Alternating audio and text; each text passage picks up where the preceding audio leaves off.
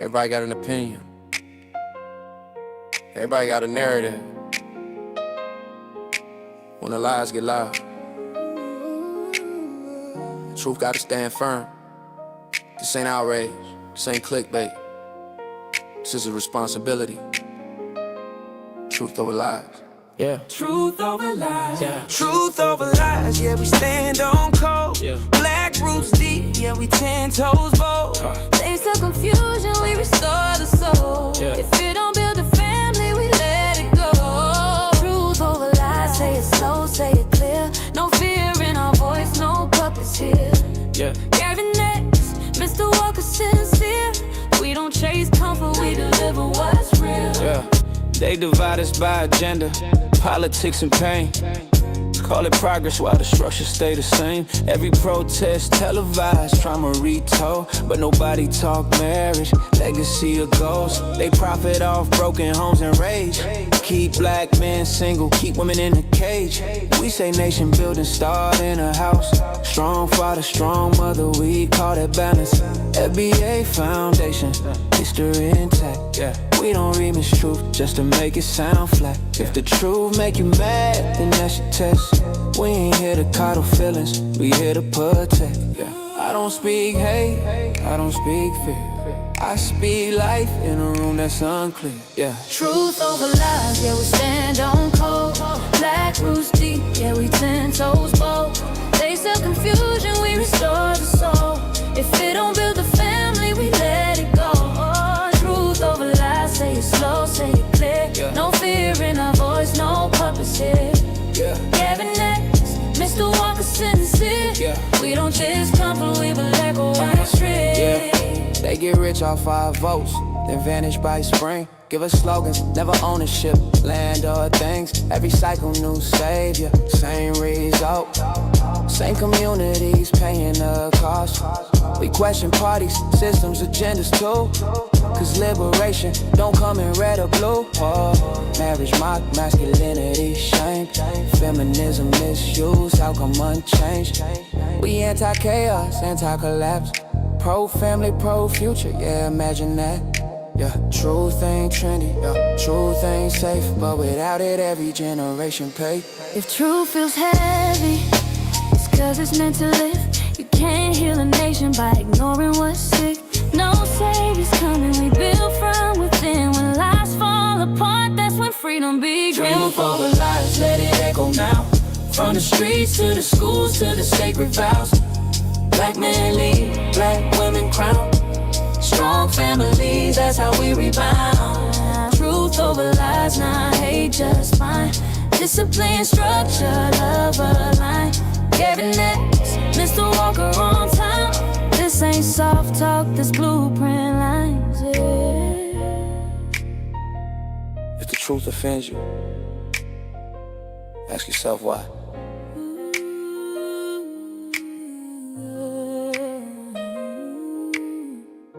If it challenges you, it's growth. This platform ain't here to lie comfortably. Truth over lies. Yeah. Truth over lies. Yeah.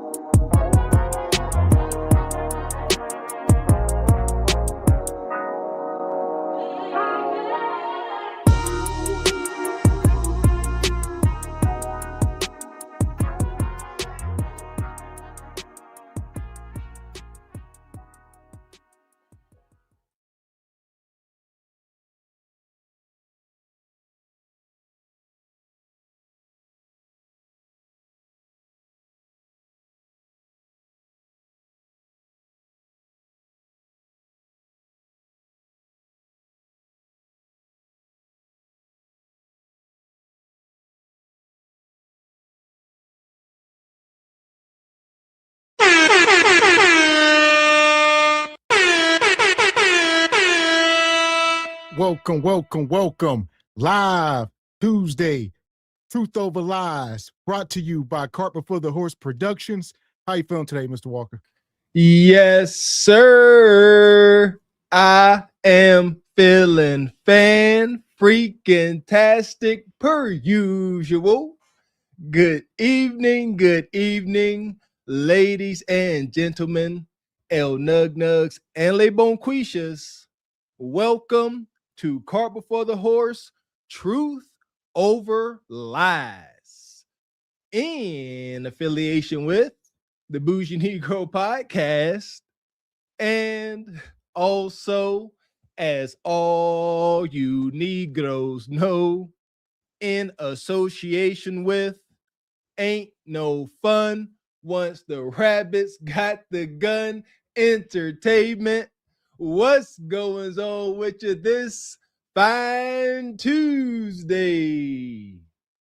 I got beans and bologna. Yeah. Welcome in, Truth Over Lies family. We got a crazy show tonight. As y'all see in the thumbnail, we got a lot to talk about. Yes, sir. Come all this fine December 16th, 2025. Being Mr. X is very much still alive and feeling fine. Reporting to you, Jive Chickens, with Truth Over Lies. Shout out to that intro, man. That was dope. That's too dope. I was hyped. You muted, Mr. X.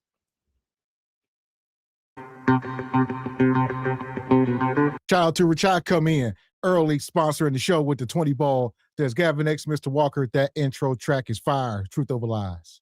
Truth Over Lies. Shout out. I see G Honda was in the chat hating. Yeah, that's Chris Brown and Janieko, if you concerned, G Honda. Yeah, you mad, huh?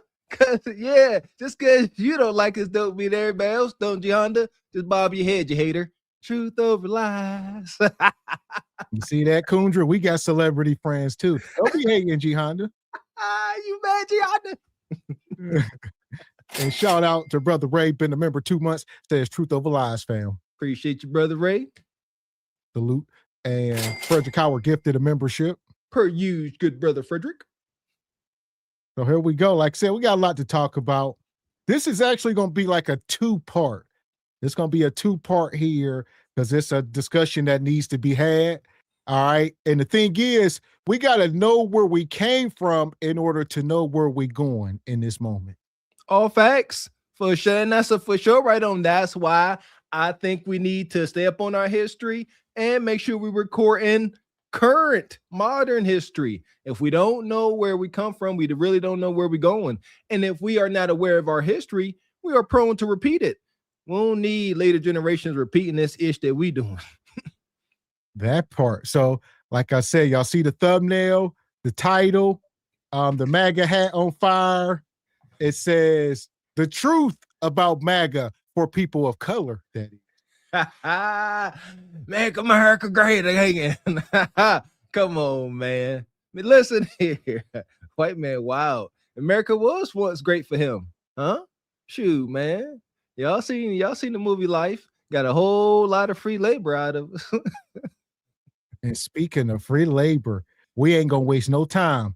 We're going to drop the link here later on. Shout out to Richai. Hopefully you can come up, but we got to talk about some stuff here. Me and Mr. Walker, we're going to cook up. And we're going to start here with Unc. Unc on this old plantation. Like I said, we got to know where we came from to know where we're going. I follow Unc. This my man right here. Yeah, talk to him, Unc. He get me hype every time. Talk to him. He got 96 acres. I already know. Because that was my college football number. I'm connecting dots here. Shout out to Unc. Got love for you, Unc. Talk to him. So here we go. Hit the like button. Is this ever a plantation? This was a plantation, part of the Sylvania plantation, which was owned by Governor Milton. Okay. Governor Milton was a territorial governor. You familiar with him? No. He was Florida had 4 territorial governors at that time. Each one of them had a territory, like from Pensacola to Jackson to Madison, maybe. And Governor Milton was our governor at that time. This is the Mount Table community, Okay. which consists of a lot of large landowners. Black landowners. Black landowners, yes.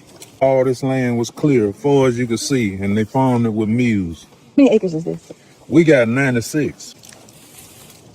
So is it going to just remain being a Renaissance Park? Are you having other plans as far as putting anything else out here? Won't nothing be nothing here but historical stuff. Just historical things dealing with preservation. So that's Unc. And as y'all hear, you know, I'm guessing him and his family owns the property, almost 100 acres. A lot of black folks. Shout out to Richai.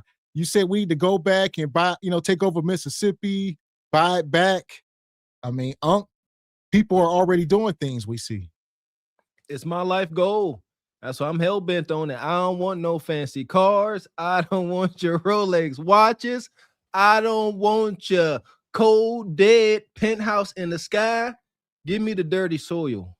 Give me the fertile land, please, and thank you kindly. It's a lot of blood on that land. One thing I noticed, you look around, ain't a lot of grass growing. It's almost looking like Haiti. Like, why the soil so wore out? Well, no, they got different plots. You got the soil can be it's like a vast area, you know, where you deem it good soil or not. Like you got trees growing depending on the vegetation, but I get it because that's just where they walk around at. But yeah, they got fertile land. They just don't have paved driveways. You know, that'd be the driveway. Yeah, that's why it look like that, because ain't nothing growing there. But yeah, they definitely got some fertile land. You see them trees in the background. There we go. Restoration, that's all we're all about.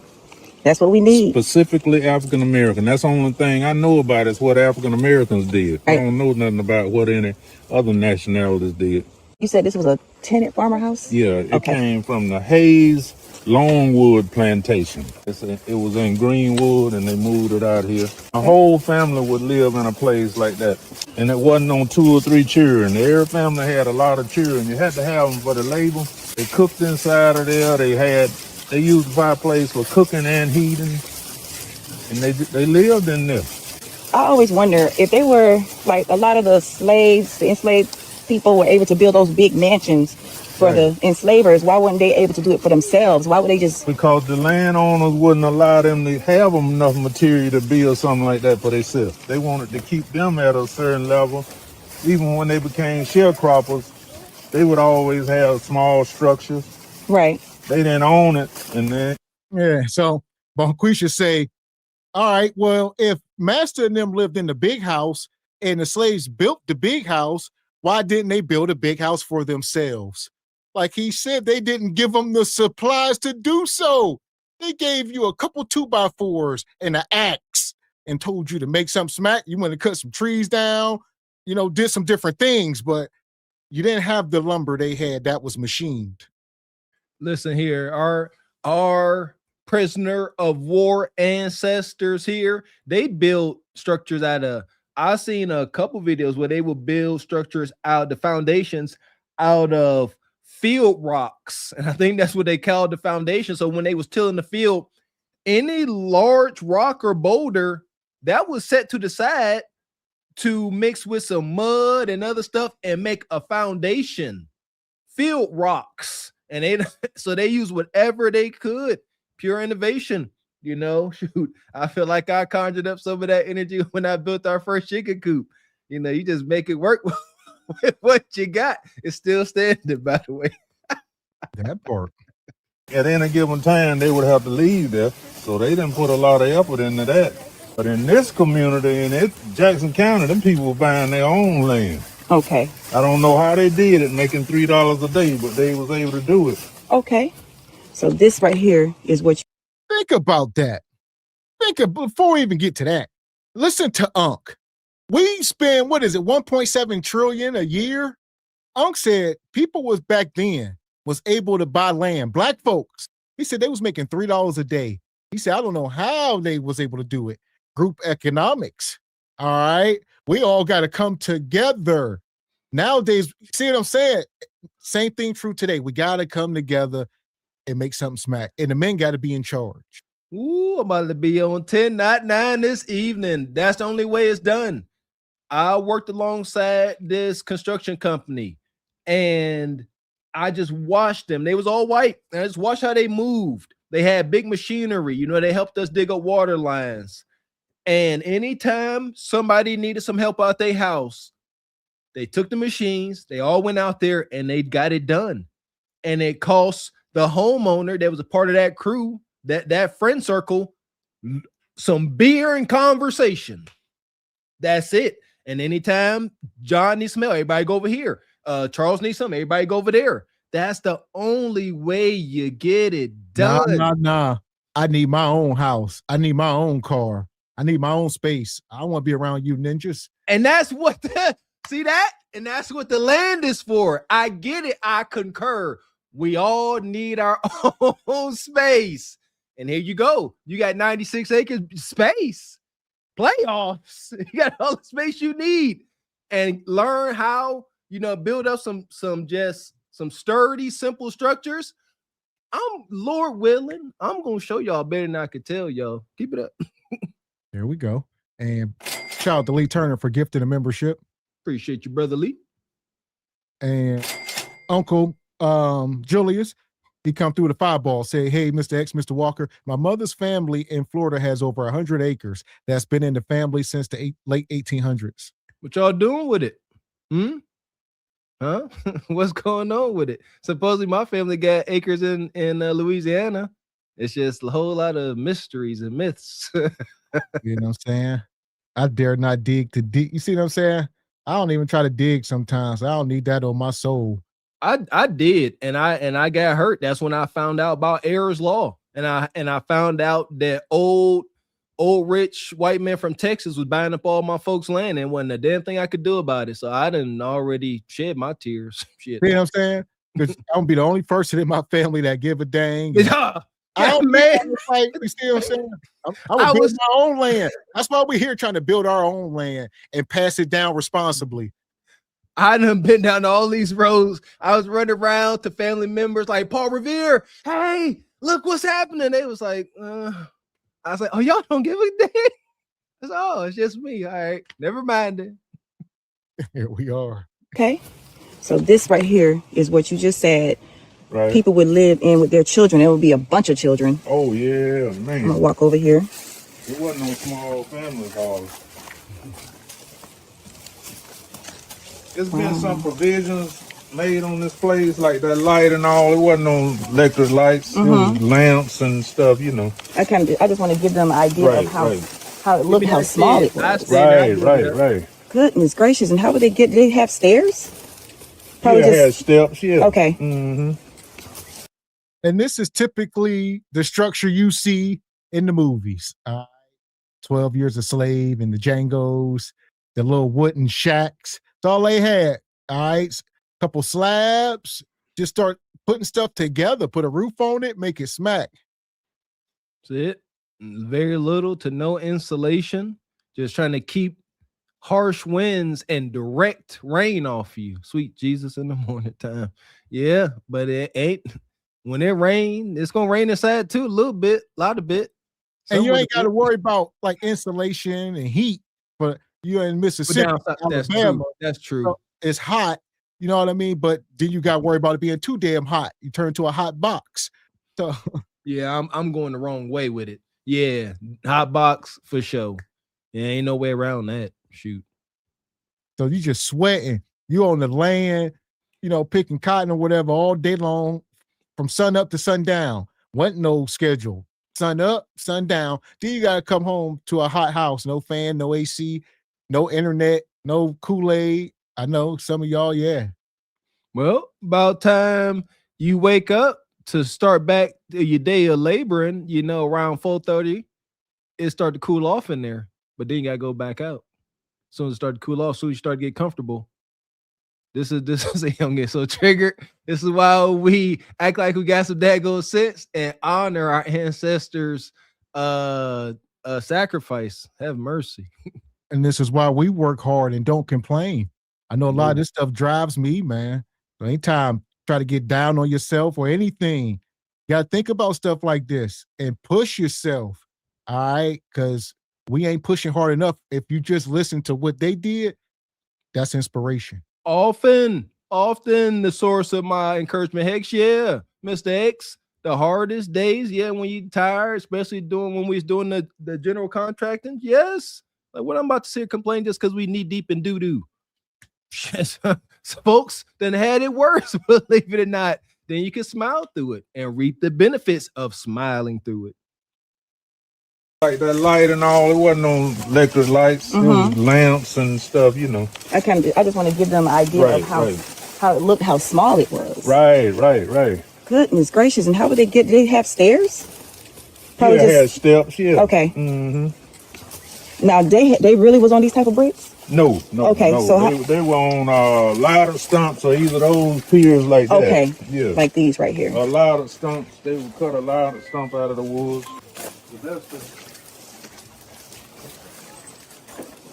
The foundation will be on stumps. Yeah, this is where we cook the syrup. The syrup. This is an 80 gallon. It takes 80 gallons of juice to make 10 gallons of syrup. Okay. So first how is the process? What's the beginning to the end? Beginning is the growing season is 9 months, taking care of it and growing it to maturity. Then you cut it and bring it out here and we grind the juice. Take the juice and put it in that vat there and cook it for 6 hours. When we cook it, you cook all the water out of it and then you have the sugar contents left, which is the syrup. Okay. And back in the day, we used that syrup for everything, for cooking, for the foods, you know, we ate with it, like the biscuits, the pancakes, and make syrup bread out of it. We make sweetened water, which you drink tea now, but we make sweetened water. Syrup put it in water and Mr. X. Yeah. dilute it. And Sweetened tea. So like he said, they took this syrup. That was like the foundation for a lot of stuff. It was the sweetener.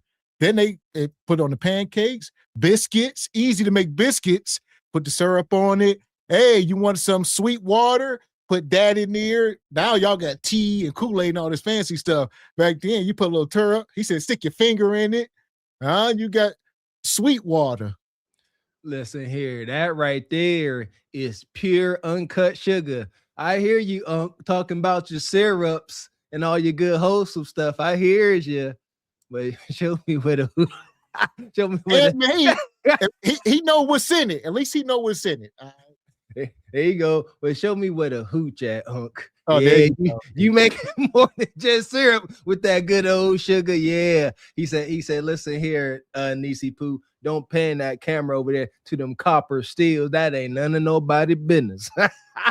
Okay, yeah, I wasn't getting what you were stepping in. Yeah, that's For sure. Listen here, man. This is the beauty of having your own land. You 96 acres in. Ain't nobody coming to bother you. They ain't coming to see you can do whatever you want to do respectfully in a God-fearing manner, you know, no diddy, no wild stuff. But you want to make some hooch? White man been doing it forever. Make a little hooch. Huh? You want to grow a little exotic plant? Do your thing. Ain't nobody bothering you. Okay. And back in the day, we used that syrup for everything, for cooking, for the foods, you know, we ate with it, like the biscuits, the pancakes, and make syrup bread out of it. We make sweetened water, which you drink tea now, but we make sweetened water. Put it in water and dilute it and drink it like that. Okay. So now, as far as the cane syrup, why do you think they started turning it into like the white sugar? Where'd that come from? I don't know whether that was discriminatory or what, but that's what they did. It's not bleached now. It's just strained to that point. It keeps straining. To get clearer and clearer. Okay, the syrup. The juice. The juice. Not the syrup. The syrup, its next step going to be brown sugar. Okay. You keep cooking it, it's going to turn into like a taffy-like substance, and then they'll grind it and make brown sugar out of it. Which is healthier? This brown sugar is healthier. Oh, yeah. Oh. See, the people in New Guinea, they discovered it And the ones in India, they find out how to crystallize it, and that's where we started importing it, exporting it. They bought it on around doing the slave trade. They started growing it in South America, but over in Africa and those places, it grows year round. They chew it all the time to take care of their teeth. They don't have no cavities like that. We didn't have any cavities growing up. So it's like a toothbrush. I don't know about that, Unc. Yeah, that's rough. Shout out to the people in Jamaica chewing the sugar cane. I done chewed on them. It's different. Like he say, they didn't have cavities growing up. You know, a lot of stuff they didn't have is they weren't eating this stuff we eat. And a lot of stuff, they grew it themselves. They was putting their hands on this stuff. They knew what they was putting in their body at the very least. There you go. And somebody earlier, speaking of sugar, they said it's crazy that you mentioned Haiti because their land is barren. Well, Haiti at one point produced 40% of Europe's sugar, and it was the richest colony in the world back in its heyday, but they over farmed the land. It was just all sugar cane. They didn't plant nothing else but sugar cane, and it over farmed and it depleted the soil to nothing. So that's why but it wasn't the DR, it was just Haiti. So Haiti's land is pretty much barren and DR is lush. That's why if you look at it on the map, it tells you this. You can see it. There you go. And shout out to Uncle Julius. He said his family that got the land in Florida. Okay, we say farming, corn, maize, it's a business. Okay. Hey, yeah, I can imagine for sure. Shout out to the farmers, man. Pray for the farmers. That's tough. Farmers not having a good time. See, I'm up on the discrimination with black farmers. It's bad. Just right quick, you know, where white farmers have an acceptance rate of like 70% when it comes to bank loans, black farmers acceptance percentage is like 7. It's wild. It's real effed up. That part. You chewing it like that? That is amazing because you'll think because it has sugar in it, it'll do something to your teeth because sugar is what messes up people's teeth now. But it's not like that juice, that sugar is not like that processed sugar you buy out of the store. Things you buy in the store from the corn syrup, made with corn syrup with the fructose. You're not gonna see pure cane syrup in the store. You might see cane syrup on the bottle, but it's not gonna be pure. Okay. That's one on the. This gonna be Mr. Walker when he get old. You hear him? You might see it on the bottle. I might say 100%. Don't listen to him. You ain't gonna find this in the store. Just like you ain't gonna find pure narcotics on the street. Everything gets stepped on. You must understand.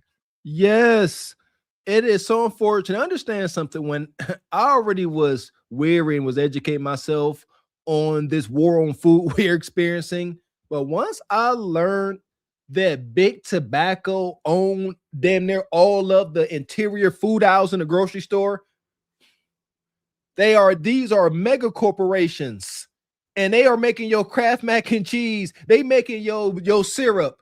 It like Unc said, this ain't pure. That's pure from the tree. Huh? Sacred soil. I need parts of that. You talking about putting it on the biscuit, boy, that bring a tear to your eye. But yeah, that stuff in the store ain't none of that pure. And I fought that too. My wife was telling me, she said the honey, even though it say it, they can lie to you, man. They don't care. They gangster. These are corporations. They are there to appease shareholders. They are not there to make sure you're getting nutrition. That ain't part of their business model. And shout out to Ebony. He says you can get cane syrup at the organic markets. There you go. Yeah, they want about $20 for 10 ounces. For sugar, you gonna pay a premium. Cane syrup on the bottle, but it's not gonna be pure. Okay. That's 100% pure, no additives. And how much would this be? We sell it for $10 over in the urban areas, but around here you probably get $6 for it. You take that with you when you go there. Oh yes, I will. Thank you for that. That turpentine was very brutal work. That turpentine. We got some of them pans around that they use. Why was it so brutal? Because that turpentine, they had to put it in 5-gallon drums, drawn by a mule, and they might get $10 for that drum, that 55-gallon drum. It take probably 2 or 3 days to fill that thing up. And how many people? It'd be a lot of people out in the turpentine plantation, and they just the stuff be all in their head, and most of them hair just they be bald because you can't get it out. You got to clip it out of there. What was it in there? Is it sap? Yeah, it's the sap out of the tree. Yeah. Oh, okay. Well, see, in that pine tree, you got 300 different products come out of a pine tree. You got turpentine itself, which you use for medical purposes. You got a chemical that go in that you use in ice cream to make it hard. If you see, we make homemade ice cream. If you didn't have that chemical, that stuff would just get solved right quick. But it's a chemical in that pine tree to keep it hard. This is wicked. So turpentine, looking into it, a solvent derived from the pine resin, known for its strong piney odor, highly flammable, and used in thinning oil paints, cleaning brushes, and traditional medicines. So it's a lot, huh? There you go. 300 products. Do you not see? And this is when I realized, I was sitting here watching these type of documentaries. I done been down these rabbit holes many years ago. All right. And but I remember it says it's toxic if swallowed. Oh, hell yeah. Yeah. Heck yeah. It's a solvent. Yeah, it's toxic as heck. It stripped paint. It stripped paint off of oil-based paints off of paintbrushes. Heck yeah, it's toxic. Oh. Yeah, for sure. And he talking about the tar. So they getting the tar from the tree. And the tar is used to make the turpentine. I probably distill it and everything, but that tar said it was getting in their hair. And one nut to dissolve that, they just had to cut it out. Man, our folks been through some things, man. Golly. But 300 different products in the pine tree. As I was saying, when I realized this, just what all the stuff that comes from the trees on the land, money does theoretically grow on trees. 300 products from a tree look like bread to me. Smell like money. That part. Oh man. Yeah, we just ain't in it. Some stuff is gate kept. We just don't know about it. We need to learn. It's so bad. I just saw a video recently where a brother, he giving a game about owning land. He said, don't you dare pay somebody to come clear, brush and stuff from your land. He said any brush can be used for something, even if it's chipped up wood, it can be mulch. It's gonna be used for something. They ain't throwing it in the trash. So it's a lot of game to learn before buying land. The coding, different codes, all that stuff. Did it make them sick? Did anybody used to get sick from some of the chemicals? No, yeah, the ones cooking it, yeah, they would get sick, yeah, because it was a chemical, it was giving off a fume. Black people discovered a lot of that stuff. Through slavery? Yeah, we bought a lot. We bought the pumpkin to town, as they call it. When we came from Africa, we had knowledge beyond belief. And see those long leaf pines, that's one over there. One over there. They use them for them slave ships because they ain't have many knots in it. That's you said long leaf pine? Which one? Long leaf pine. They use it for the slave ships and bridges because it ain't got no knots in it. Yeah. So before we became see, that's a long leaf. Yeah, long leaf. Right here. We see these everywhere. Yeah, don't get it confused now with a planted lolly or slash that you just see planted in rows like we have out here. So before the industrial revolution came to the United States, the whole southeast was covered in longleaf pine in its natural environment. Wow. So whenever you see wildfires in nature, that's natural. So a longleaf pine is resistant, it's fire retardant. So naturally you're supposed to have controlled burns. So that's why when you pass plantations, you see them burning. And that's what you see in California. So California has so many wildfires because they have so many environmental laws and they don't naturally, they don't do prescribed burning. But our area is real. A lot of pine trees right now, you'd use it in your daily life. So when you get a package from Amazon, that's a pine tree to buy. Yeah! Boom, shakalaka! All that. Every box you see, that's a pine tree. That's probably the number one use, hell. And what he talking about with the controlled burning, he went into something there, huh? Saying how these trees are fired, I can't say it on YouTube, but yeah, they're extremely fire resistant, fireproof almost, if you will. Interesting stuff. Like I like to clear my mind from the toils of the day and duty and responsibility and dive into this type of stuff. But that's what it takes. I can't think on this level when I'm too worried about work. But this is what I like to, ingest in my downtime. Stuff like this, just learning about the world around us, what we missing, where we supposed to be going, where we come from. I love this kind of stuff. I'm watching these type of reels damn near all day. Here we go. What is hot water bread? Cornmeal, water, and salt. That's all it is. And then you fry it? You fry it, yeah. Okay. You make a whole cake of cornbread or just some small little frittles. Now, did that recipe come from slavery? Mm-hmm. Oh, yeah. The white people, the slave owners didn't know how to cook nothing. Mm-hmm. Not worth eating. That's why they needed us to cook. Yeah, slow cooking. Low and slow. That's crazy. They know nothing. They know nothing, man. Oh, this is ridiculous. They didn't even know how to cook. We was in there cooking. We was in there breastfeeding the kids, all that. Shout out to Ebony Dean, it's a lot. Can you not understand where the hate come from? Imagine this. You massa. Got all this land I done stole and pillaged. And here I'm sitting in my kitchen and I done got, they used to name us crazy things back in the day. They used to name us like pets. I got Tinkerbell come out the field, come in here, and she in here whipping up, seasoned chicken and some other dish and cornbread, whole cakes in that. He's sitting there making his food. Master sitting there eating. Y'all know, man, the way to a man's heart through his stomach. Master sitting there eating, you know what I'm saying? This indentured servant's food. His eyes light up. Master's missus get mad as heck, man. I guarantee if those walls could talk, things wouldn't all peachy keen the way they tried to make it seem like in our whitewashed textbooks. It was a lot of turmoil. There you go. And shout out to Frederick Howard. He says, my milestone and member gift didn't come up. Well, maybe you ain't been here long enough, Ninja. So I appreciate you. Howard. Yeah, didn't see it come by, brother. Apologies. And shout out to Mimi, gifted a membership or became a member. Appreciate you, Sister Mimi. And Nais says, y'all cooking with pine trees today. Great start. Here we go. Yeah, pine, that's a soft tree. It's real soft. Man. Grandma would say, low and slow. See, here it is. Okay. Low and slow. They taught Master about the tender. That's the way a wood heater was cooked. Low and slow. It wasn't fast cooking. It's almost raised over there. Can Grandma say low and slow. Can your camera see it? I That's can. Low Yeah. and slow. Mm-hmm. Okay. We cook natural, low and slow, natural. Salt and pepper was the main ingredients. We ain't bother with no barbecue. Yeah, low and slow. Bonquisha, see what I'm saying? It's grandma was in the kitchen.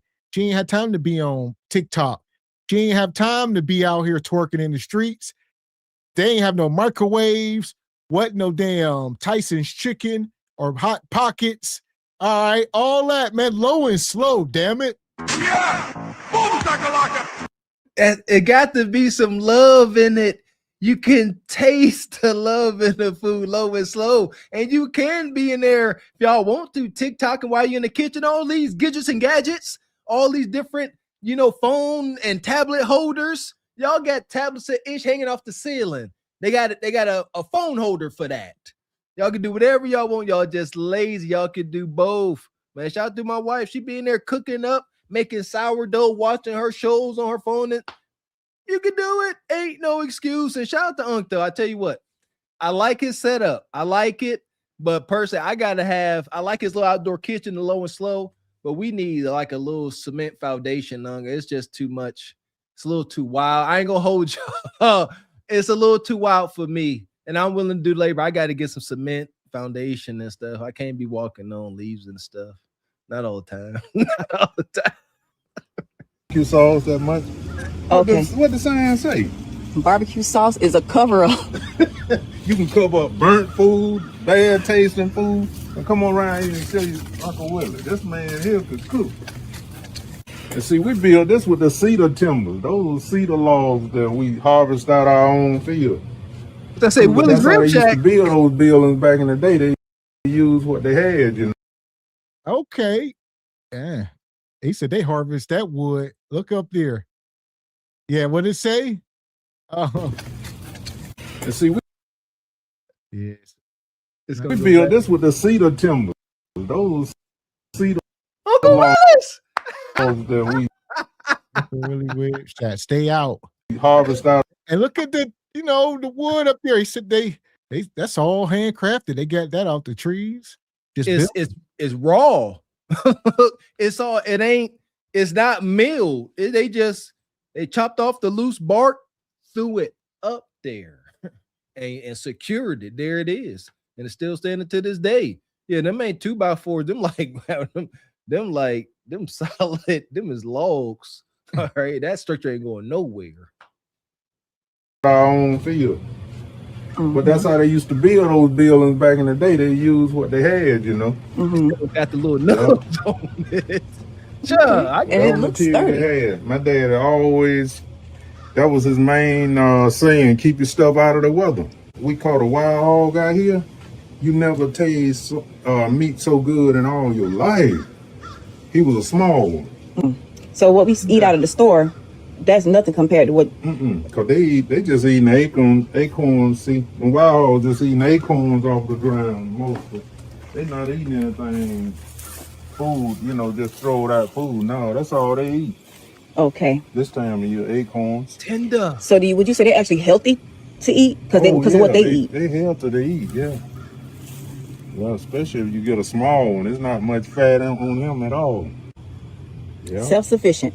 That's the key right there, being self-sufficient. We were always that way growing up, self-sufficient. We didn't have to go to the store for very much of anything. Okay. But we grew the food, we processed it, we canned it or stored it, and all that was done without refrigeration. So how did you keep it from spoiling? Canned it, and the meat you smoke it and hang it in the smokehouse. But between December and February, it was extreme cold. It wasn't on warm days like this. So you could keep it. But the canned food, it gonna keep by itself, Did you put it in tin? No. So maybe that's a misconception that it don't get cold in the winter. Well, yeah, I guess temperatures will drop probably down to the 40s or whatever.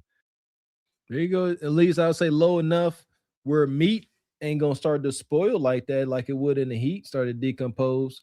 Yeah, I don't really care to live that wild. Yeah, I came to that realization as well. I'm in the bound of land, but I'm not trying to wake up in the middle of a winter and wonder if we got enough, dried deer jerky to make it through the winter. I ain't looking for that. Our ancestors did that. We gon', like you said, a shout out to Mailbox Sports. We gonna modernize it. We gonna do our job. We're gonna put a modern little spin on it to make it more tidy. I'm a bit of a neat freak. Blaming my mama for that. Yeah, but we need to tidy some things up. On a lot too much rust. Like I said, I don't mind toiling. I keep up with it. Maintenance. That's one thing we missing in our culture. Maintenance. And I actually looked into that. I guess there is no, I know we ain't all from Africa, but hear me out. I guess in Africa, there's not too many tribes where maintenance is a word. It's not even a concept. To maintain. Build, yes. But to maintain, not so much. I think that's kind of interesting. That part.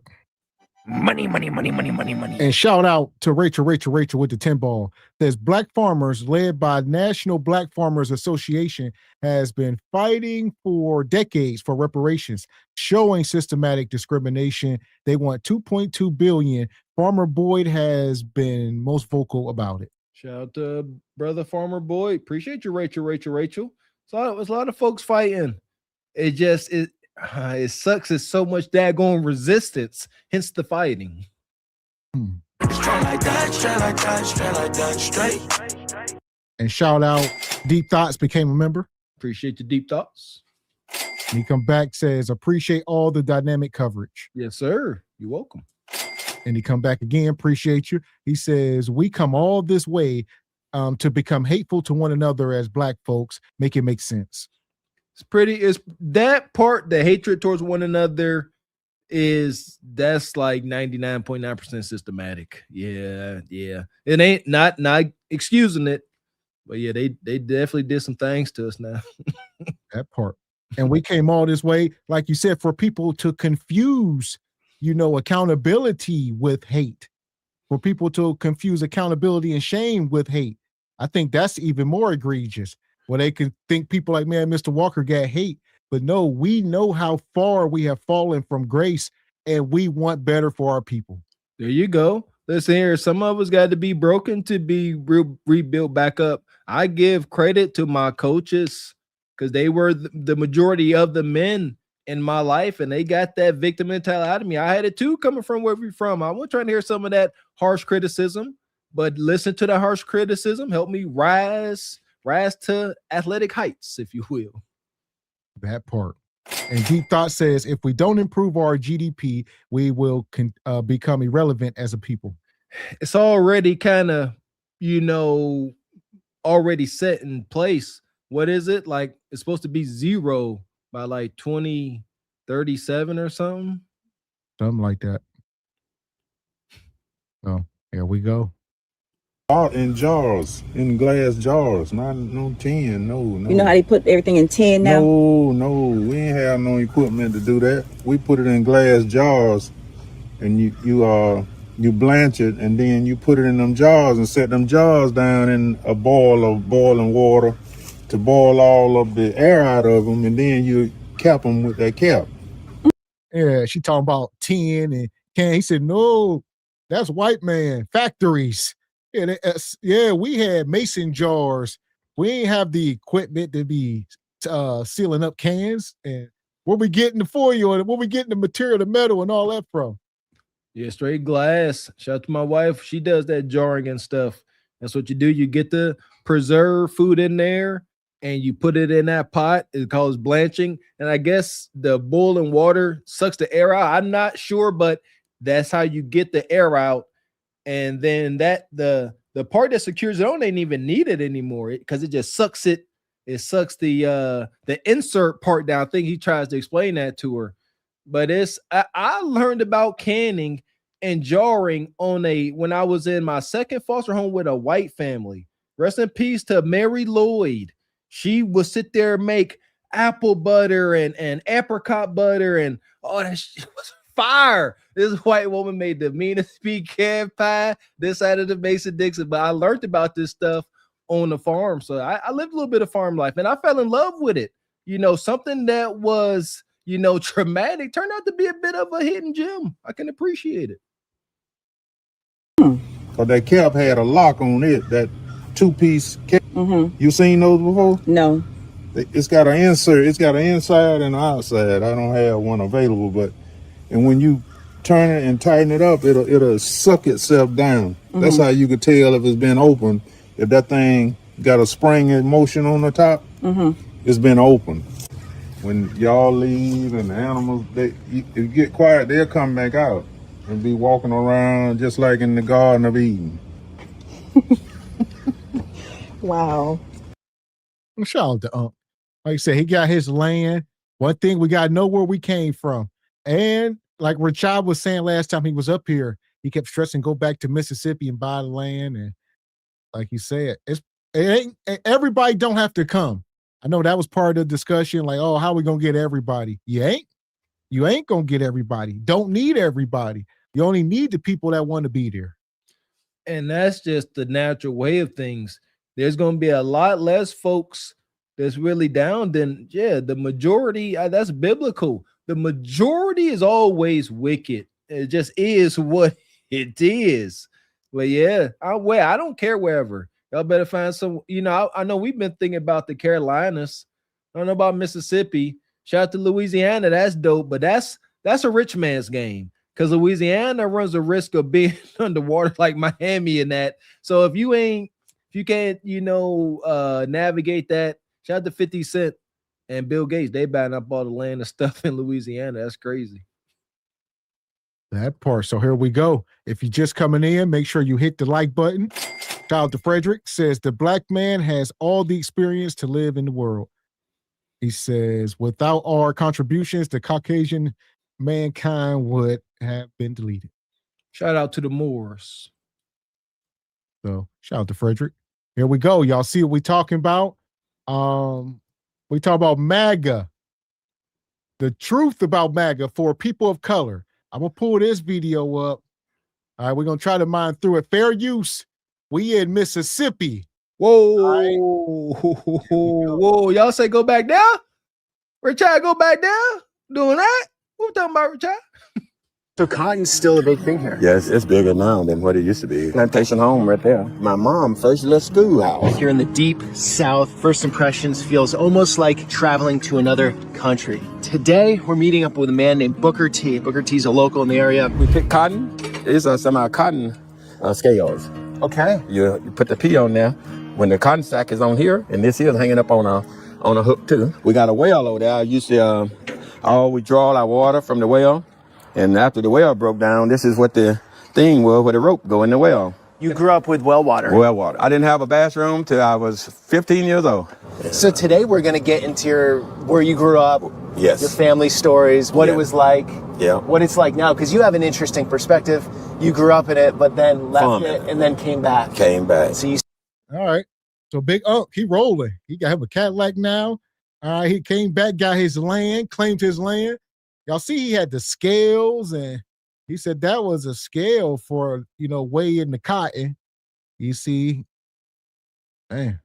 Ooh, a lot of history. I gotta give me some of these antiques, man. I got me a couple artifacts behind me, modern artifacts. I need some of that energy, my baby.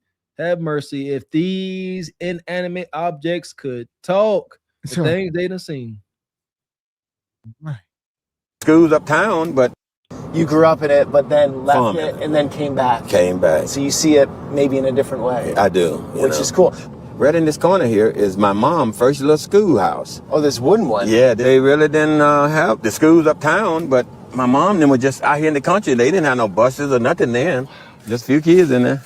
So that thing is probably over 100-some years old. And the school chairs in here. This is our family cemetery. Maddie back in my book back.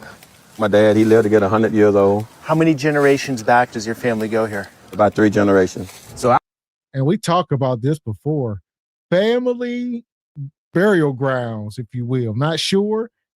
I know nowadays most places, you property of the state, somebody got to cash out on your death. But, we talked about being able to bury your people. But then, like you say, nowadays, if you got life insurance and stuff, you got to claim the death, and there's a lot to go into it. It wasn't as complex back then. So back then, somebody passed away, you could bury them, life goes on. Nowadays, you got property and assets, and there's checks and balances. And back then, you didn't have to really tell anybody. Yeah, Papa died, we're gonna bury him. We ain't gotta go notify the government and try to, There you go. That's why we got to keep our affairs in order. I guess now you got certificates of deletion. I believe that once we, got a social security number, now you in it. You in the machine once you are assigned a social security number. So now you got to report everything. It really is a wicked matrix we were born into. However, we got to find a way to navigate it. And I also believe in navigating it to find your way out the matrix. You know what I mean? First, I believe we got to learn the rules to this wicked system. Then once you learn them, get good at them, master them even, then you can start to bend the rules you don't agree to within reason, respectfully. Maddie back in my book back. My dad, he lived to get 100 years old. How many generations back does your family go here? About 3 generations. So our house used to sit right back in them trees. But that was the house you grew up in? Yeah, right back in them trees. And we used to walk right over here to our godmother, which is the house we own now. We didn't own it at that time, but my daddy ended up, as we progressed in life, making cotton, corn, and molasses and stuff. So that's what we own right here now, this 5 acres. It's almost 6 acres here. We farmed it all this right here with corn and stuff. As a kid, you were pulling water out of it? Out of the well, yeah. How deep is this one? Yeah, water still in it. Ain't it? Well, it seems like black folks are buying up land. What are we doing with it? That's the question. Dude said, I got 96 acres. He's like, hey, we got 5 acres. People just, they got the land. It seems like in some of these places, as you look around, there's nothing around. You don't see no Targets and Walmarts and Burger Kings. So people like, I don't want to go there. Hey, what's out there? You out in the sticks. No, you got to take pride in the land. There you go. And when you got more established families with resources, you can come up with a system and get stuff done.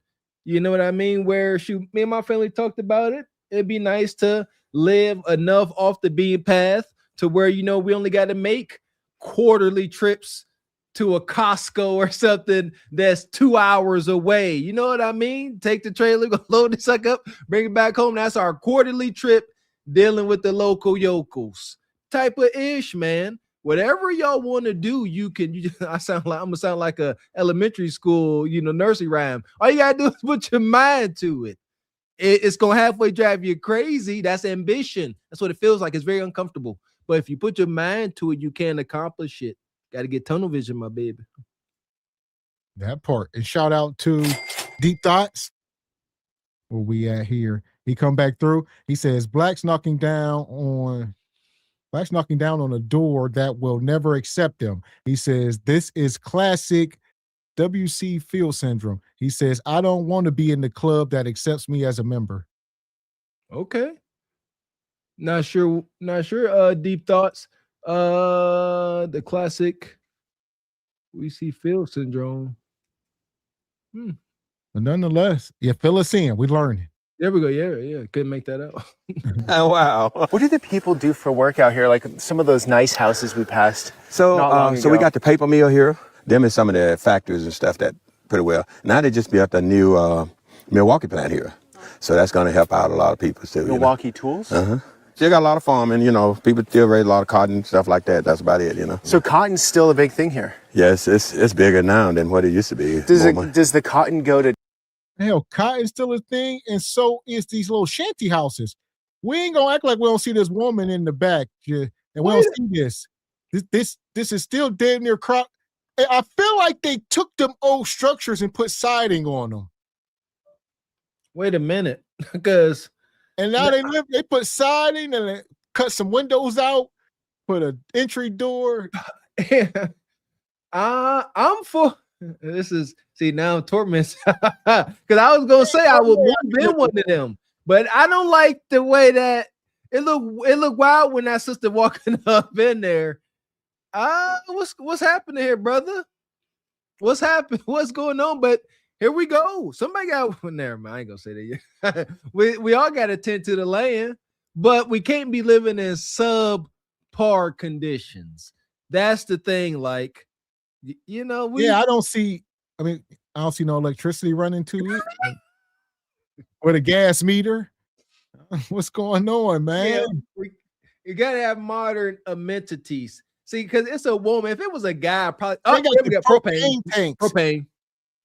Got propane tanks. There you go. They got a truck come out there, refill the propane tanks. That's giving them their heat. There you go. We good. Well, water, no water. They good. Got something. Jeez.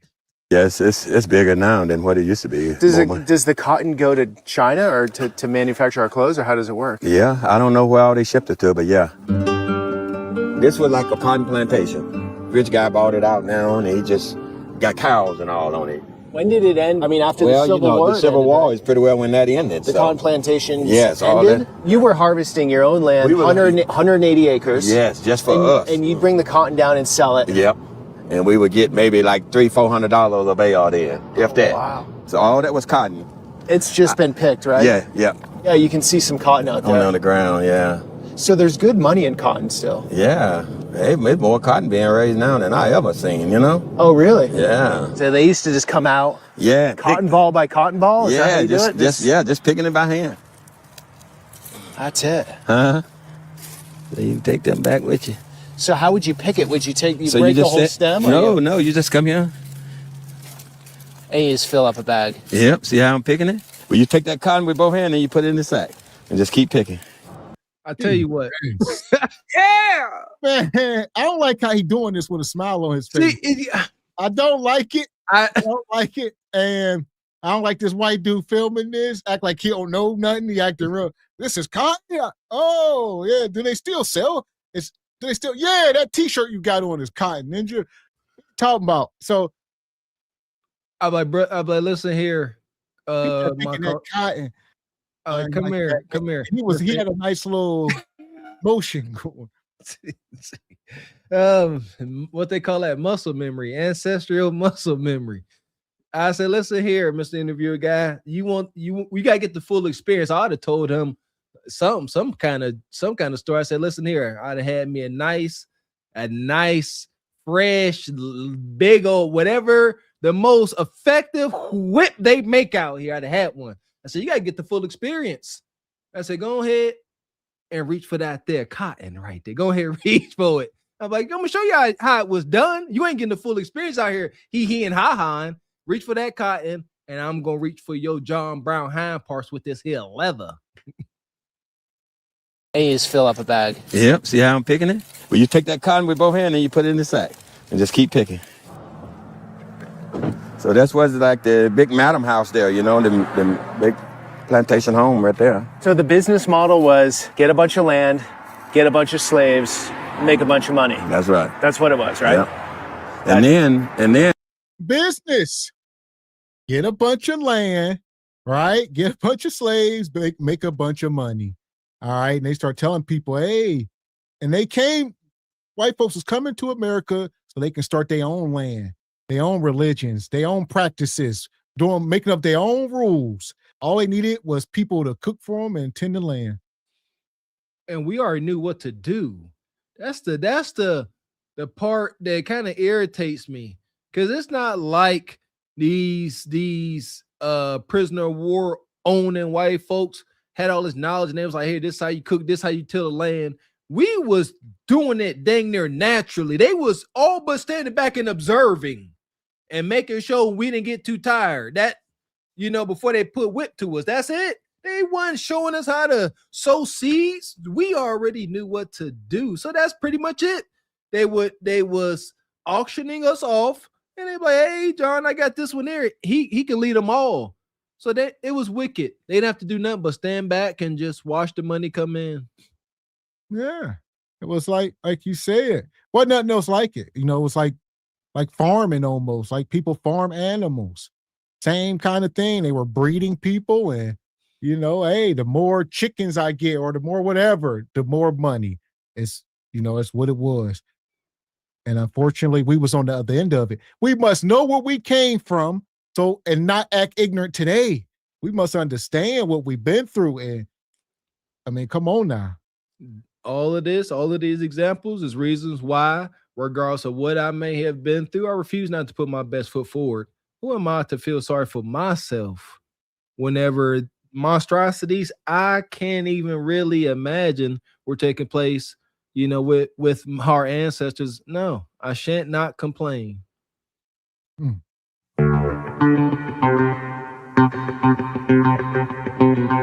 And shout out to Petty Sama. Come through gifting 10 memberships.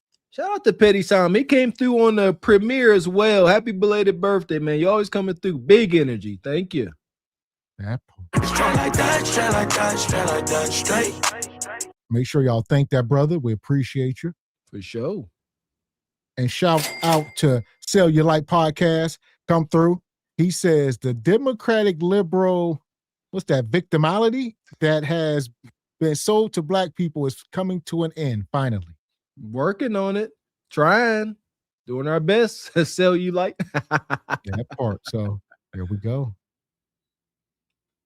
And this one guy, black guy, he ended up in kind of like probably like the DuBois guy. He ended up and he wouldn't be no farmer for someone. He ended up and bought his own land and had the blacks to help him. You get me? The black guy had black slaves. Yes. Really? They could do that? Well, yeah, but he paid them better and he gave them stuff, you know? Okay. And that's why a lot of the blacks end up doing better, you know? How does it feel for you when you get near these establishments? Is it like it was so long ago, whatever, or does it have? No.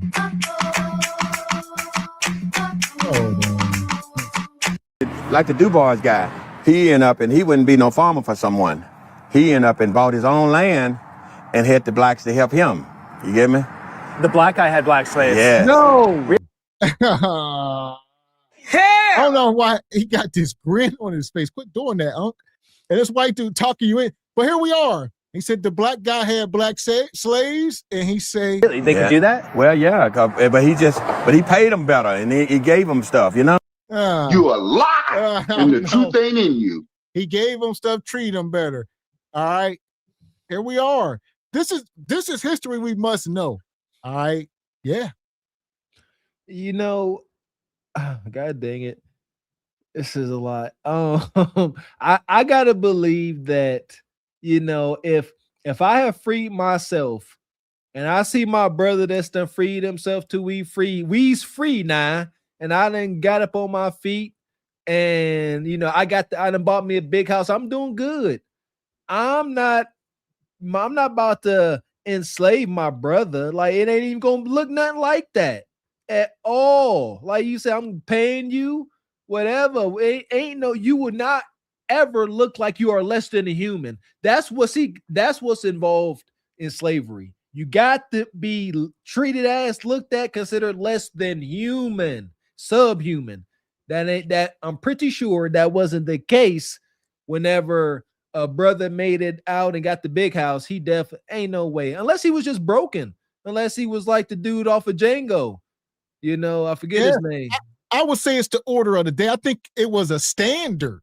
So it wasn't like, oh, I'm going to get a plantation. I'm a black man back in them days, and I'm going to get a plantation, and I'm going to treat everybody right. No, they would have came and deleted him. The standard was the standard. So you going to treat them. It was a standard practice, if you will. I got you. All right. But he making it seem, who knows, though? Who knows? But who is this guy? Who he say? Let's take this back a minute. Let's get your Googles on. He said it, man. Here we go. The DuBois guy, he ended up black guy, he ended up in kind of like probably like the DuBois guy. He ended up and he wouldn't be no farmer for someone. He ended up and bought his own land and had the blacks to help him. You get me? The black guy had black slaves. Yes. Yeah, see? And that's why this white dude wasn't gonna let that slide. He said this dude did want to be a farmer. He bought his own land and he got black people to help him.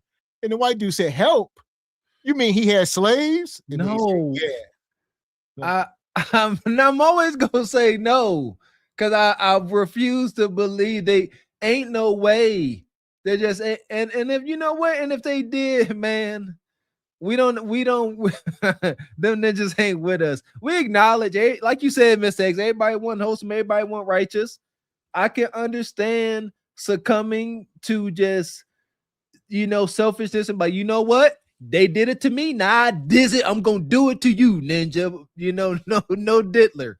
Or maybe who knows the monstrosities that took place. God dang it. Oh, dark history. Yeah, here we go. And shout out to Deep Thought.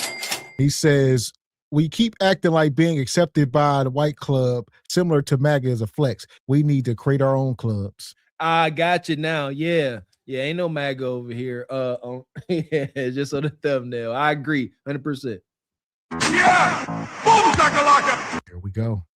Really? They could do that? Well, yeah, but he paid them better, and he gave them stuff, you know? Okay. And that's why a lot of the blacks end up doing better, you know?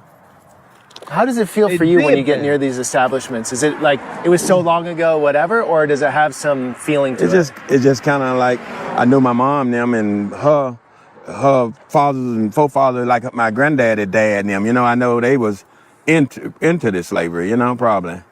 And, you know, we were just so much out of it by the time we got up. But I just kind of feel for them, you know, the work that they, when the torture and stuff they went through, you know. So this was, when I integrated, we was in 7th and 8th grade. I'm glad he said that. All right, he corrected himself. He said work. Out of it by the time we got up, but I just kind of feel for them, you know, the work that they, when the torture and stuff. Yeah, he was about to say the work that they did. No, he said, you know what? That wasn't work. That was torture. And like Mr. Walker said, we were prisoners of war. We need to start using these terms because we want to take steps towards reparations. We weren't working. We weren't slaves. We was being tortured, and we were prisoners of war. And let's just start moving that way. 100%. Shout out to Brother Brooks. Prisoners of war. That's what we were.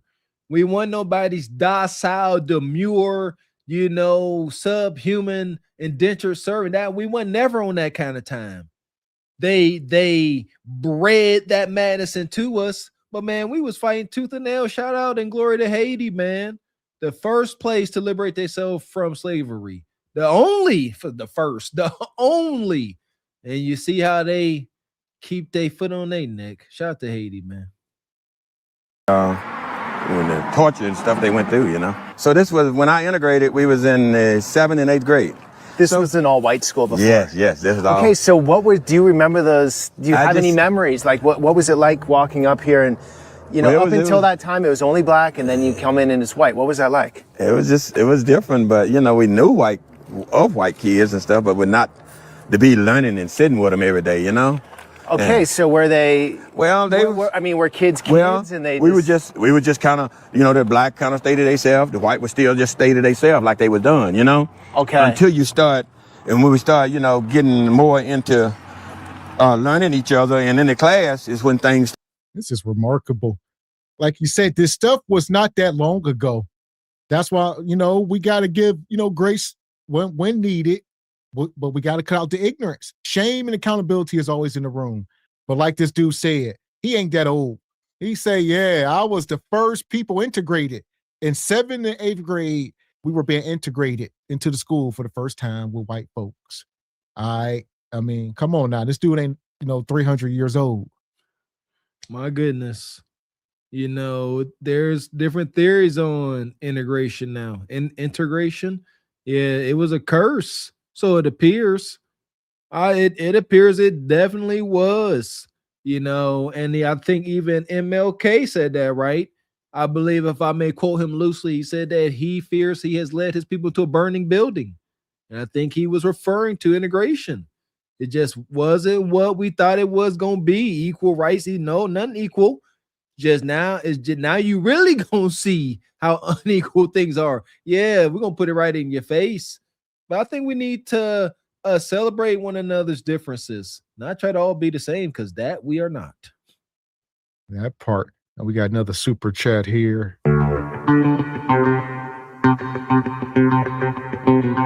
Appreciate you, Rachel. Better say it 3 times. She says AI data centers are being built in melanated people's towns, Richland Parish, Louisiana. What's that? Bessemer. Alabama, South Memphis, Tennessee. This one made by Elon Musk, creating severe risk by poisoning the air and water. This pollution causes cancer and severe asthma. Is this not how they do us? Yeah, they're gonna put all these places up, the 5G cell towers and stuff in the hood. Why not? Y'all, what y'all gonna do? Bessemer, that's where Big Dime at. Bessemer, Alabama. Where Big Dime from. This is where Terminator gonna start spawning from. These gonna be the hot zones in the hood. Big Dime and Elon AI. Think about it. Think about how white man say, you know what? Let's put all of these risque AI data centers around the folks we really don't care about. So if things go south, there'll be little collateral damage when we gotta contain it. Yeah. In the big name of Jesus, you hear me? There we go. Started getting a little better, Okay. That was the church where Martin Luther King came to years ago. Oh, wow. And they see it broke it, tearing down now, so they built a new church over there. So a lot of people in these homes, you think, are living off food stamps? A lot of these back in here, yep, pretty well. So this statue, they waiting to move it. He was a big slave owner, so they don't want no memory, Yeah, understandable. But where do you draw the line on that? So Thomas Jefferson, like everyone in those times had slaves, right? Yeah. Like Jefferson, Benjamin Franklin. Yeah. So what do we do with that? Well, it's all over now, and that's why you see the days now, they want to take history away, because of the people who was done that kind of. They said everybody had slaves. So they start with this statue here, the statue being taken down. He say the guy was a pretty big slaver in the area and people don't like him. They done tarped him and they preparing to take it down. And the dude said, well, where do we draw the line? I mean, everybody, Benjamin Franklin, this guy, that guy, everybody had slaves. So I guess it depends on how their history is written. What's hold up now? No. If I live in a town and the majority of the folks look like me, and you got this big old statue in the middle of downtown with a man that's done pillaged, raped my folks. See, you can't try and get me triggered. I ain't tarping the dang on thing. Eyes hook my pickup truck up to come on, man. YouTube purposes. Yeah, man, this is wicked. He was a big slave owner, so they don't want no memory, Yeah, understandable. But okay, where do you draw the line on that? So Thomas Jefferson, like everyone in those times had slaves, right? Yeah. Like Jefferson, Benjamin Franklin. Yeah. So what do we do with that? Well, it's And like Mr. Walker said, to hell with all of them. We must understand those were not righteous people. Like you said, if you white, that's your culture. You can ride whatever wave you want. But as melanated folks, the truth about MAGA for people of color, that's the title of tonight's show. The truth. Whatever they taught us in school, we were being indoctrinated. All that Christopher Columbus, all these people, Benjamin Franklin, he discovered electricity, all this stuff. We were being indoctrinated to make these seem like great people. Lincoln freed the slaves. No, these were tyrants. These were horrible people, not to be celebrated by us. So yeah, granted, if we want the statue down, if you got enough power to get it down, take them down. But for white folks, of course, they don't want them down. It's their culture. It's power in that. They are immortalized in their ancestors. This gets me so triggered. They immortalize their ancestors. They continue on. They let that powerful, successful energy continue to move on. Pull it down. All of that success came off the blood of my people. Absolutely not. And like you said, we don't know who these folks be. Shout out to my old college coach, Coach John Luckhart. I remember one year, all of a sudden, he started raising heck about changing the name of our stadium. And I was like, what's wrong, Coach? Wait till he said, wasn't a good person. Yeah. Even today, it was like, Jess, he didn't want to say, said, Jess ain't a good person. That name got to come off this stadium. Because, yeah, most of the players are black naturally play football. So it's still happening to this day. No, we're not going to continue to celebrate this evil. If y'all want to keep the statue up, let the surrounding community be his folks. Then y'all can sit there and put flowers around his damn feet. But we're going to pull it down. That part. So we still up here cooking. We will be dropping the link here shortly. I see Sister Ebony. I'll drop the link for you, Ebony. The rest of you niggas got to wait. Ebony about to come on screen dressed in all black. Here we go. It's all over now, and that's why you see the days now, they want to take history away, because of the people was doing that kind of thing. Right. What have we done? Have we just getting rid of all that? I don't care, and a lot of folks don't, but a lot of folks still do, and a lot of folks still got gripes about it. And like I said, that's why this ain't the only place. Down in Winona, they got stuff they got to moving them out and stuff, But then it gets sticky because as with the times, like our founding fathers, the people that wrote our Declaration of Independence, did amazing things, also had slaves. So then, what are we going to do with that stuff? We're going to get rid of that stuff too? We're going to get rid of our money and take their faces off everything, and that's where. There you go. So like you say, I mean, you can only go so deep down the rabbit hole. I don't think folks got that much power. We ain't about to start taking faces off money, but taking statues down, I think folks you could raise enough fuss to get that done. But you start talking about changing, the Declaration of Independence and changing the money, all this stuff. Nah, you ain't that powerful. We take some statues down. We'll change the name of a street, couple things, but you start talking about the Munyon, nah. Y'all got that. You can have that. But yeah, I ain't gonna. If I was in this town, I would be hell bent on getting that statue down too. I get it. No, that could come down. Because I understand the power of symbolism. I'm about to sit here and keep looking up at that. Ain't no way. That is psychological warfare. I'm trying to tell you something. There ain't no way. Yeah, get that down. Yeah, I don't like this interviewer. Yeah, he just like or this dude or the interviewee. Yeah, bar, man. I'm like neither one of these. Like you said, this brother, this is heavy conversation. He's smiling the whole time. Like I said, the whole pig and cotton thing. Not really. I'm like, come on, brother. It's some ignorance. He's doing good. He get the fruits of he get all the fruit. Right? Look, he got his chain on. He driving Cadillac. You see what I'm saying? Cadillac trucks. He got acres. He's like, hell, they had it rough. I feel bad for him, but got my acres and like I ain't hating on the brother, but it's some nigga tree on this screen. I wanted to leave it alone, but yeah, that Escalade, it's always in the background too. That old Escalade, they don't even make them no more. Them things was kind of cool. I got story. God dang it. But it's ignorant. He got this early 2000 aluminum full chain on. Yeah, like, come on, man. I just don't like the optics at all. It gets sticky, I got you. I don't know. It's a tough topic. It is. But the way I was brought up in my education, like we were hammered pretty hard. Yes. With the history. Mm-hmm. And I'm glad it was that way. We were taught the big events and how bad it was, and we learned about the history, and then growing up in the 90s, it's like, I don't know, I thought it was somewhat in the rear view mirror. Look at them leather seats. Listen, that was high end. That was the Avalanche version of the Cadillac. As y'all know, General Motors owns Cadillac. So when you see Chevy, that's all GM. Cadillac's all the same thing. So it's on the same chassis as the Avalanche, but it got different technology. People don't understand that Cadillac is the technology division of General Motors. Experimental technology. Yeah. So all the stuff that's going to come out, it's going to be in the Cadillac 10, maybe 20 years before you see it inside of a Chevy or a Buick. Cadillac done had it already. So they do a lot of their experimental, new stuff. Cadillac get it first. Hey, this one here, I like this one with the pickup bed, even though ain't nobody used it for as a pickup.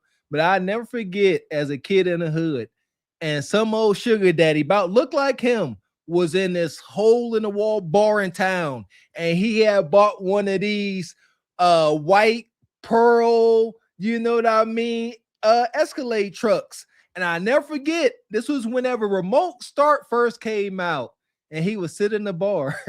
He would keep remote starting his Escalade. And it was like we in the hood, we in the backwoods country, just like this. And he just kept starting. Everybody was amazed. Oh, girl, his car started by itself. Wicked. Appreciate your deep thoughts coming through this evening, brother. Thank you. Says integration changed black girls from loving black dolls to white dolls. Are these the original sellouts? I wouldn't say not. They didn't know what was happening. Like I said, that's psychological warfare, man. Yeah. Appreciate your sister Ebony Dean coming through. Been a member for 2 months. Says this topic is everything. Salute to you fellas. I know this right up your alley, sister. Appreciate you, Rachel. Says FYI, NVIDIA plans to invest up to $100 billion in OpenAI to build more data centers at Lions for Lambs. This is a big deal. It is not going to get anywhere. No, it's not. It's not. They are already anticipating on AI. What is that called? Not synchronizing, but whenever it starts to realize,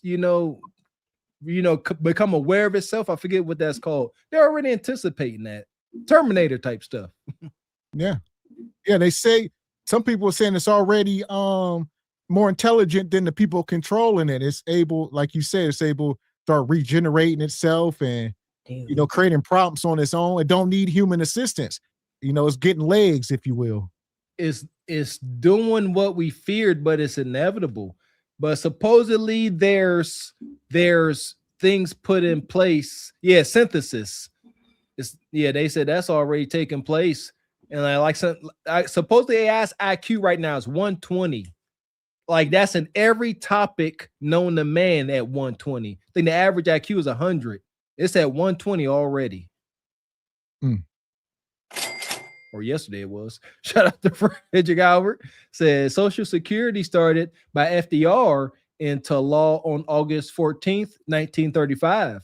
The first federal system for old age people. Appreciate you, Fred. Yeah. Appreciate you, Vicky. Says taking down statues is erasing crime scene evidence. You know what? Shoot, make it look like a crime scene. Yeah, make a cast of that ninja on the ground, bleed, and then shoot, have him standing tall. Well, it's already documented. Like I said, we got the photos and whatnot. So put a plaque. Yeah, put a plaque to explain that. You got to put him up there. Yeah, put a plaque. You know, here in this place was this, blah, blah, blah. He won't worth a dang. In memory of him, may he rest in urine. Shoot, heck. So what you got, Sister Ebony, before we get back into it? Oh, I got a whole lot to say. But thank you guys for this topic today. And man, where do I start? Well, first we can talk about the statue and how if we can change the Washington Redskins into another name because of, of the feelings that people had because they were Native Americans, they can surely take these statues down because these statues were based on all white supremacy and everything. Take those statues down and put statues up of people who built this country and all of the inventions and the creations that we, did in order to build this country. So it could be replaced with a whole lot of stuff because we built this whole country. So those statues can be taken down. That I wouldn't compare taking down statues to reprinting money. That ain't even apples and oranges. Like I said, that's one statue, or I don't care, a dozen all over the country. Yeah, the people that stay there should have say so. What happened to power of the people? If the masses say it comes down, why don't it come down? Well, this is what happens when they do. I'll let you go, Ebony, but we got to unite. This is why it's important for us to be at City Hall and, know who the mayors and some of these people are and get stuff done with, y'all are the taxpayers. So you have to show up. There you go. Amen. Got to be involved. I agree. Yeah, and there are a lot of people showing up and voicing their opinions on a lot of stuff. And the more people that do it, the better. At a local level, it starts at the local level, and then you can take it all the way to a national level. So that's something that we can do too. But yeah, as far as this whole, I'm so triggered with him even talking with this man and this man is acting like he doesn't know what's up, like he doesn't know the history or whatever. So it's like, man, like you already know these things. So with all the deep-rooted history and everything, and he was talking about the presidents who had slaves, and I know they were talking about Thomas Jefferson, and they were trying to portray, I remember there was an article that was put out a couple years ago because all of his offsprings that he had with the slave that he was with, they were trying to romanticize the relationship and making it seem like it was because they were of color, she was of color, and that's why they couldn't come out. No, that was R word.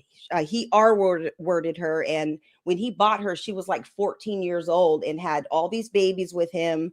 And yes, she did have a room in his house or whatever, but it was still R word. She was still there against her own will. It was still not right. And all those descendants are going back and trying to get, the land and stuff because they are his descendants. And so I'm not sure where they're at with that right now, but they were taking a stake into like Martha's, or was it not Martha's Vineyard, but the land that he had and all that. So that was like a really big deal because they were his descendants. That like waterfront property. I know what you're talking about. Yeah. I forget what it was called. Not some head. It wasn't Martha's Vineyard because that was not Hilton Head. No. Well, Hilton Head is in South Carolina, and the thing with Hilton Head, they're trying to build on that land and that property. They're trying to build resorts over there. They're trying to do all this stuff, but those are burial lands. Like there are still our ancestors were buried there, and so those descendants are trying to fight to keep that land because all that is like Gullah Geechee land and all that. Yeah, so that's like a really big deal. People are fighting, trying to get that land and stuff back, but they are trying to build resorts and trying to gentrify it. So I'll tell you what, man. Yeah, shout out to the Gullah Geechee folks. Rick Ross better do something about it. He always keeping a name in his mouth, always claiming that you got all the millions. Don't be let, because they already they keep trying to take up their land. Yeah, Right. somebody of power and means, I believe, got to step up and help the cause, man. Yeah, and even with the Gullah Geechees and stuff, we always, make fun of the down south dialect and stuff because they talk country or whatever, but they talk like that because they were the only people that were able to still keep that original dialect. And so all the country words and stuff that they say, that's actually just a mixture of the African and native and all of that dialect. So I stopped making fun of country people because I'm like, they're the ones who only kept that native dialect. We were all kind of indoctrinated to like an actual English dialect, but they still kept theirs. So it's not gibberish, it's not country and all that. No, they have that original dialect that our people actually spoke with, along with the Tut language. That's it. That's another thing. We created our own language in order to communicate with each other, in order to escape bondage and all that.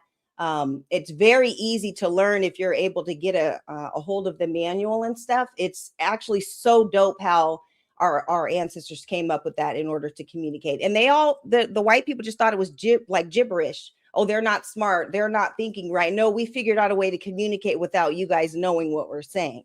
So yeah, I sent that to my wife. She gonna print it out, and we definitely gonna learn it. She said it's easy. I didn't really look. I seen a little bit. I just skimmed over. I saw this is dope, and I sent it right through my secretary, and she gonna print it out. And heck, shit, I love that. That's empowering. Yeah, I've been teaching my son too, so it's really cool, and it's actually very easy to learn once you get to know all the sounds and everything. It's super easy to figure out. So. And things like that, I believe, especially when you're gonna have your own community, all secrets aren't nefarious and bad. Some things need to be kept under lock and key. And then when, like Mr. X said, you go to a far off country and you don't know the language, they be sitting there communicating right in front of you, getting stuff done, and you don't know which way is up. Like, do you not understand how powerful that is? You got your farmland, some intruder try to come in, I don't know. And you could talk right in front of his face and, you know what I'm saying, talk to folks, and he don't know. He can't respond. He can't hear you saying, hey, go grab the toolie. He don't know what you said. Right. Let the dogs out. He don't know what you said. Hey, mom, go let the hounds loose. He don't know what you said. Right. And even just like being at the nail shop, they're talking all that and we don't know what they're saying. But we created our own language. We have our own language and our own culture and everything. And so we can still communicate with each other. There are a lot of chat rooms and different things where you have to be able to speak the language in order to be in. And they talk a lot about our culture and kind of things that we're working on and everything. And so it's important to learn. If you're ever able to get a hold of the language and learn it, it's so beneficial, and share it with your loved ones, because we have to preserve this culture for the next generations. Like we were not just slaves, that we were so much more than that. And so, yeah, I agree 100%. So we're going to let this keep going. We got a lot more to get through. We'll drop the link here a little later. Hit the like button. Hopefully. Yeah. Right? And that's what now. And now it seems like it's coming back. Yeah. Like we're getting pitted against one another again a bit. I got you. And it's not the MLK message of quality, content of character, not color of skin. Yeah. It's turning more into identity. Yeah. And maybe not here, but I'm just saying, like, from place. the powers that be, it seems like it's more like that. And I just want to not care about what anyone is. Definitely, I tell you, I treat people how they treat me. Same. Same. Same. Yes. And I don't care what color you are, Yeah. But you can't talk about Mississippi or the South without talking about this history. You're right. Yeah. I don't want to glaze over it. No. I don't mind. And every now showing you, where the plantations and all that. I appreciate it. Yeah. Booker T, what's going on in here? All right. We having some raccoon today. We having fried crappie, fried chicken. My sister cooked the fried bread here. Kind of like little pancake bread. Rita cooked some black-eyed peas and some greens here too. And okra. First run in with raccoon. Okay. So thank you for that. Mm-hmm. Just like a nice roast. Oh. Huh? Oh. Well, Booker T, thanks for that. Yes. Yeah, and they're eating that rack. Yeah, delicious. Yeah. They don't know. They got them eating whole cakes. Raccoon, this is what you got there.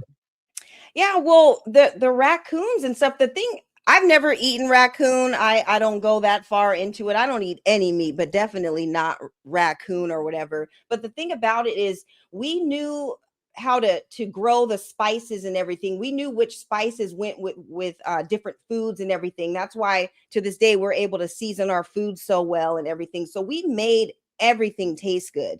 And the thing about like hush puppies and everything, I don't know if you guys know the history of that, but we made those hush puppies in order when we were escaping slavery. We made those hush puppies to give to the dogs and stuff that would come and try to come after us. And so we would throw those hush puppies at them for hush puppy.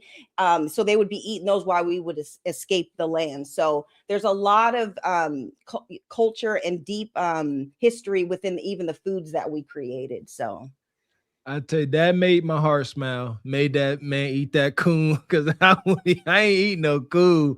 I had a little squirrel, I ate some exotic meats to me. Yeah, squirrel, bear, bison, deer. Yeah, but that coon, I don't know. Yeah, I don't know, but I can't stand no raccoon. Yeah, that's disgusting. I don't know. There's a one guy, he's on Facebook. I don't know if y'all seen him. He be all the dude, he ain't got no teeth. He always catching the coons. Damn, he a whole character. Maybe we'll bring him up one day. Yeah, see, raccoons eat trash. I just don't like they all weird and they move funny. And they be trying to eat our chickens too. I get it. I like all animals. I do not like a raccoon. I would do some mean things. No, I wouldn't. Yeah. Appreciate you, Vicky, coming through. Oh. Shout out to Devil Games. Been a member for 1 month. Says they are trying to bring back the Redskin name. Shout out to Washington. Appreciate you, Uncle Caesar. Says since Ebony turned her back on us with this black and gold, I'm wearing Giants gear this Tuesday night.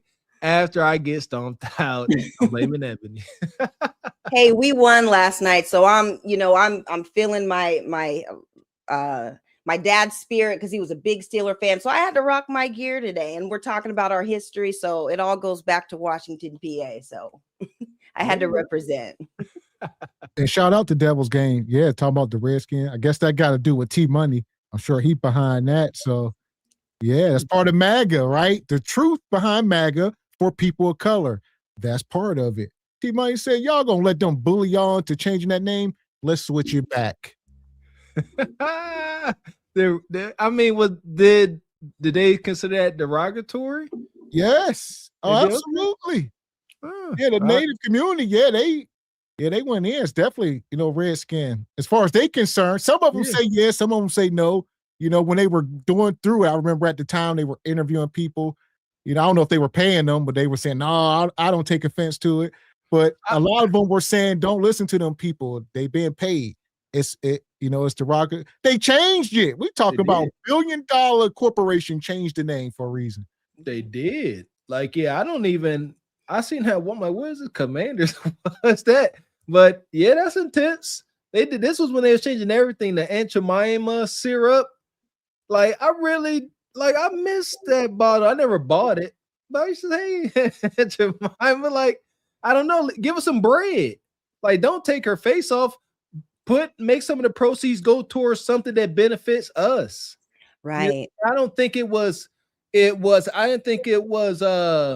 insulting having this image, this bottle of a black woman on it. I didn't find that to be insulting at all. Just, I don't want, folks that shouldn't be getting paid off of again. But I don't know. I never understood that whole deal.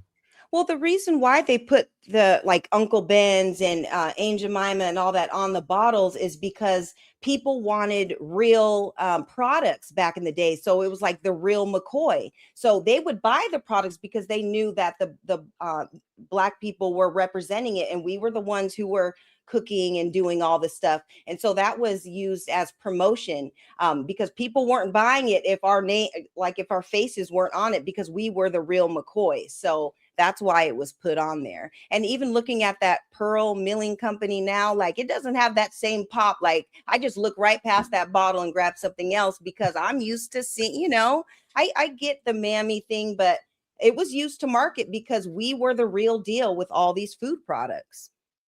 There you go. Yeah.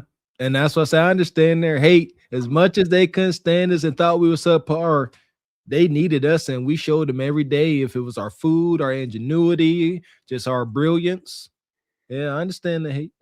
Yeah, and even with Sweet Baby Ray's, for the longest, I thought that that was a black man that owned that company, Nope. and he's a straight up white dude. So, but who would have thought that's, he would have that name, but he marketed it right because he knew if he had Sweet Baby Ray's, people would buy it because that's like the real McCoy. We thought that that person was black, and it is a good barbecue sauce, but he knew what he was doing. So I can't stand. I ain't gonna hold you. I can't stand Sweet Baby Ray's. But also, Patty LaBelle, those patty pies.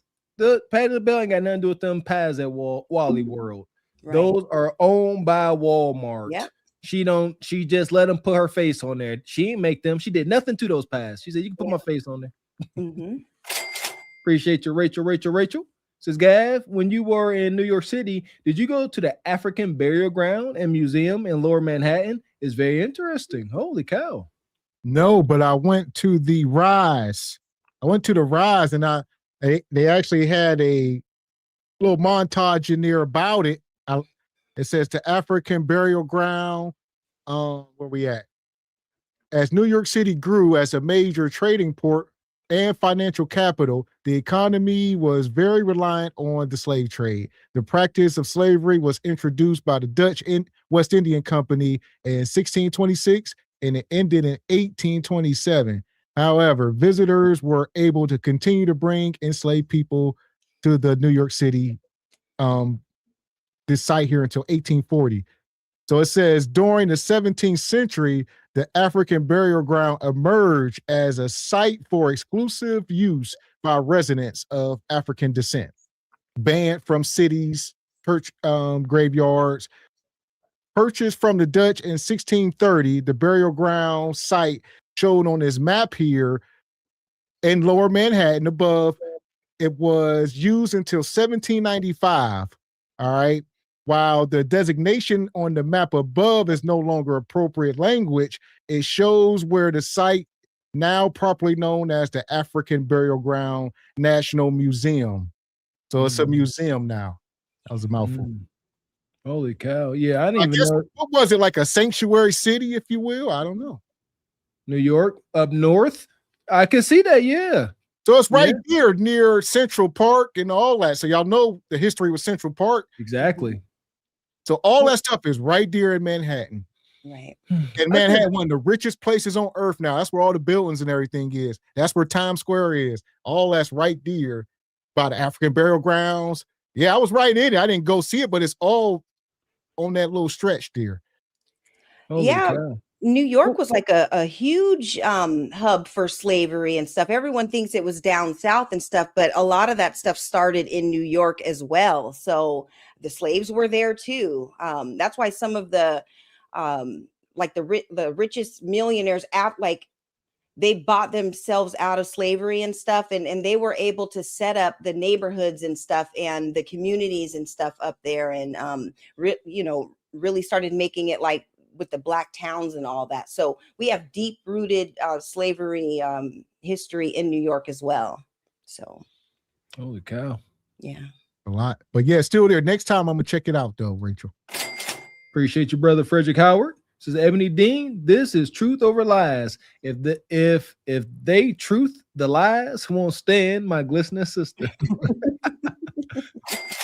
Appreciate you, brother Richard Media. Hopefully we see you today. Says Mr. Walker, if no one told you and it was mixed in the stew, you would not know it's raccoon. I'm buying that. Yeah, you can get me that way, but don't tell me it's coon because I ain't gonna try it. Appreciate you, brother Tyrone. Says, I can't talk about this. Brings up too many feelings. Please understand these have never changed. So you understand my feelings towards them. Yeah, you know what? We are able to not get so emotional about it whenever just growth. I feel you. I've been there before. I feel you, brother. Mm-hmm. Appreciate you, Rachel. Says, no, New York City, sanctuary city. They were selling slaves on Wall Street. Yeah, see, yeah. So there you go. Okay, so what? No sanctuary. So that's where that's where the trading was going on. So that was Wall Street before Wall Street. There you go. That's it. The slaves here, and like you say, between 1626 and 1827, this was the hub.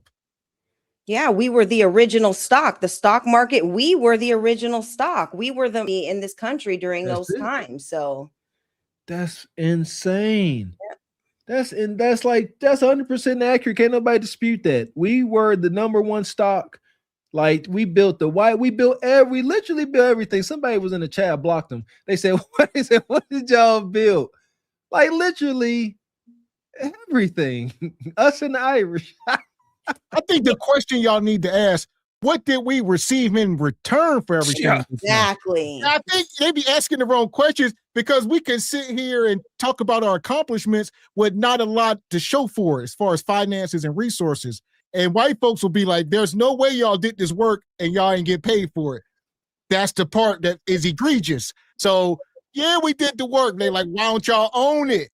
Granted, like since a rabbit hole, y'all know we could be up here all night. It's a rabbit hole. But it is two different arguments y'all having here. There you go. Yeah, we got nothing to show for. We didn't finance it. We didn't say all of that now, but yeah, we were tortured into it, as we said.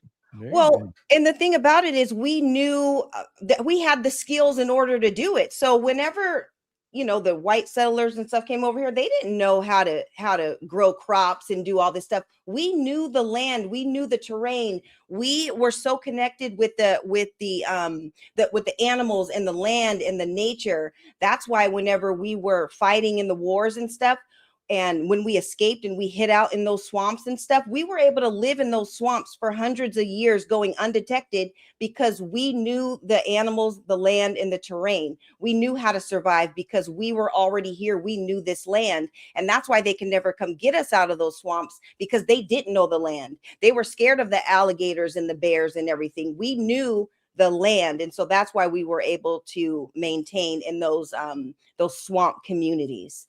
And they were never able to come in and get us out. They were scared to go in there. Shout out to the Maroons. Yeah, Nanny and the Maroons and the Gullah Geechee. Yep. And the Great Dismal Swamp down in between Virginia and North Carolina is where a lot of them escaped to. And I was actually able to visit there a couple of years ago, and just going there and going into that's such sacred land. Like you get an overwhelming spirit, like you can feel the ancestors speaking to you when you go there. I can't explain it, but it's just what it is. Yeah. It's a big deal. Shout out to Indigenous Stallion. How you doing, brother? Says, I will recommend that everyone check out the book Fixing Americans' Broken Promise by Dane and Tanisha Calloway. It explains the issues with solutions of indentured servitude in America. Okay, Indigenous Stallion. Appreciate you, brother. Appreciate that, brother. Yeah! Boom, shakalaka! Shout out to the brother E.V. Ray. How you doing? Says, no one in Glazed Galaxy is stunting the Steelers. Appreciate your devil games. Says, slaves back then were just considered products. That's it. 3/5 human. Yeah. Shout out to Rachel. She says, I said it on an earlier Truth Over Lies that melanated slaves were sold with mortgages on our backs from banks. That's why they had to get the runaway slaves back. Wow.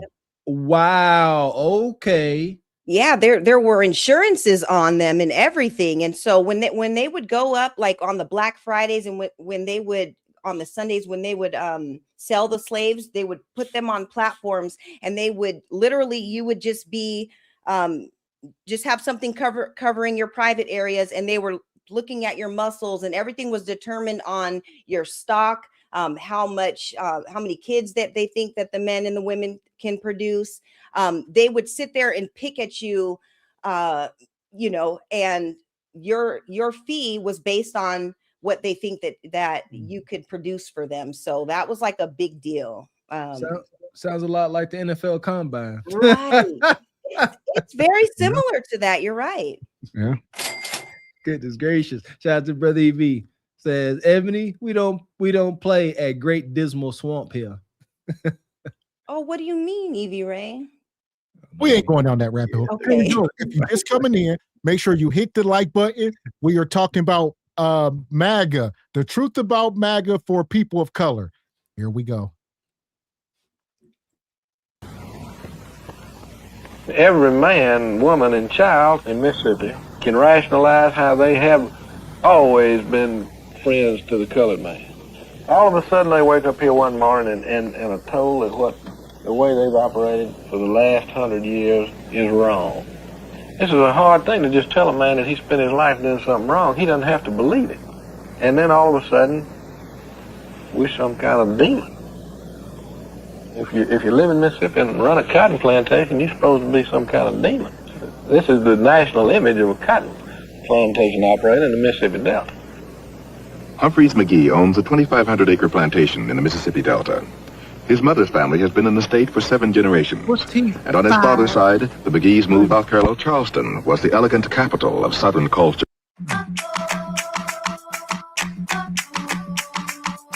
Atrocities. So he pulled up. This is back in the 60s, I believe. That's the dates. Somewhere in 1960 something, maybe. Yeah. And he still has the plantation that he got from his parents. They got from their parents. They got, like he said, 2,500 acres. And they used to have more. They had about 4,000 acres. 4,000, but now 2,500 acres. Y'all know how big that is. And and he said, now this is where the tides is turning, right? Crop share and all this stuff is ending. And he like, now y'all want to demonize us. White man mad at this moment. Everything crashing down. Oh, now y'all saying we got to pay people to do this work that they've been doing for free? Y'all calling us evil?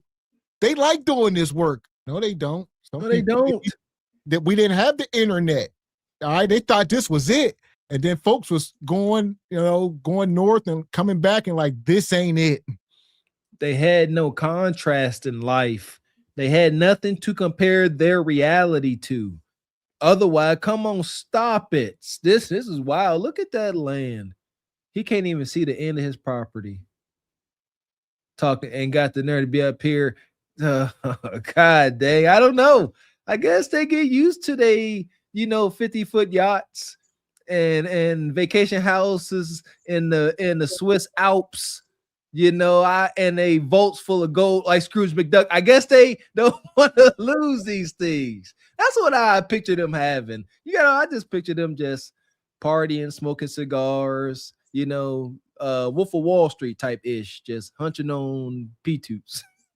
Yeah, but just think about it, you guys. This is why the reparations is so important, because from the beginning of that time, they made in today's money, trillions and trillions and trillions of dollars off the backs of our people. And like you said, yes, they were able to continue to pass that down to generations. So if it wasn't for that labor, these banks wouldn't have been started.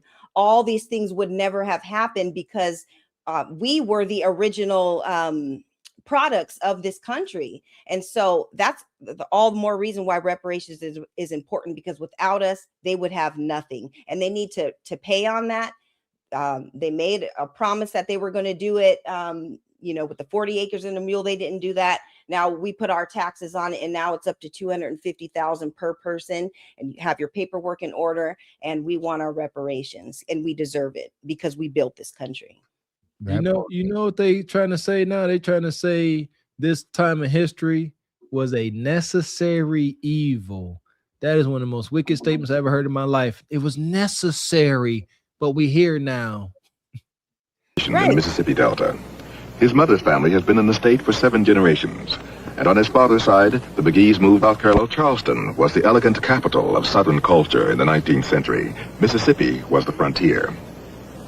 Attitudes hardened early.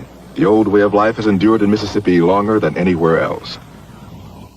See, the Civil War is over, and regardless of the evils of slavery, these people understood each other. It was not some sort of medieval torture for a person to be a...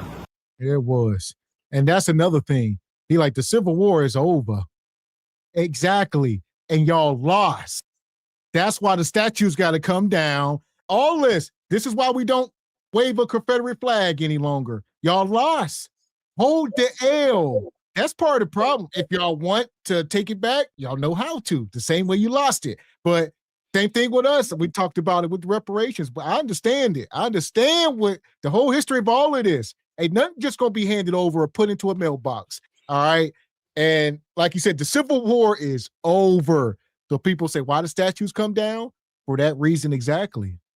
Exactly. And everything that the Confederates stood for. I ain't trying to hear, oh, it's just my country heritage. I'm a white country boy. I play a banjo. No. The very foundation of the Confederate stood on the idea, something they called the fact, that the black man was subservient to the white man. That is their cornerstone. That is it. So yeah, you can kiss a foot. Yeah, you got to get it back in plasma. God dang it. Right. Even with the Statue of Liberty, the original Statue of Liberty was a black woman, and she had shackles and chains and everything on her. And I think they redid it, if I'm not mistaken. You guys can Google that, but they kind of altered it to to make it look different or whatever. But that was an original black slave, because that was the origins of this country, you know. And that was a gift from France. Right. Supposedly the Statue of Liberty was a gift from France, and it's supposed to be given to the United States after, you know, slavery was in. It's like, hey, which is wild because France and Citibank owns the debt on Haiti, but still yet they're gonna give us a big copper statue of what was supposed to be a freed, I think she was still shackled, a black woman. But yes, a lot of tainted whitewash history. Right. Tenant farmer on a plantation, and I don't know anybody that's ashamed of the system, the way it worked. It's an impossible system to return to.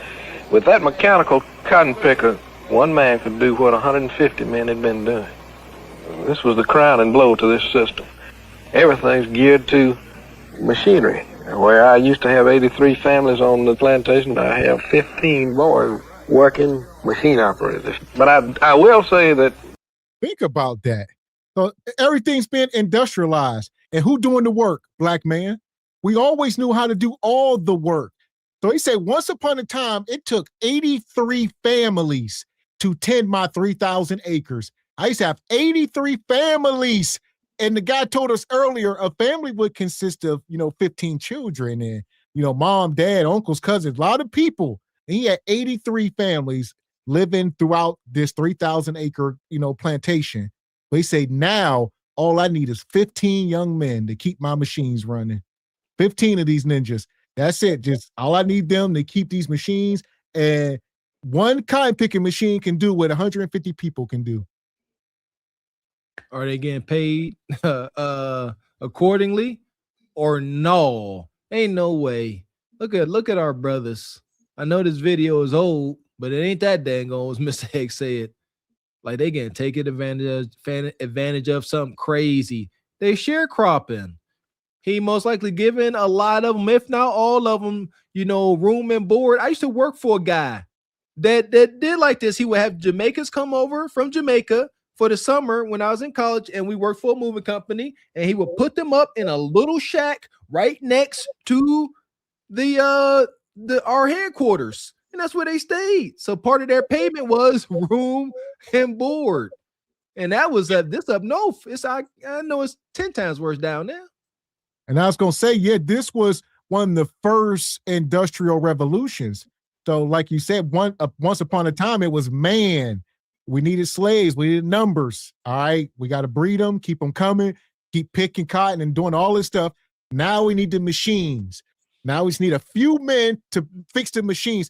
We are witnessing this right now in 2025 with the AI revolution. Same thing going to go for people working at Walmart and McDonald's and all this stuff when the machines come and replace you and they just need a couple people to do what used to take a whole staff. And this is just history. Stuff gonna keep evolving. Understand? And the wicked part of this is, change and advancement is inevitable. At the very same time, as we observing these folks, these whatever however many families that was working this plantation, they were never given the opportunity or anything to do anything other than that. So it is 100% not uncivil to say, all right, the Industrial Revolution is here. 80% of y'all unemployed. Pull yourself up by your bootstraps and figure it out. They're like, all we know is picking cotton. Is all we've been doing. Y'all, there has not been anything else available to us, not even close.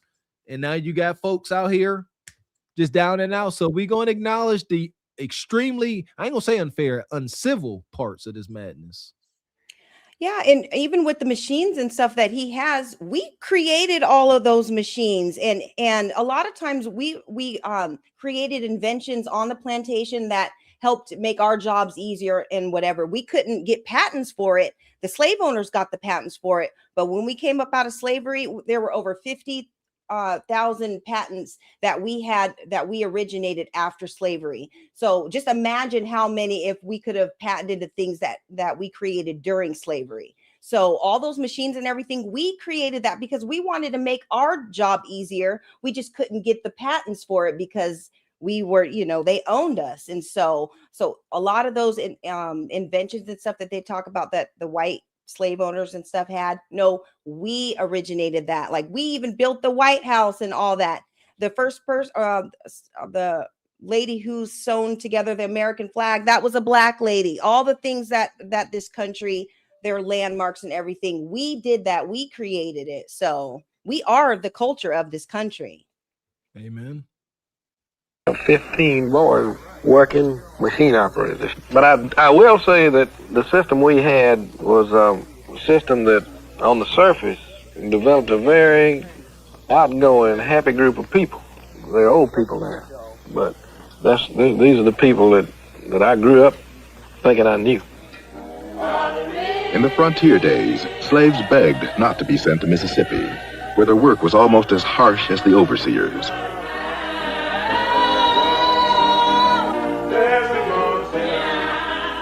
Resistance was often subtle, but seldom absent.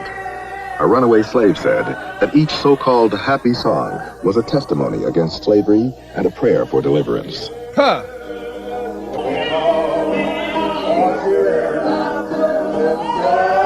Man, they just up in there. Look at grandma. Ain't nobody happy. Ain't nothing to smile about. Salvation. People trying, you know what I mean? And this was in the 60s. And stuff was still, even to this day, y'all must understand, you can go to Mississippi in 2025 and stuff ain't too far, move forward in history. Stuff is lost in time, if you will. So understand something, please. Everybody hear me, please. Whenever our prisoner of war ancestors was first introduced to this American Christian church house, they were not allowed to practice this form of broken Christianity without a slave owner in front of the church making sure they were teaching what they were supposed to be teaching. That is still in the church today. We never did this on our own, at least over here. I don't know about over in Africa. I'm talking about over here. We never was able to go into a church house by ourselves, have our own thoughts, and build our own relationship with God. Even there, the slave master had to be up front, and he went through a whole separate door. There were two doors. He went through one, and we couldn't even go through the same door as him. And then he stood up front and made sure the good ninja was preaching the right words. And once he made sure the indoctrination was complete, then he would say, y'all good now. I ain't got to do nothing else. So that's what I got to say about all this mumbo jumbo here. Yeah, but you're right, Mr. Walker, about that. They were overseeing the church and making sure that we were preaching the right things in the church. But after church service was over and we went back to the plantation and everything, we were speaking in our Tut language and we were talking about the history that we have, and that's where all the like the gospel spiritual songs and stuff came from, like Kumbaya and all that stuff. That is all from us, and we use things like capoeira. I don't know if you guys are familiar with that, but it's like a capoeira, yeah, like the martial arts. Yeah, it's a martial arts and stuff. We used that in order to fight, and we played the drums and played music with it. The slave owners thought that we were just learning dance, but we were actually learning fighting techniques, which we used to escape from slavery as well. There you go. Yeah, used it for the revolt. Yeah, Massa found out what them capoeira moves was all about when nightfall came. Right. Appreciate your sister Pink. Been a member for 2 months. Says hit the like button and F racism. Shout out to our pink sister. Appreciate you, Izzy DeVoe. Says anyone interested, please watch the mockumentary Goodbye Uncle Tom. It's the closest depiction of what slavery actually was, and tough watching but necessary. Okay. Money. Appreciate your deep thoughts. Says reparations supposed to erase and address a wrong, but today you have blacks saying reparations are bad. How can you address when you have blacks fighting against it? Shaking my head. I think I know what you're talking about. I think I know Anton may say stuff like that. It's bad for money. Don't fix a problem. Uneducated folks with money ain't gonna make a problem better. So that's the only way I can understand that. But no, we need our reparations. Yeah, we need our reparations, and we also need to look into who is actually saying that, because black is a social construct. It's not a race, So if you don't qualify, like you can be a black person and still not qualify for reparations if you are not from the lineage or whatever. So just look into the backgrounds of the people that are going against it. A lot of times it's because they don't qualify. So since you don't qualify, that doesn't mean that we shouldn't get it. Like, go back and holler at your home country or wherever you're from, and holler at the British and the French and all that, and get the reparations that you qualify for, and don't try to mess up what we got going on here. There we go. Appreciate you, Izzy DeVoe. Says, I once told a white friend that the Confederate flag to black people is like showing that to a that. He finally understood what that it was so hurtful. Yeah, exactly. Appreciate your Devil Games. Says, give it 5 to 10 years. Robots will replace a lot of people. It's looking that way.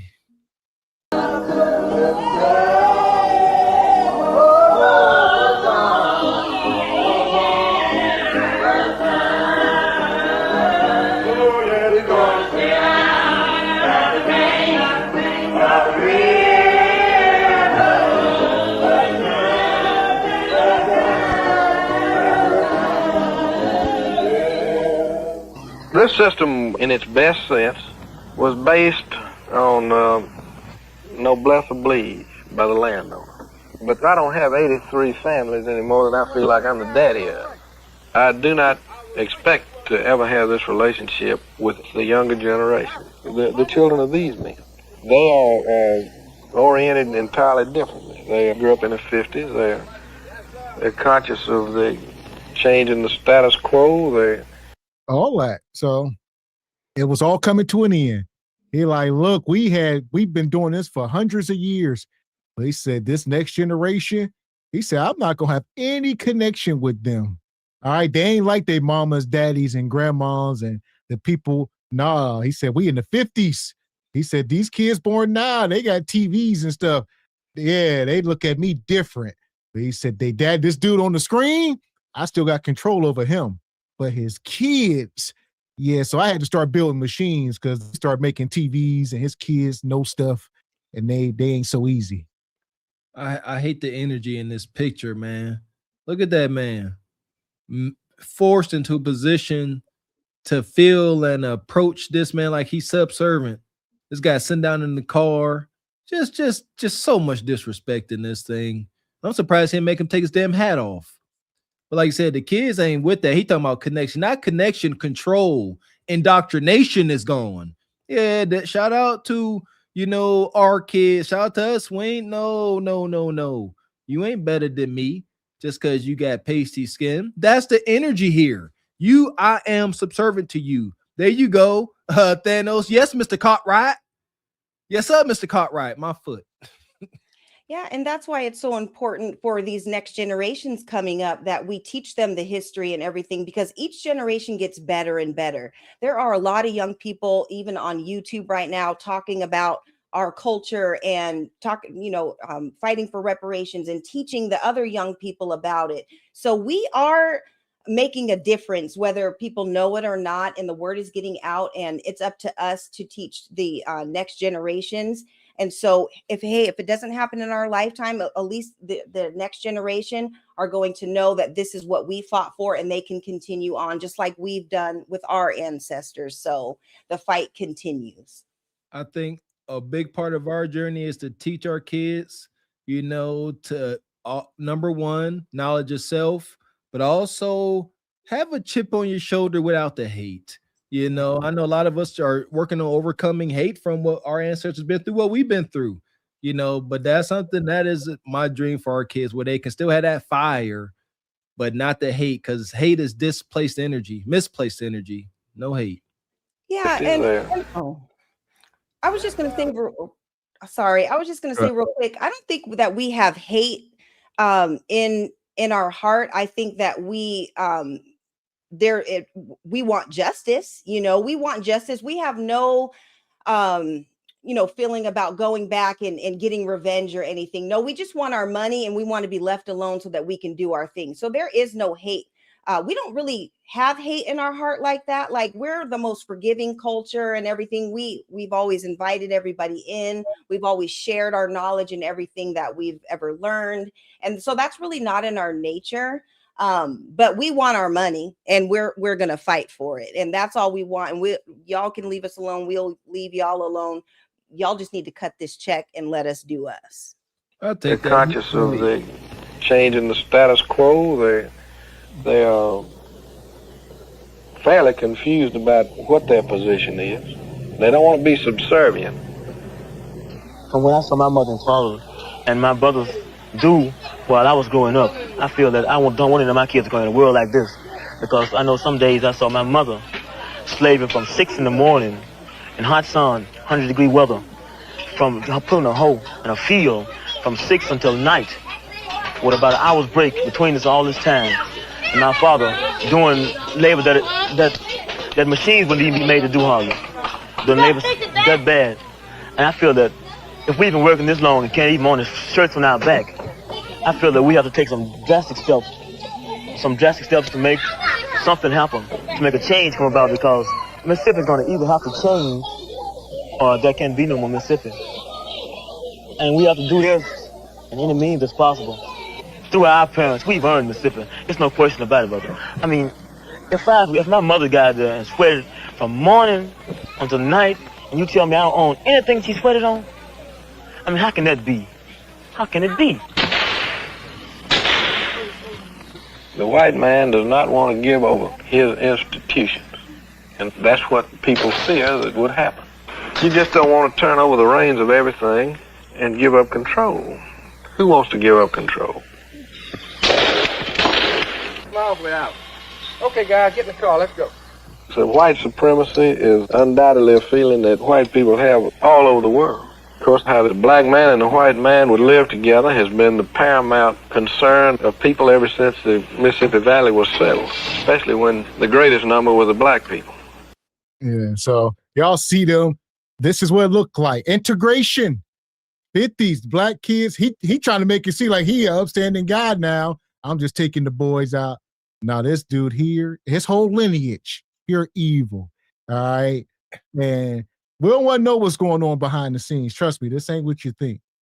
If those little black boys had just as much chance to be the leaders and bosses like his sons do, then maybe.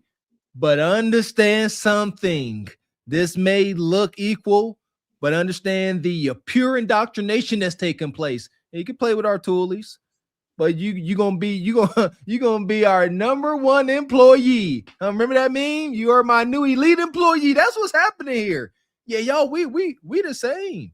Yeah, you're my number one guy. You're gonna be my son's elite employees, the manager. We're gonna give you a key to the building. That's still happening today, ain't it?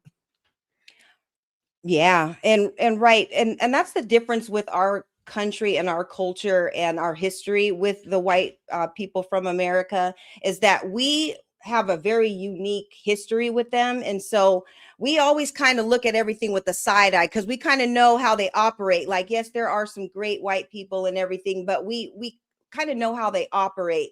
For example, like in other countries, like in the Caribbean and stuff like that, in Latin countries and everything, we in America during slavery and stuff, they treated us as slaves. Even if you were the offspring of the slave owners and everything, you were still out in the field and you were still treated like a slave.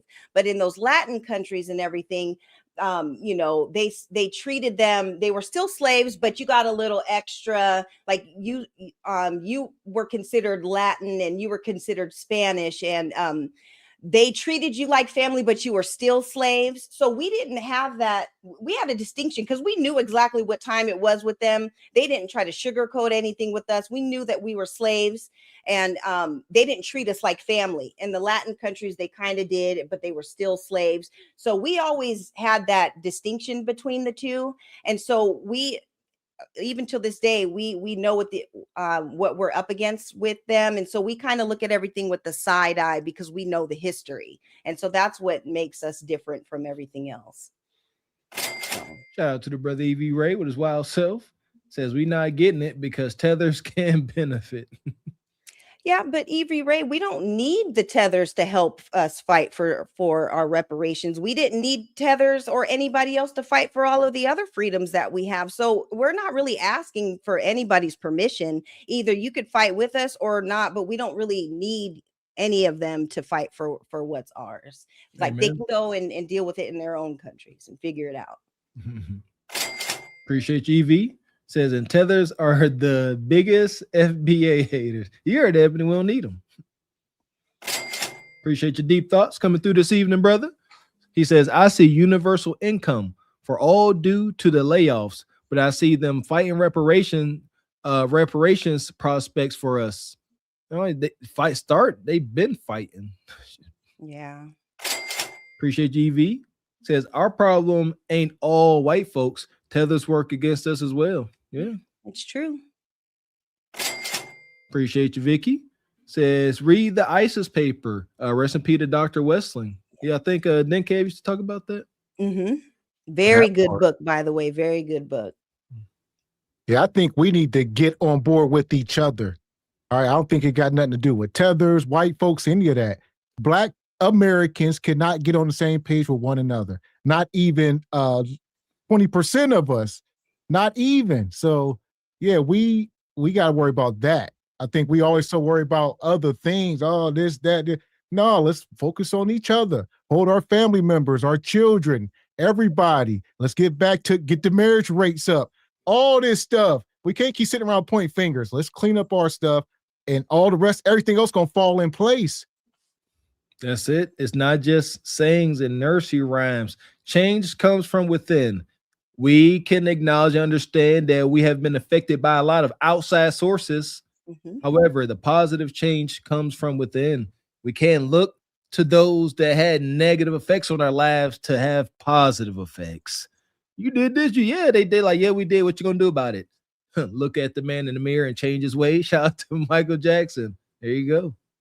Yeah, and we have a lot of work to do within our own culture, and so we don't want to absorb things from other cultures and everything. We have a lot of stuff to do in-house, and that's kind of why we're all focused on our people and getting the things that we need for our people. And a lot of other cultures are looking for us to help fight with all the things that are going on in the country, and we're just kind of staying out of it because there's things that we need to do within our own culture, and that's kind of our focus right now.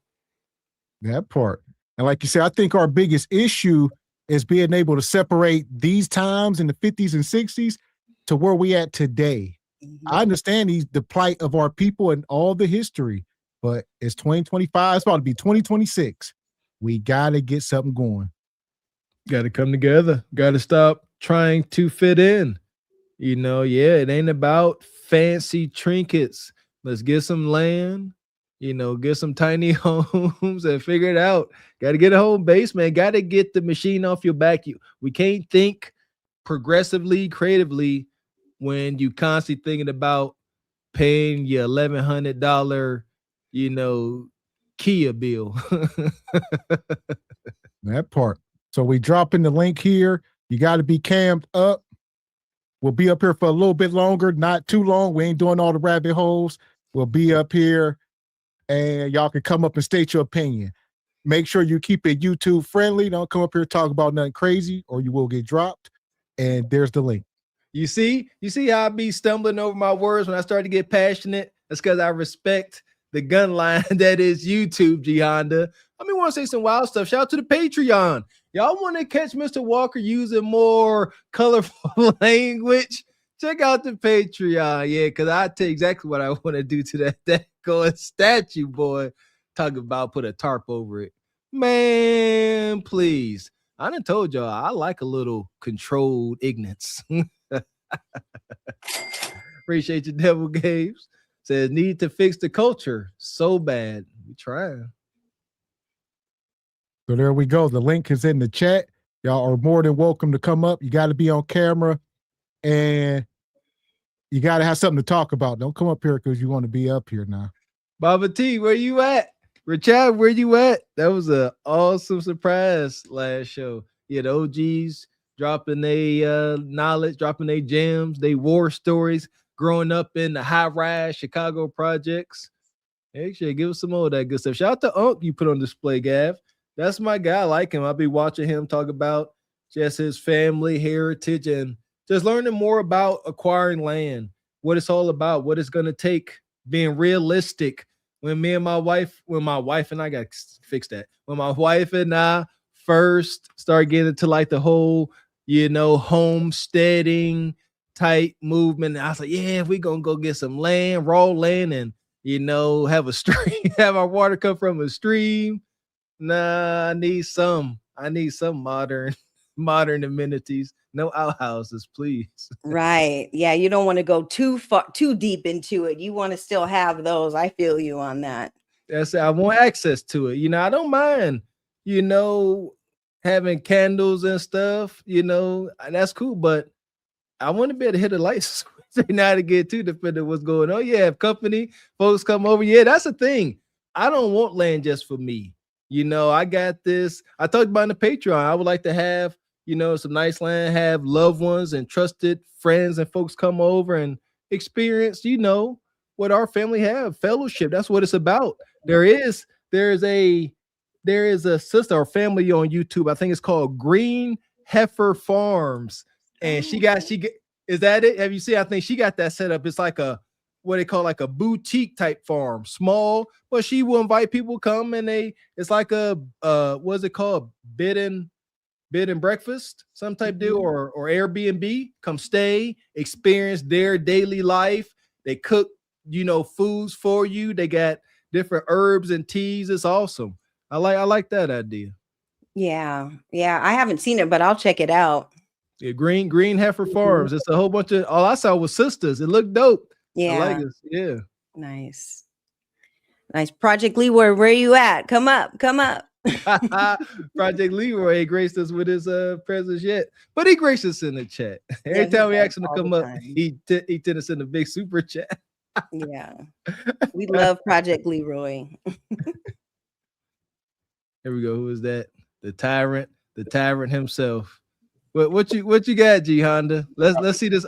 Can't hear you. Let's see this audio. But no, I just want to touch on the farming thing. So, like, can y'all hear me loud and clearly? My mic broke the other day. We hear you a little bit. We hear you. All right. So basically with the whole farming thing, and salute to y'all, salute Ebony D. So like with the farming thing, the Carolinas, they like number one for the tobacco. I hear you. I just want to touch on the farming thing. So Go ahead, John. Hold on. If y'all gonna come up, make sure you can't be watching on your phone, the laptop.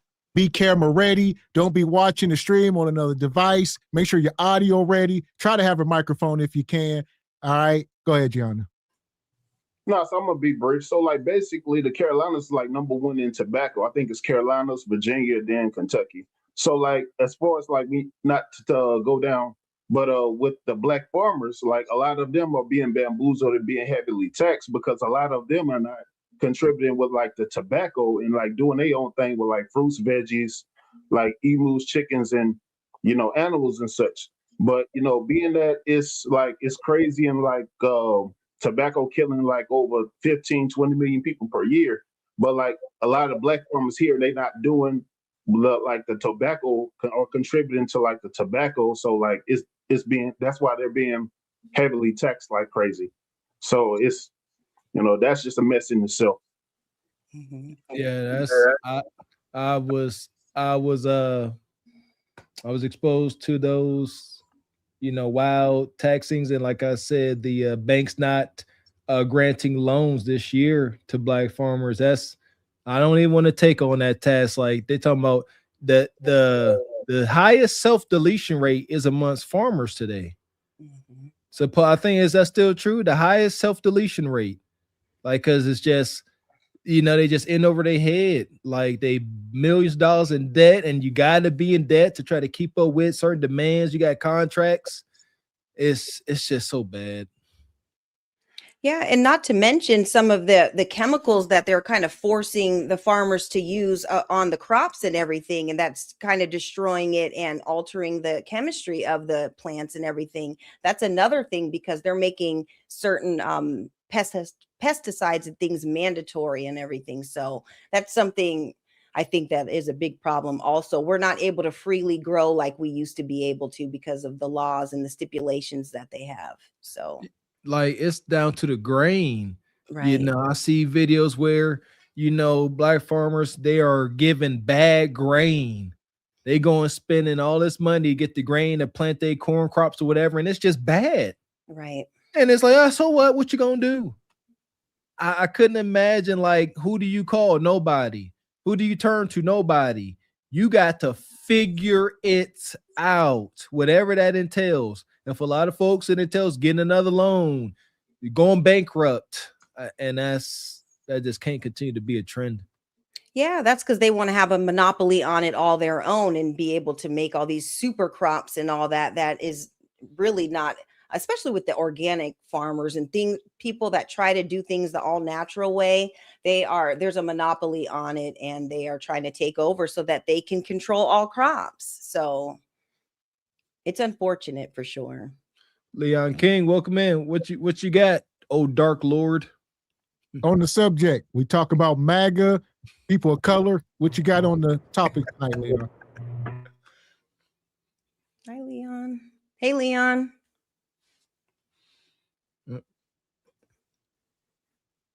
You got to unmute yourself. You got to unmute yourself, Leon. There you go. Okay. All right. I think everyone has really good opinions concerning the subject tonight. So I really don't have much to add except to say that a 5-gallon bucket can grow potatoes and onions and tomatoes. A 5-gallon bucket. I like that. I'm big into. I like container gardens, brother Leon King. That's it. Container gardens. You don't have to go tear up the soil and do too much laboring. You can literally get you a Home Depot, Walmart 5-gallon bucket and learn what soil you need in different fertilizers so you don't burn your plant, and make sure they well nourished. It's a easy learning process. It's in our roots. Learn about soil, pH, Honda, and things like that. I know that roses like sandy, acidic soil. All right. Shout out to my wife. So you got to learn these things. And like you said, you could grow sweet potatoes, onions, what is staple crops, things like that, right in buckets or larger containers. When I was a kid, every place my dad lived, when I was a child, even in the projects, we had a garden. That little area that you had right outside your door that was all dirt, a garden, you don't have to have an acre for a garden. You can have a little small space. When I was a child, we went to the farm and we pick corn. And in Wilson, North Carolina, we have farms where, you go and pick your own. We go strawberry picking. You eat all you want, but whatever you take, you got to buy. But you can eat all you want. And in the South, it is well known that if you're hungry, you can go to any house, and knock on the door, black or white, and say, ma'am, sir, I'm hungry. There was a man sitting on the outside the convenience store that I went to one day. I was getting gas. He said, sir, I'm hungry. I said, what you want? He said, can you get me a bag of chips? I got him the biggest bag of chips I could find. That's nice. So it's like this. I got more years behind me than I got in front of me because I'm 56. And you don't get old by being a fool. There are old fools. There are old fools. Those are outliers. I've seen them. And they irk my spirit. Because they're not teaching the younger kids the truth. The elders are supposed to teach the youngers. The Bible plainly tells you that the older women are supposed to teach the younger women how to love your husband. That means that they don't know how to love this man. When they put my best friend in the ground, you know where I was? At a church picnic, because I didn't want to see him in the ground like that. He was my best friend. And I was there with a black woman, surrounded by nothing but white folks. And guess what the woman's name was that I was with that had all natural hair? I used to love to play in her hair. What was her name? Her government name is Queen. Guess where Queen took me after I broke my shoulder at the orthopedic office? Yes. Where? I can't. I have no idea. To church? I don't know. She took me to the beach, and she didn't just take me to the beach. She took me to the beach where I wanted to go. And where I wanted to go, you ain't see no ninjas. What? Okay, where we at right now? What does got to do? First thing, Leon, how'd you break your shoulder? I think that's a better question. My name is Leon King, but the Lord calls me another name. How you break your shoulder? He calls me. That was a simple question, Leon. I was thinking and drinking water all at the same time and walking at the same time. It went down the wrong way. I got choked, blacked out, stepped out the curb, bam. You fell on your face and broke your shoulder. Huh? So you fell and broke your shoulder. I fell and I broke my shoulder. And guess what? When I came to, did people see you? Did they see you? There was nobody out there when I broke my shoulder. Oh. And when I came to, there was nothing but white folks around me. Oh my God. And they tried to get me up. And you thought you were in heaven. You like Uncle Rugg, you thought you perishing with the heaven. Yeah. And they got me up, and I said, no, because I knew something was wrong. I said, call the ambulance. They said, are you sure? Because we do this here. color emblems. They got me back in there within an hour. They had me diagnosed in a sling and with the prescription for painkillers. Diagnosed with a broken shoulder. Was you hollering? You act like you was calm. Was you hollering? Oh, I was calm. You was calm? He was drunk. You said he was drunk in some more stuff. No. I was thinking about, because I had just had the MRI.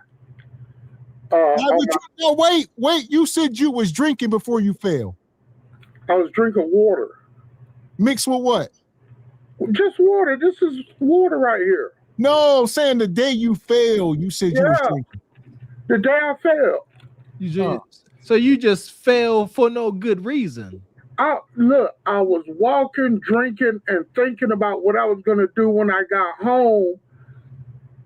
And the water went down the wrong way, and I got choked. There used to be an insult my coach used to say jokingly.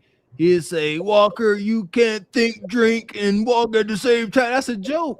That's when you don't do something athletic.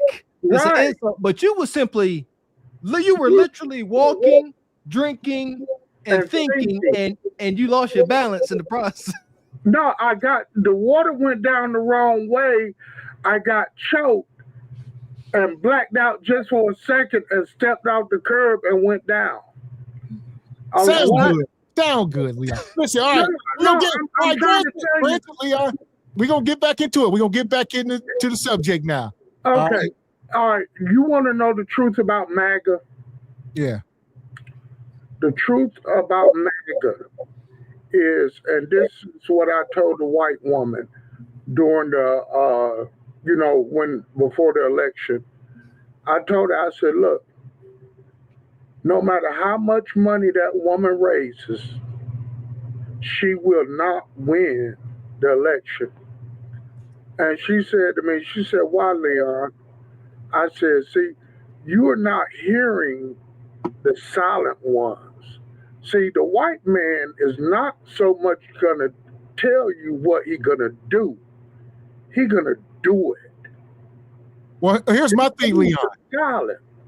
Leon, the show, just to get you back on, we are talking about the truth, not necessarily about MAGA and the 2025. What it stands for, Make America Great. What does Make America Great mean for people of color? All right, that's why we showed the old videos. That's what they want to go back to. Yeah. That's when it was great. Exactly. So what does that mean for you, Leon, and people like you? That means that we should become self-sufficient, get our own land, have our own banks, our own everything. Pink Book lessons. Let me touch on that, Leon. Let me write off what you just said. I agree with you. We got to become more self-sufficient. Brother Killer Mike, shout out to Killer Mike. He touched on this. As a people, we are in no position to boycott anything, right? Because we are not self-sufficient in any way, shape, or form. We can say and talk about growing potatoes, tomatoes in a 5-gallon bucket, but ain't nobody doing it. However, once you got land and you had that community and everyone could depend on one another, the Walkers over here growing sweet potatoes and okra and tomatoes. Ebony Dean and her clan, they over here growing something different, not the same, something different. And now we is gonna boycott, because guess what? When y'all retaliate from us boycotting, we got a water source, we have each other, we got resources, we got funds. We can do it. That's what it's gonna take. And that's exactly what it's gonna take. And Mr. Walker, there are certain communities, even in New York, they call them community gardens. And if you work in that garden, you are able to get that food for free. There are community gardens, and we had them down south, right here in Wilson. We had community gardens, but even right across the street from where I live, a woman that I went to school with, her people owned the place across the street, and they had a garden, the soil across the street is so rich, right?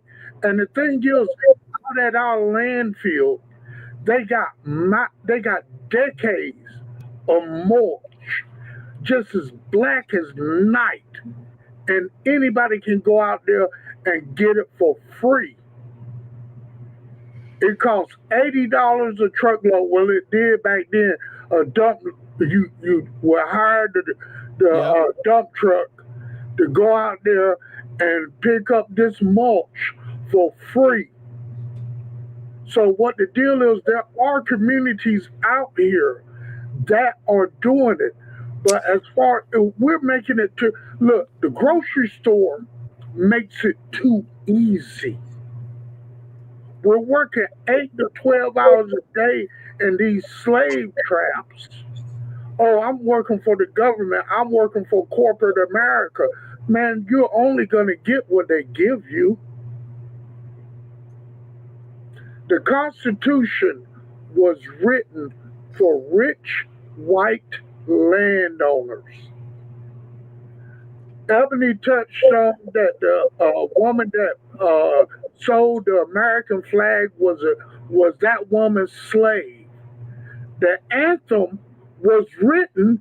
There's a chorus in the national anthem, the original one, that was against the blacks because the UK, England, said to the slaves, if you fight for us, we would give you your freedom.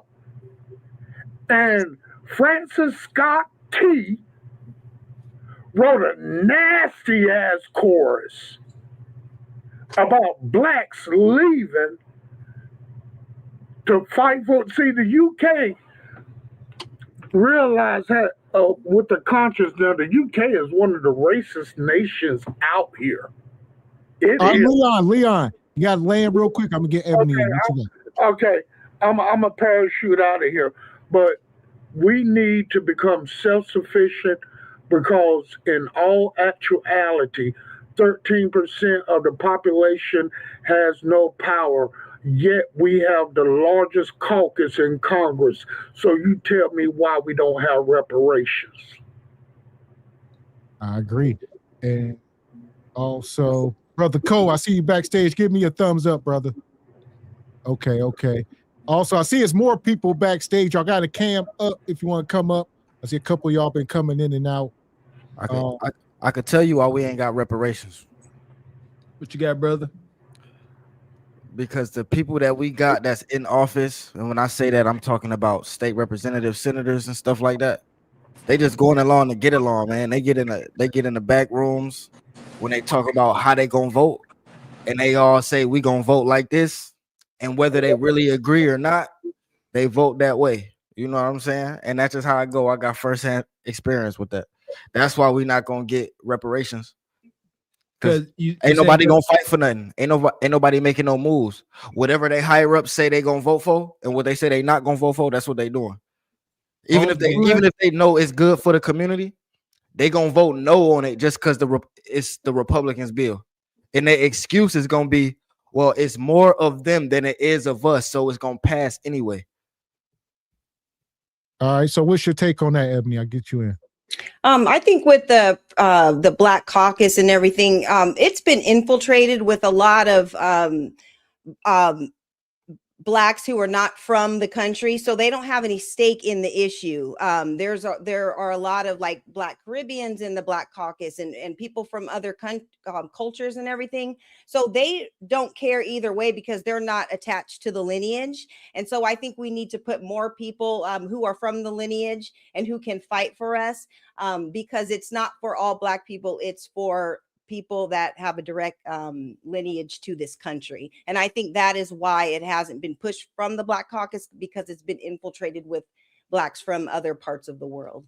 There you go. That cultural disconnect. And that's going to make it a lot easier for, like you said, Brother Cole, I hope we're saying it right. That's going to make it a lot easier for those individuals to get there to be acceptable to getting their palms greased. That's what it's all. That's what's been happening. Yeah. We're going to vote this way, grease my palms, and it is what it is. Yeah. So what you got, Triple X? Welcome up, brother. You muted. Welcome up, brother. Salute to everybody. How's everybody going? Good, good. Good to see you, man. All right. Likewise. Ebony decked out in the Pittsburgh year. Watch out now. I ain't mad. They had a good game the other day. They did. Yeah, they did. Hey, all right. In regards to what's being discussed, because it's quite a few things that I've seen discussed up here. I haven't seen the whole live. But in regards to the reparations bill, I agree a lot with what has already been said. The reality is, even though we have a lot of black people in a lot of political positions locally and in Washington, everywhere, even though we have those, it's two main problems. One is that a good number of those people are not from Black Americas. They're not Black Americans. And the other issue is that regardless of if they're Black Americans or not, they're not our candidates. Like when Jewish people put people in power, those are people directly from a Jewish lobby, you know? Small hat lobby, my bad. Yeah, so they will do their bidding in things that they want specifically because it's from their party, it's backed by their dollars, etc., etc. We don't have a pro-black pack that are putting these particular people in these positions in politics. So they're not going to do our bidding. So people from the DNC, like the candidates they put in, they're not going to get out there and fight tooth and nail for reparations. That's not anything they're looking for, you know? If anything, many in the DNC are going to be against that. So, and they're going to be against it on the in the RNC also.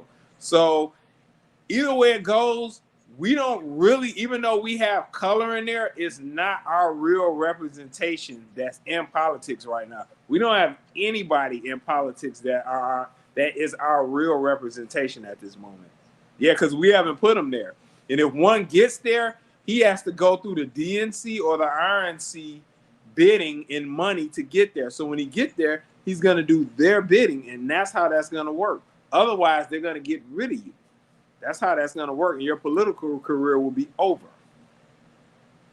Yeah. Okay, so what's your thoughts on that, Brother Cole? What's your take on it?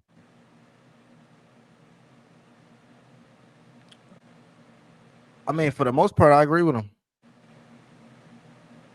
Okay. Well, here's the thing. Do we think we need to be, because Triple X just hit on something about us not having representation, you know, whether it be in Congress or in the police force or anything. Do we need to be raising our children and gear them towards this stuff instead of trying to make the next LeBron James or the next, you know, Lamar Jackson? Be, you know, trying to get our kids in these positions. See, it's kind of a double-edged sword. I would say yes and no. Here's the reason. I say yes because we do need them. However, only if we can put together something so we can back them and they're our candidates. You know, if we can figure out a way to somehow infiltrate or work out a deal within those groups to get our candidates in, and they have to do our bidding, yeah. But just pushing young blacks toward politics and they have to go through the RNC windmill or the DNC windmill, you're gonna get the same results you're getting because it's black people there now. You know? Yeah, but considering it's put in by their money, they have to do their bidding, and otherwise they're gonna just get rid of them. So we have to find a way to put them there ourselves, and that's what's complex. The thing is, we got to get in their pockets. Yeah, money. Every community figures out a way to get in their pockets. Yeah, and that's financing them. Yeah, which means the black community got to become an LLC some type of way. Yeah, you know what I'm saying? That's what the small heads do. That's what the Europeans been doing for years. You know what I mean? We get in their pockets, then that's when we will have economic equality. As long as we're not in their pockets and they don't owe us no money, then what? They looking right over us. Facts. Cole, that's what I mean by learn the rules to the game. We got to learn that, you know, you got, like you say, you got to become an LLC. You got to become a business. Like you got to, as families, we got to put ourselves in position to benefit from tax breaks. They don't care If we weren't taught these things, they don't care. If we know if injustices got us to a point where none of this stuff was ever brought to our attention, we got to learn. Shout out to John Hope Bryant. Got to learn how to structure our lives by not being consumers and take advantage of tax breaks. That's the number one thing. The black community has to become lobbyists. There needs to be the Black American lobbyist firm or something like that. You know what I'm saying? And that way we get in the pockets of these politicians legally. Yeah. You know what I'm saying? Yeah. All right, here go $1 million for what we all can agree on. You know what I'm saying? Yeah. We are not going to agree on everything, but the major points that we can agree on, this is what we can say that we won't push that through for us. You got $1 million. I agree. I agree wholeheartedly. Instead of giving it to Cardi B to go shake her ass on stage, it's crazy. You know what I'm saying? Facts. Yeah, and like we were talking about before, if there's 43 million of us in the country, if we all gave $1 and gave it to a politician and discussed with them what we want our reparations, we want tangibles, we want things for our people. I think we have a better chance because we are letting them know what we want, and we're also backing it up with our money. Here's the thing. There's not 43 million FBA of us. Yes, there are. Gavin, anybody can represent as Black, whether you're Caribbean, African, on the census. No, it's foundational Black Americans. That it's not included in with Caribbeans and. Oh no, I understand, but I'm talking about that 43 million number as far as the U.S., as far as Blacks in the country. That's anybody with Black skin. No, it's 43 million foundational Black Americans. And actually the number is bigger because not everybody fills out those census forms. We all don't fill out those forms. So there's even more than 43. We're talking about so it's more. So it's more than 43 million of us outside of anybody not born in FBA. Foundational Black Americans. Yes. Okay. That's news to me. I did not know that was true. Well, when it comes to the census, factually, they are talking about all Black people. You know what I'm saying? The census. Now, if you're talking about other statistics, I don't know those studies, but the census is definitely talking about in America all Black people. So that could be African, somebody that's from Haiti. Now, if they in America, they're gonna classify them as Black. It's nowhere in the selection bar where they can say. I mean, they could put other, but that's not. Then it would be in other. That was my understanding. Yeah. Okay. But I mean, the number ain't that far off. It's probably like 30 something million of us. You know what I'm saying? The number ain't that far off. And that goes to my point where I try to say I don't believe in the whole, all the tether stuff and all the division. Me personally, I don't subscribe to it. Because of that reason right there. I don't believe in dwindling our numbers, and we're already the minority. Yeah. The only thing we gotta go ahead, brother. I was gonna say, well, Gavin, I think the issue with us making us one big Negro, because that's not what we are. We all don't think the same, and we all don't believe the same, and we all don't have the different values. Here's my thing. I agree, Ebony, but I think Black people in my own family don't agree with me. That's what I'm saying. Don't matter if you a tether. I don't care where you from. Like, we don't agree with each other. Black people born here. But I could put it in this perspective. They look at, how can I put it? Like a European that's in Europe. That's how Africans kind of look at us. You know what I'm saying? We're not we see them as Black because some of them live around us. If you live in a hood, you know what I'm saying? I don't disagree. What I'm saying is all Black people ain't Black people is what I'm saying. All that 30 million ain't gonna be like, all right, I'm with y'all. They're gonna be like, I don't agree with that. Right. That's true. Yeah. But it's about what the majority can agree on and what's best for the community. You know what I'm saying? We don't, and you gotta have some qualifications for it to really matter about what you're saying. You know what I'm saying? If you a degenerate, we don't care if you don't like what we don't care what you think about what we saying about this politician and they politics if you ain't never voted a day in your life anyway. Come learn something, and then you know what I'm saying, we get into it. Yeah. I'll say this too, and I've heard this several times from several places.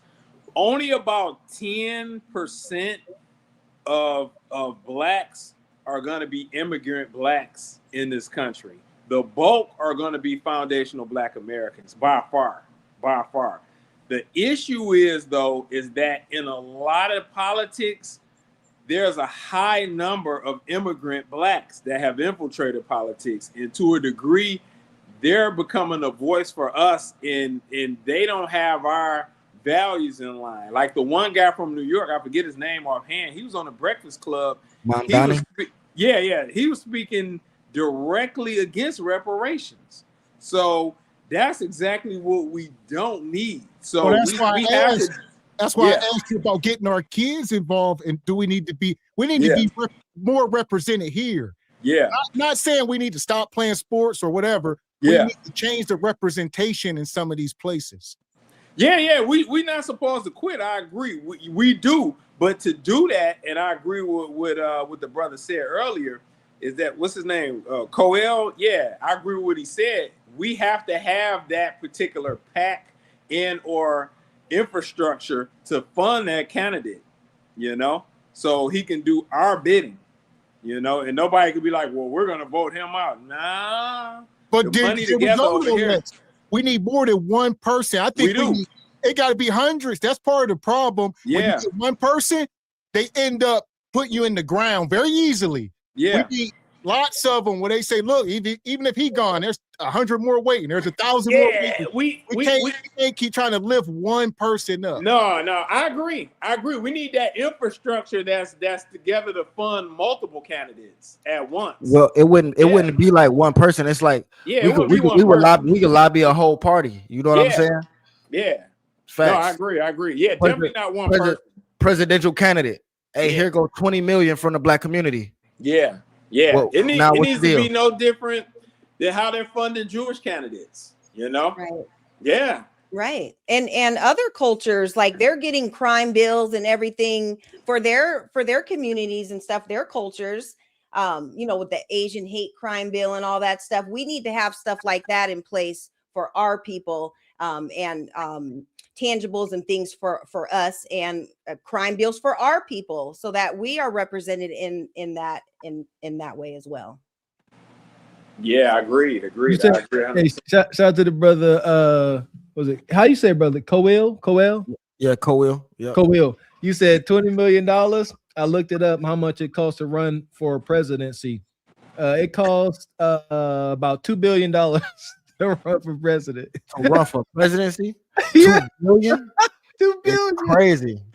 Yeah, y'all know the kind of money they be. Kamala was spending like $200 million a week, something crazy.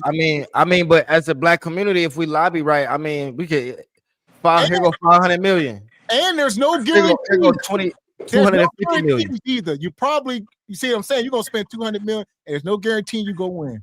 Yeah, but what if we do win though? What if we do win? So we got to be able to lose those resources. So there we go. We got to be willing to say, here it is. And if we the black community spends $2 trillion a year, man. So yeah, I mean, we get it. 250. It's easy. Yeah, 250 million ain't. Yeah, y'all sound. It ain't easy. I would say. I would say it is. If you could get all FBAs to put $1 a month up, $1, and I know. But if you can get them to put $1 a month up just for 12 months, that would be crazy money. I mean, practically, if we been, in the perfect world, but we so fractured, divided, it ain't no way. It's because I know how this goes. You start building up funds. All right, Who in charge of it? Who be embezzlers? Too many trust issues. Yeah, who in charge? It gotta be somebody that people like. Yeah, and that people trust.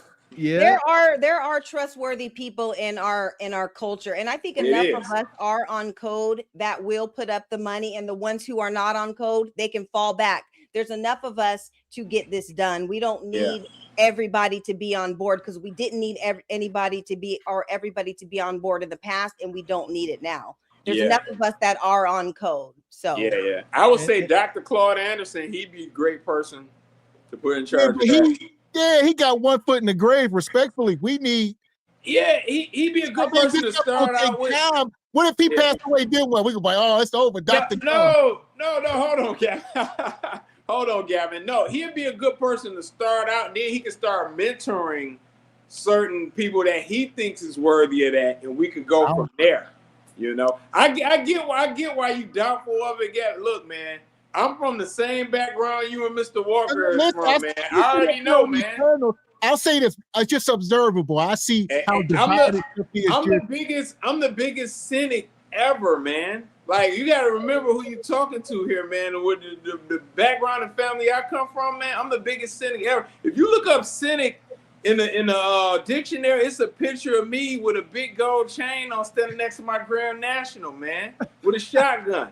Bruh, ain't a bigger cynic out here. But hey, we got to push forward, man. I think our best option is like Devil Game said in the chat, is to get somebody young, somebody fresh, somebody who is not tainted. Like some of the older generations, they're kind of tainted and they don't really care because they're about to check out anyways. But somebody young and fresh, and somebody that will listen to our ideas, because there are a lot of young people who are getting involved in politics with the reparations movement and everything. There are a lot of people, young people out there making it happen. So I think if we get somebody young and fresh, I think it'll give us the best chance. Somebody who has direct lineage to this land, and so that we can express to them what they need or what we need, and that they can make sure that it happens because they are a part of the lineage as well.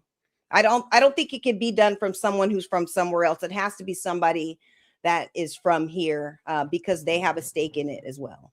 I agree. That's where I end up, with my, internet reparations research. It stopped at the NAACP and Dr. Claude Anderson. And both parties, Dr. Claude Anderson and the NAACP, speak on just obstacles. And it's just, I don't know. I just don't know how this progresses. Like the thing is, they gave them guys money to keep it right there. They gave them guys money to keep the conversation right there. Al Sharpton, Dr. Claude Anderson, Jesse James. Yeah, Jesse Jackson. I'm about to say Jesse James. But yeah, they gave all them guys and the guys like them guys in those same type of positions money to just keep the conversation right there. Because the conversation been at the same point since the 1968, man. Yeah. Since Martin Luther King died, the conversation been at the same point. We need to stick together, try to put our money together. We need to do, man. They got us twisted in going the wrong way. We got to figure something else out. Yeah, NAACP probably done got bought. I don't think Brother Claude Anderson can get bought out. I think he's just one person. They just can ignore him. But the NAACP, there may have been some greasing of the palms there. Yeah, they don't ignore it. They don't ignore it. None of them. They got voices. You got to understand, if somebody has a voice, Dr. Claude Anderson been around for a long time. Yeah, they're compromised, man. What are they doing? They get a following, they get powerful, and they get money, and they get followers, and all they followers. Like Gav said, that one man syndrome. It can't be one lonely, well-educated, long in the tooth brother. Because I just, like I said, I like Dr. Claude Anderson. I just don't. I think it's hard to get traction. That's all. Well, how long has he been around? Because I'm not too much familiar. Dr. Claude Anderson? Yeah. Oh man, he whatever, man. Yeah, he got the book Powernomics. Yeah. For the 80s to 70s, he's been doing a long time. Okay, so what I'm saying is, all of those guys have been compromised. If you have some type of power and some type of leverage, your job, if we're going to give you some money and let you keep your power and leverage, is to keep your conversation right there. Just a conversation. You don't give them any more than enough to get further than what we want them to be. Because how I think is, if that wasn't the case, why is it just left at the conversation? Why do these? I say this, Brother Coel, with those other guys like the Al Sharptons and stuff, and possibly Jesse Jackson, I don't know for sure. I think you're right. Now with Claude Anderson, I don't think I agree with that. I don't think he's been co-opted or anything. It's just he's got to the point. you know, as in the position he's in, without any real money or support, what can he really do to push things any further? He's not in a position to do anything to push it any further. That's why it hasn't progressed. You know. And another thing is that like Neely Fuller Jr. and Claude Anderson, they have taught us so much through their literature and all of their speeches and everything, like in books and everything. They've taught us so much game. So maybe they are not able to push it forward, you know, because they're at an older age, but they've given us the knowledge in order to push it through. So and just like with Johnny Cochran, he was fighting for reparations before he mysteriously had a brain aneurysm or whatever, but he was fighting for more Black lawyers from the lineage, also to be fighting for us as well. So you're right, it needs to be a group of people, but some of the elders are not all coons, and they definitely have taught us a lot in order to push the movement forward. So we're soaking up game from all areas, and we can push it forward. So that part. My thing is that let me grab these super chats real quick. I'm gonna get. I got you, Leon. Shout out to King Keon. Appreciate you, brother. Says shout out to the Kangs. What's that? Quan, Leon, and the big bag of chips. Appreciate you, Sister Oluwa. Been a member for 1 month. Says, was it rude? Was it nude beach, Leon? Most likely. Shout out to King Keon. Says, Leon got it smoked out in the dungeon. Can't see ish. Always. Shout out to Odd Job. Good to see you, brother. Says, these political sell out their voting block for their pieces of silver. Excuse me, every race got their Judas. We just have more of them. Ooh, my goodness. I agree. So I'm gonna get you at Leon. We're gonna go around, get everybody's final thoughts here in a minute. What you got, Leon? Oh, you already got me? Okay, good. All right. The Bible says this: don't be deceived by the doctrine of the Herodians. That means don't be deceived by the politicians. The Herodians were the politicians of that time. And we see in this country that politics is damn near religion. I'm a Republican, I'm a Christian, I'm this, I'm a Democrat.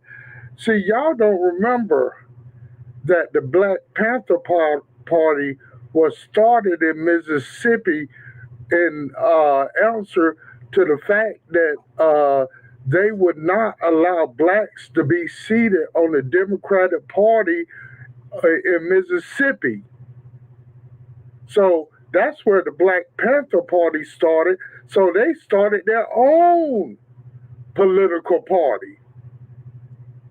So now, I'm not saying that the last argument is a pipe dream.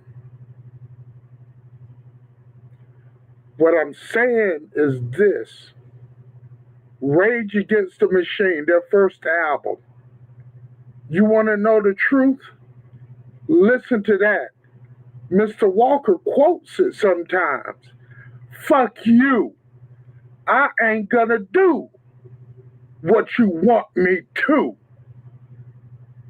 Rage Against the Machine, and this is towards you, Ebony.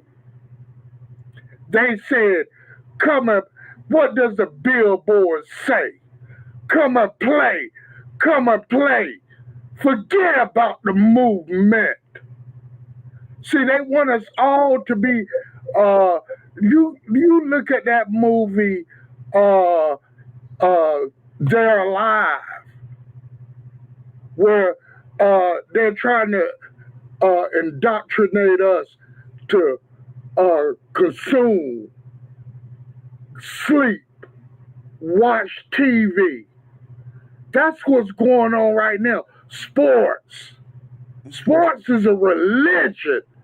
I have never seen so many betting ass in my life. And I know where they originated from. And they put that little thing at the bottom, say if you got a gambling problem.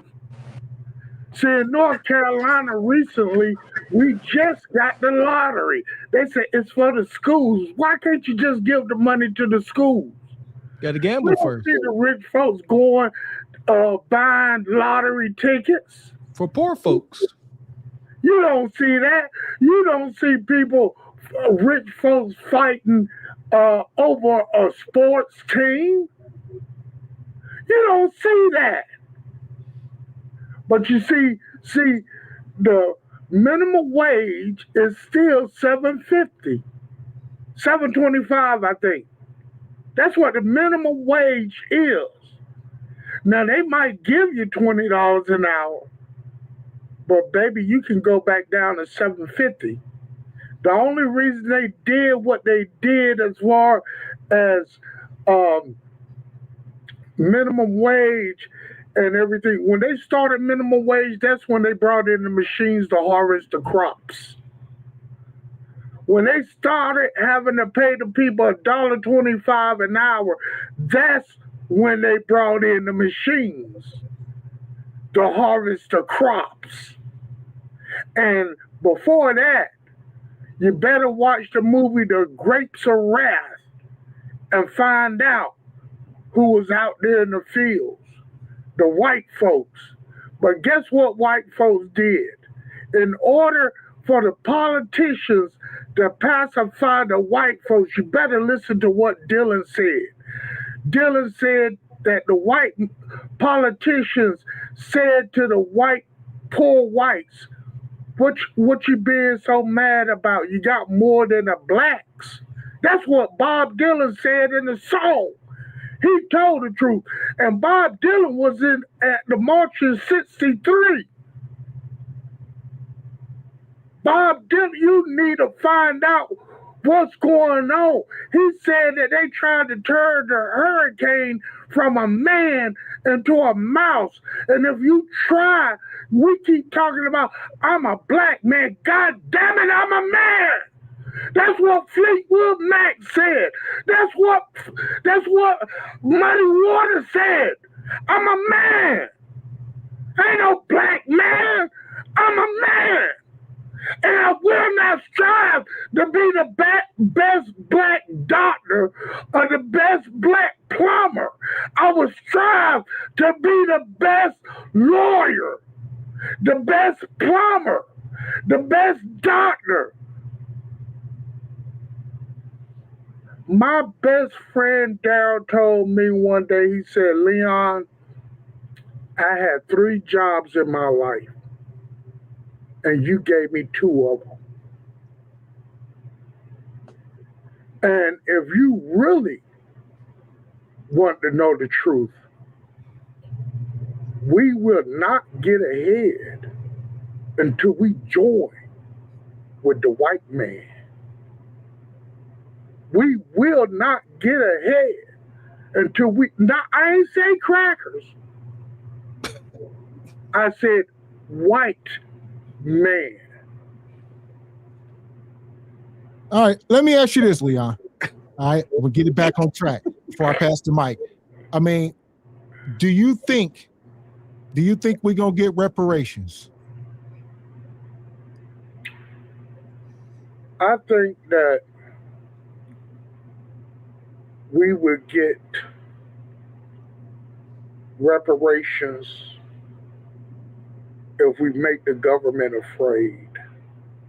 How do we do that? We have to join together with together right now over me. You didn't know. Come together.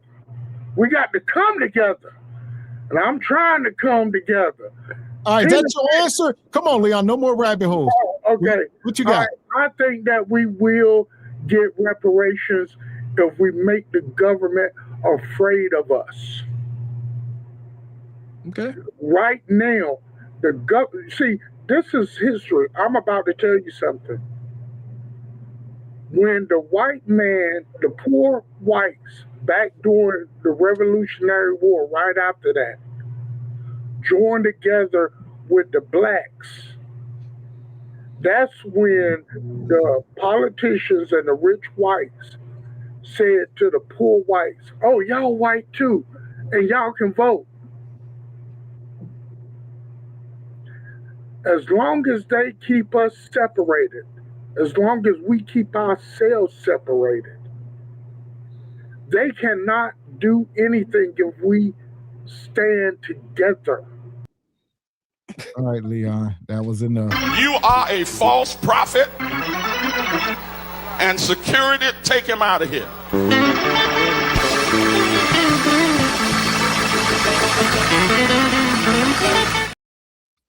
You got 5 minutes, Leon. So shout out to Project Leroy. He was on your top. Says nope. Plane knocked out the sky by Leon. Leon, I feel what he's saying. We do gotta unify. You know, it's about classism, socioeconomic status got a lot to do with groups now. You know, racism stuff that's always going to exist. What's the bigger picture now? And he was speaking some truth. You know, the poor blacks and the poor whites, we think we different. As far as the government and laws and policies are concerned, we ain't. You see that? The things that matter, we the same, you know, for the most part. Obviously, there's differences. I don't want to hear y'all mess, but we're on the same level. That part. So what you got, Brother Lex? You know, as we wrapping up here. The truth about MAGA. What does it mean for people of color? Yeah. Hey, you know, that's a great question. At the end of the day, it's not our movement. You know, I understand why they were able to catch a lot of people. I mean, a lot of our people are looking for something to join up with and push forward with, and looking for change. But the reality of it all is, it's not our movement. It wasn't started by us. It's not pro-black. It doesn't really address any black issues, and it's ultimately is not our agenda. So I think it would be best not to get behind that. I think it's really on its way out at this point. You know, Trump, I mean, I don't want to get into that because I don't want to derail the conversation here too much, but that's where I'm at with the MAGA thing. Hey, this is an outstanding platform, Gavin X and Mr. Walker. I like the direction y'all going with this Truth Over Lies. You guys, I like these topics. These are great topics. It's addressing stuff that's much needed to be discussed in the community. I enjoy coming up here and discussing these things. And Gavin X and Mr. Walker, I know specifically why. You know, look, man, I know exactly why you guys feel that way when you're like, who gonna be in charge of the money? Hey, as a guy that has seen so much fraudulent nonsense and lies, even within, not just strangers, people you deal with, I get why you guys are like that. Y'all not wrong, man. You're not wrong. You're not wrong for feeling that way. And also, what do you think about this? Shout out to Izzy. You know, this stuff here, you know, is there any truth to it? Yeah, well, I'll say this, Izzy. Here's the thing. We're the majority. We just need to step forward with our situation and have our super PAC or our political party or whatever, and they'll be on the outside trying to get in. That's how that works. We're the majority here. Yeah. It's no use in going back and forth with them. Let them go ahead and continue to infiltrate the DNC and RNC and do whatever they tell them to do, and we'll get our own thing started. And then we'll take the wheel and steer that ship. And then at that point, they'll be on their own. You know? Well, we got to use YouTube to connect and come up with some kind of agreement. Like, come on, we can't get lost in the moment. Without YouTube, we don't have the opportunity to connect and have these conversations and brainstorm. We got to use this platform to, assimilate, get together. And we need to trust one another, but not really. We're going to get stuff on paper. So, you know, whoever dealing with the funds, you're going to be held accountable legally. You can try to do something if you want, to. This is written on paper. Ain't no handshake agreements going on. Like Mr. X said, right. We know where you live. We know where your kids go to school. All that stuff. But yeah, I think if we have a shot at really coming together, unifying, we need to start using social media because, like I said, I don't have the privilege of coming in contact with you guys without it. So I agree. It's been a great ally so far. I wish it existed in our great leaders' heydays, the Malcolm X's, the Martin Luther Kings. Like a lot of stuff would have gotten shut down with COINTELPRO. They showed pictures of black agents that was able to infiltrate the Nation of Islam, Martin Luther King camp, the Black Panthers. One guy was in all three camps. Like chicks would have called him out from seeing pictures on the internet. Like that's the same dude. Crazy, man. So yeah, you're right. It's been an asset, no doubt. There we go. That part. So what you got, Brother Cole?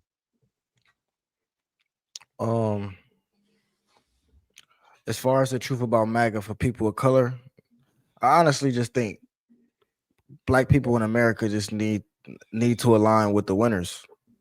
We've been so focused on maybe making our own, aligning with things that make us feel well. No, we need to align with the people that's winning. We need to somehow get in their pockets. Doesn't mean we have to align with all of their views. It just means that they have to know where we stand and do the things, or willing to do the things that we're asking for. So whether it's MAGA, whether it's the Republicans, whether it's Democrats, I think black people just need to focus on coming together with the winners. Because like I said, we've been doing this for so long, but we're going to start our own party. We in 2025, bro. If black people was going to start their own party, dog, it would have gotten done already. That's just how I feel about it. We've been voting for so long. We've been doing this for so long. We would have had our own party by now if that's what we was going to do.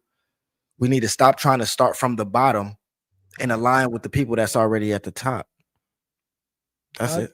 I like that. That's a new thought up here. I haven't heard anyone say that. And I like what you're saying. I like the thought. Align with the winners. And also, and that's how you infiltrate. Can't beat them, join them. Yeah. So we gonna see what y'all doing. Farrakhan spoke on this. He said, observe, the Viking man's ways because he's very successful. Observe. So learn. I get it. Like I understand, like join them. And then once you become baked into the cake, we ain't baked into nobody, we ain't baked into anything. Once we get baked in, then you can say, you know what? We're gonna start changing some things around here. I can jump on that crazy train, brother. I like the train of thought. Yeah, appreciate it. So what you got, Sister Ebony?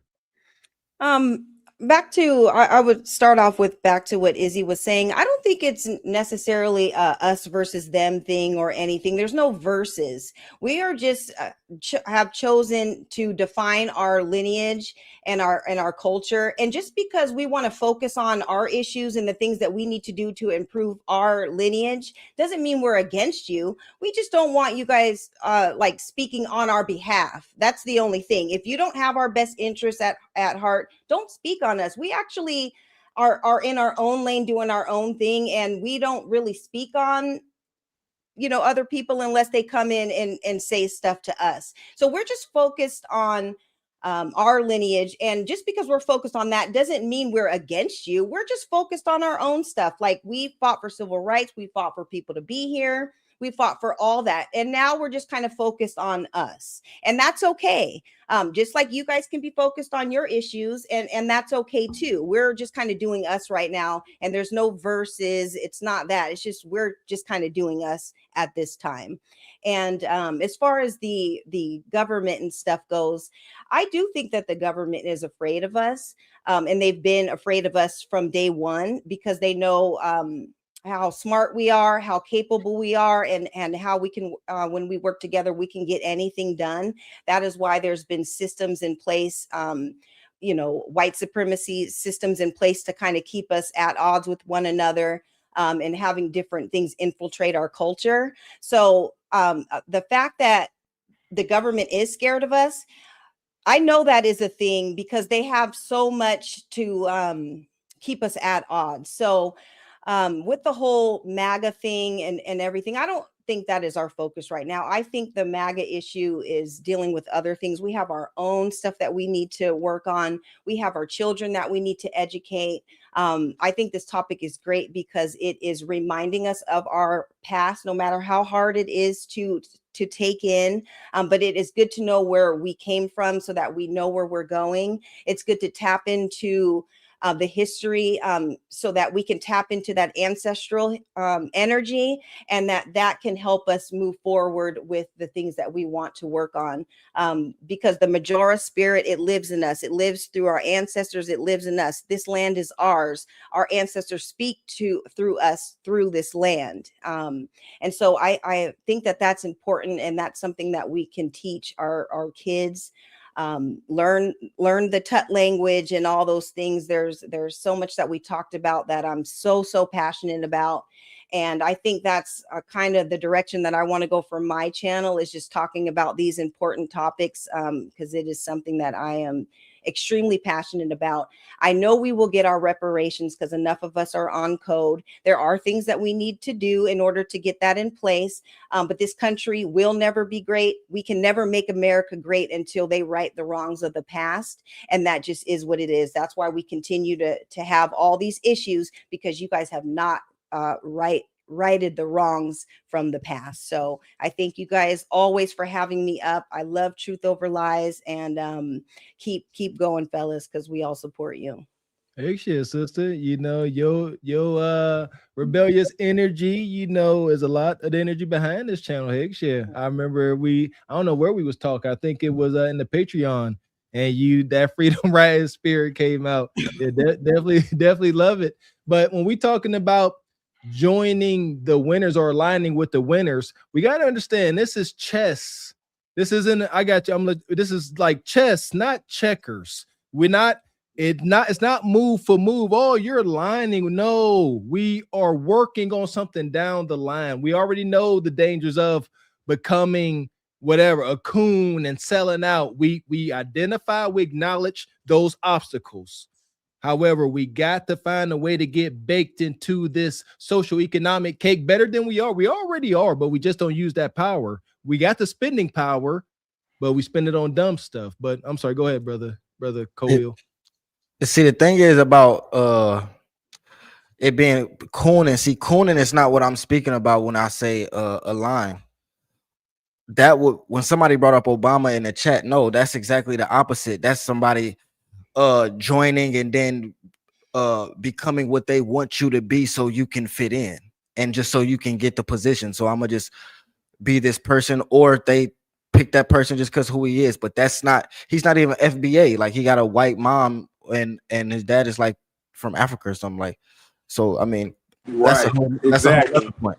But so yeah, that's not what I mean by cooning. It has to be a strong man with strong values that's gonna stand in his point. You know what I'm saying? And I'm not gonna lie, the Democrats, when somebody spoke about education, the Democrats, they don't care about our kids' education. You know what I'm saying? They want kids to be able to do whatever they want, call themselves whatever they want in schools. Like, it's all type of stuff. I think when it comes to raising our children, the other side, with MAGA side or the Republican side, they have children and our education in their best interest when it comes to that point. You know what I'm saying? They don't want alphabet people all in the bathroom. I got nieces and nephews. I don't want no grown man in a bathroom with my niece just because he feel like what he is. You know what I'm saying? But that's a whole nother point. You know what I mean? There we go. Appreciate you, brother. Don't be a stranger, man. Good to have you up here. Like your point of view, man. What you got, Triple X? Oh, yeah, I was just gonna say, to add on to what that brother was saying, Obama definitely wasn't the guy for this agenda, for this mission. again, it definitely doesn't need to be just one guy. And I know you mentioned that earlier, Gavin X. I agree with that wholeheartedly. We need a team, and that would be part of putting that type of agenda together, is to start being able to locate that talent, fund that talent, and put the talent out there, and let's see what they can do. You know what I'm saying? That's what I would like to see. As far as like us assimilating to the winners, I mean, how can I put this, man? The best way I could put this is, we have no friends, man. As Black Americans, we have no friends, and otherwise, I think by now we would have definitely have clicked up with a race, and been solid with them and been moving and shaking.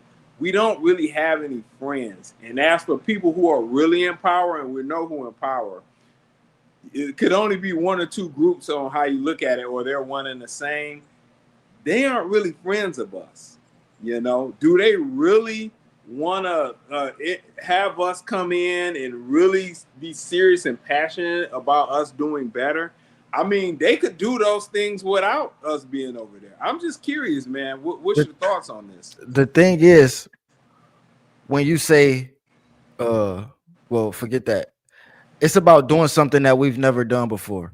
I guess so you could say, oh, we would have done that. No, because like I said before, the leaders that they've let prosper and that they've funded has told us, no, we got to stick with this black agenda. It's black, black, black, black, black. You got to buy black. You got to do this black. Nobody has ever said anything about, hey, let's go and try to partner up and see what they talking about. Even a few years ago when Ice Cube tried to do it, he got crucified on the internet. You know what I'm saying? Like I said before, it has to be something that we're not doing. It's something that we're missing. We're being tricked. And the trick is not assimilating, but the trick is not teaming up with them, thinking that we can't team up with them because we don't like their views, because they great grandfathers had some slaves that so happened to be some of our ancestors. Man, forget that and let's win. Because I don't want to. That could be mistaken. I don't want to say forget that, but if they're open to it, that's the thing. Like you say, when Ice Cube went to him with it, were they really receptive of it? Like, what were they willing to do? We have to bring something to the table. Before, man. We have to bring things have been presented, man, over the years. We have to bring something to the table economically, bro, of business and funding millions of dollars to say, hey, these are our black dollars. We're willing to do this in the government. We bring this. These are industries that we're backing, and this is what we stand behind. You know what I'm saying? If we're not in their pockets, then we don't have nothing. We got to get in their pockets, bro. We got to finance them. We got to come up with a bank. Coel, I think that kind of funnels back. I see what you're saying. I think that funnels back to what I was stating earlier about us having to have that black agenda. Notice how when I said earlier, we put $1 up for every Foundation Black American, how much money that would be. Regardless if we did it that way or another way, if we had that type of money and we're producing our candidates, at that point, we'd be there. We have leverage. Yes, they would be willing to work with us on some level. I have no doubt. There are, here's my thing. There are black banks. There's a handful of black banks. We've got black people in high places. And that's why I get frustrated with this conversation. Because it's still not working. Yeah, who are we? I understand we're going to continue the conversation, yes. But I like to put forth action with conversation. Maybe that's just me. But like, no, I agree with that, man. I agree with that wholeheartedly, Mr. Walker. I'll be honest with you. I just don't see it just them just jumping out and saying, hey, come on, or we going over there presenting ourselves. I mean, a lot of things have just been raised to people over the years, many, many different instances, and I look at what the reception to it was, and it's just like it has to be a thing where they have no choice. We gotta if this is what we want, we gotta get down and dirty. We talking about what we really want. We want economic independence, man. So if we can find some way to raise the funds and make them listen to us. Like there's people there that can have them listen to us, or some of us gonna have to die to make it happen. I'm talking about like 200 years ago. Like it could be like it's gonna have to be something if we want it to change, but or otherwise, like I said, or just like Mr. Walker said, it's just gonna be a conversation. And I feel like all our black leaders have us stuck in this revolving door of conversation, dog. Yeah, you can't make anybody listen to you. I'll say that. Of course, when you got your money together, you can essentially buy yourself a seat at the table at that point. You know, if your money is really, really, really right, it's very, very little you can't do. You know? So yeah, you know, I mean, but you can't make anybody just listen to you without that, for sure. I mean, you kind of can, but go ahead, Ebony. I know you're trying to speak. I was just going to say, I think we made a huge statement this last election with the whole parties, because a lot of us sat out. A lot of us sat on the couch because they didn't have tangibles for us. And we're no longer just voting just to vote. We're no longer voting because our parents were Democrats, and we're no longer voting because we don't like the Democrats and we're just going to go with the Republicans. We're looking for tangibles for our people. And we made a huge statement this last election because we flipped the whole Democratic Party. We weren't rocking with Kamala and all that, and they thought that they could bring Cardi B and bring Beyonce to the barbecue with the catfish nuggets and all that, show up singing the Negro spirituals with us, and thought that we were going to get on board. No, we sat out, and now they're all wondering, okay, well, where were the black people? Why didn't they show up? Because we don't rock with you because you're not doing anything for us. That's how you make a change. Because I bet you for the next election, they are going to they're going to have to do something, because we are no longer just voting just to vote. Yes, our ancestors died for us to be able to vote, but they also died for us to get something with that vote. We're no longer just voting for nothing. We're not voting for other people to get tangibles and all that. No, this is about us. And we flipped that last election. We will flip the next one until our stuff is heard. So I think that we are making a difference with what we've already done and what we continue to do. These reparation conversations are being talked on a national level from state to state. We are making a difference. We're showing up to the reparations hearings. No, nothing has gotten passed yet, but the conversation is going. We're talking about being foundational and talking about our lineage and the contributions that we made to this country. And this country is acknowledging such things. So it's going to happen, and we're already making a difference with you guys. So you do something for us, and that's the type of time that we need to be on. Stay on code and keep it lineage based, and we're going to get our reparations for our people. Well said, Ebony. Well said. There you go. Appreciate your devil games. He says last election, a lot of melanated people voted Dems at 85%. That's a half truth though, because overall less black people voted. There you go. You know, and that's the big thing, as Ebony Dean pointed out. But the thing is, that don't help us though. If less people vote, it don't help us. But what are we voting for? Like, okay, say we have two parties. If they are not doing anything for us, why are we voting? Just to vote? If we're picking the lesser of two evil, what's the point when they're not doing anything? Okay, so how I did it, I'm gonna tell you how I did it, right? Okay. I watched all of, like, as they came on, I watched their pep rallies, their speeches. I went to their websites and I read their policies, and I went with my common sense, and I said, oh, this person is obviously reading from a script and they're lying. Oh, okay. This person may be lying, but this person is telling the truth a lot, and they're definitely not reading from a script.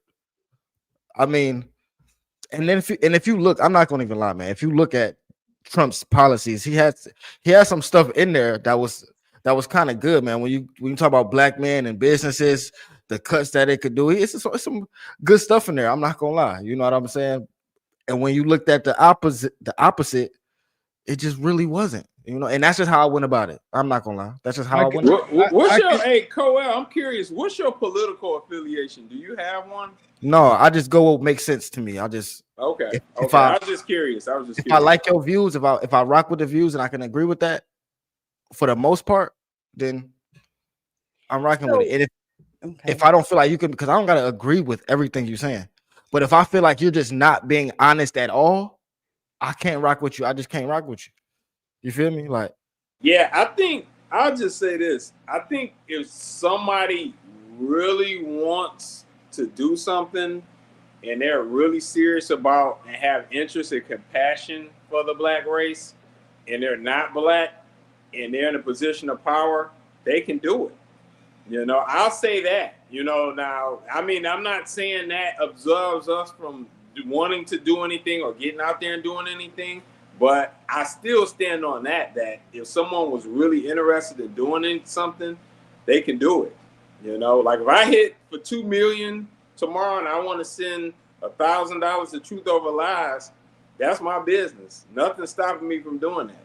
You know, I could see how withholding the vote can be a power move, especially with AI and how it you know the data can be observed that hey, there's 40 million people not voting. That's power. That is stagnant power. Somebody may be inclined to say, hey, let's do something to get this staggering amount of votes. Let's finally give them what they want. Or I know there's no perfect system as of right now for us. However, sorry, not sorry, withholding the vote, that's where I'm at. Yeah, and or that especially could be. especially if you're not even getting anything for your people for your vote. Okay, I didn't choose not to vote for Kamala because she washes her greens in the tub. She said out of her mouth that she was not doing anything for black people. Automatically you're X'd out. There were a lot of things about Trump. I think Trump was the better candidate, but we're picking of the two of the lesser evils. Lesser evils, yeah. Yeah, you guys are not talking about nothing for me, so no, you don't get my vote. Yes, our ancestors died for us to vote, but we need something for our vote. I'm not just picking people based on when they're not doing nothing for me. Why should I even get up out of my house and go vote and do anything for anybody that's not doing nothing for me? Those days are over. We're not doing it anymore. We want tangibles, and that's what we're demanding, and that is just the type of time that we're on. I think withholding the vote could be, if your theory is right? Withholding the vote is really just doing what they want us to do, will be what they would want us to do anyway. Because then if people don't vote, then they could all just go vote for who they want to vote for and then leave us all confused. So it's reverse psychology.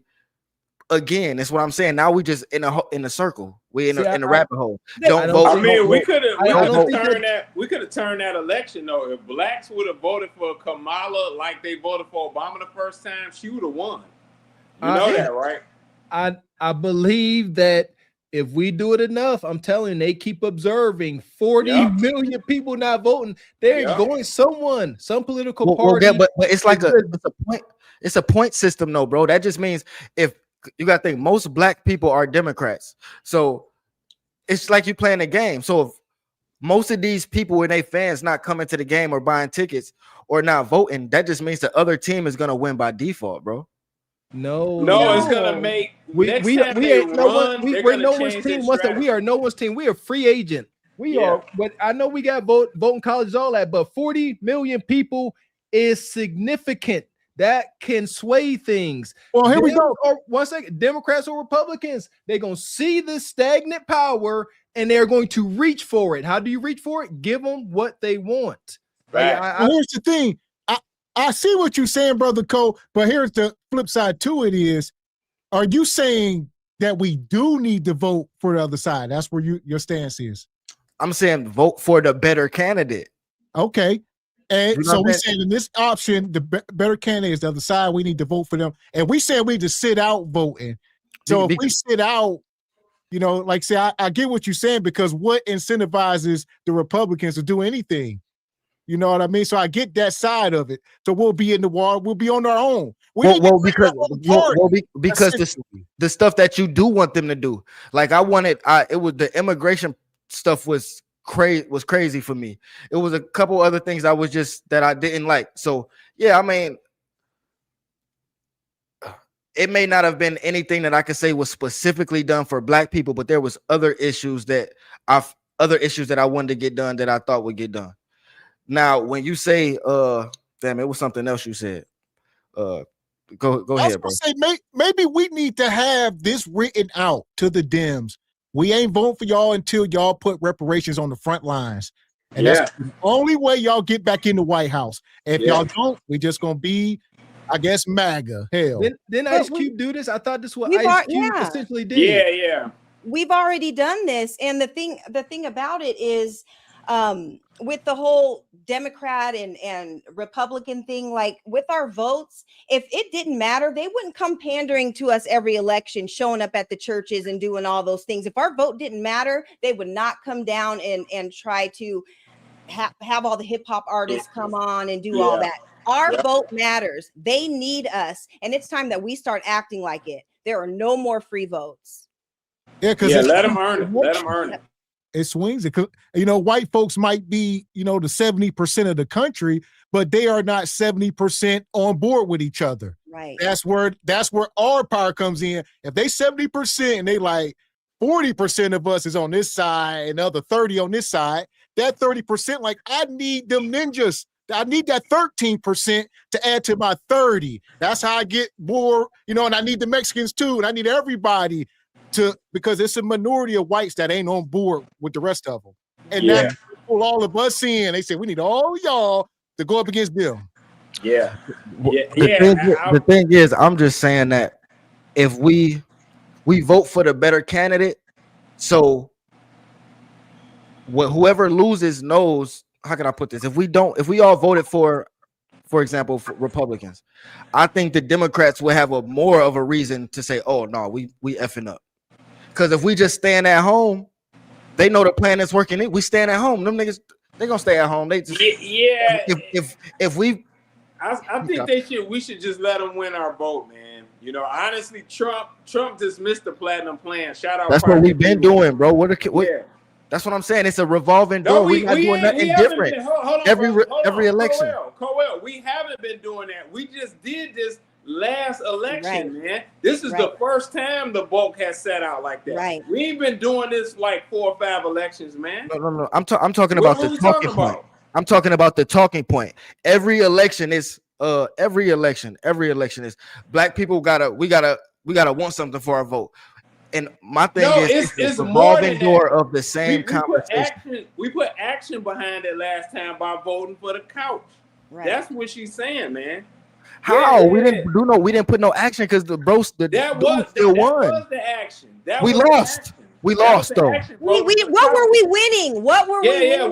If we would have voted, what would we have won? What did we win? What could we have won? Yeah, Trump already declined the platinum plan, so he wasn't interested in. What do you mean? What could when you win? That's what it is. You win. We lost. Well, is it safe? We lost. So what could we have won if we would have voted? What were we getting? Is it a catch-22? Are we looking at a catch-22? Yeah, because think about this: if all the blacks, like Trump, had already declined the platinum plan last time. If all the blacks would have voted for him this time, he still wasn't going to just jump up and do it. He already declined it. What would that? I'm lost here, Coel. I'm saying say every 43 million of us would have voted. What were we voting for? What were we winning? What were we gaining from doing it? Because he's saying vote for the other side. If we would have all voted for Republicans, previously, he already declined what we were looking for. Right. What do you mean, platinum plan? Yeah, he declined the platinum plan. From who? Ice Cube? Yes. Come on, bro. That's one rapper. That's not even that didn't even. Listen, let me finish. That's one rapper that didn't ask the black community. That's one rapper that didn't ask the black community anything. Yes. He went in there with some papers and said, "Hey, we want this."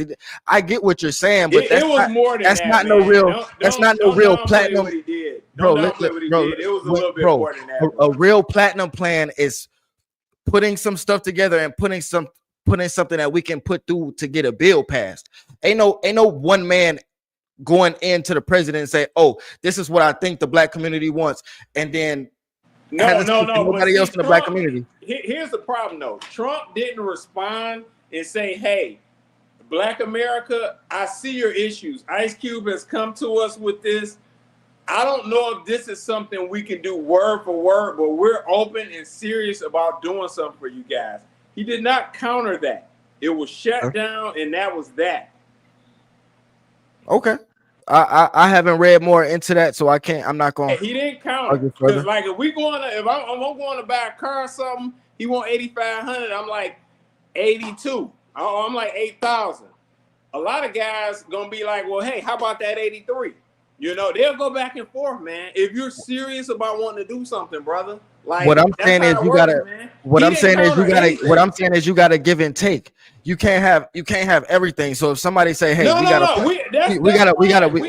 somebody say, listen, bro, you still talking about just black issues. We gotta come together and fix. No, and figure those issues out. We need to work on black. Danger, Cole, danger. Danger. We've been fighting for everybody from the time we were freed. We've been fighting for everybody else's rights, and we keep getting pushed to the side. Those days are over. It is about us. That's what our vote is for. Ice Cube, I don't know any Black American who would have went against what Ice Cube was trying to do. If he, I don't care who it is. If you have the ability to get into that White House and talk about our issues and try to put a bill forth for us, I don't care who it is. If it's a rapper, if it's whoever, go ahead and do it. And he is speaking for our people. Facts. And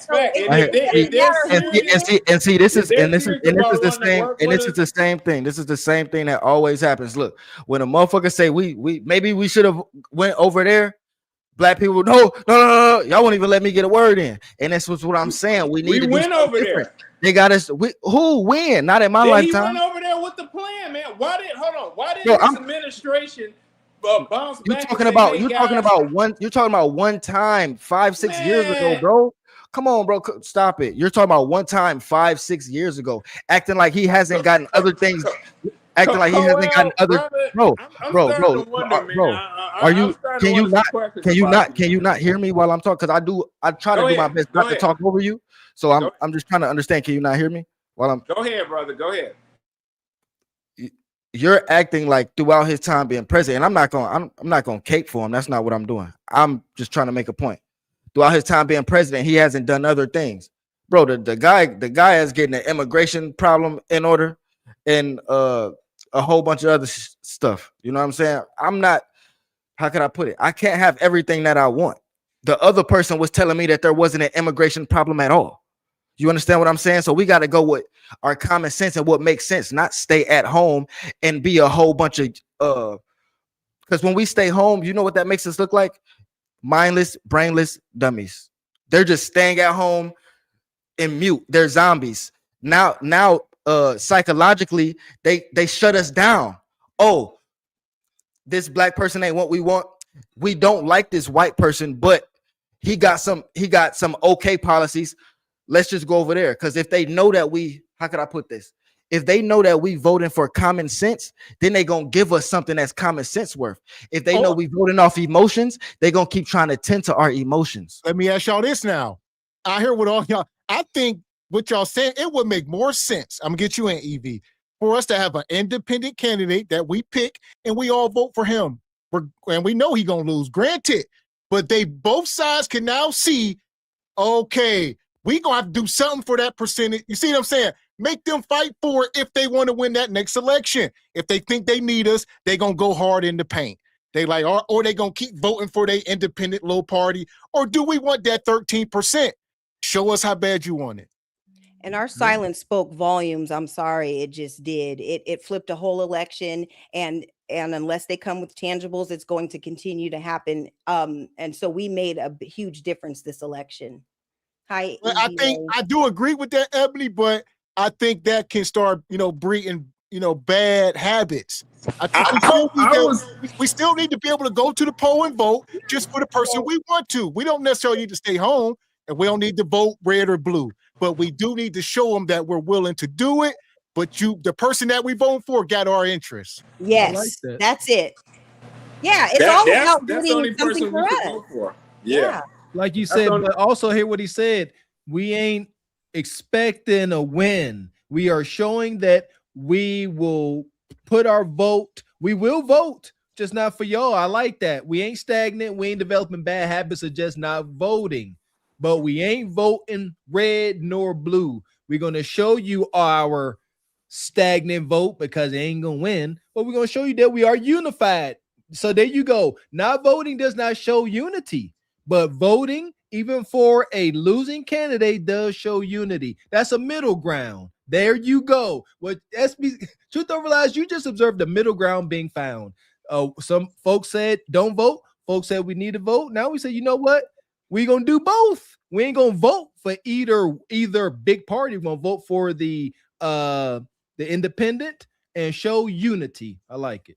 And that shows that we're in it for our interests only, regardless of who it is. It's for our interests, and that's how you're going to get our vote for anything. I can agree with that. I'm gonna start there. I haven't voted since I was hopeful about Obama, but I am going to get my stuff together, and I'm going to vote next election. I'm voting independent. Yeah, I think it goes without saying. If a candidate, regardless if he has a long shot of winning or even no shot at winning, and he's actually about Black agenda, absolutely we should vote for him.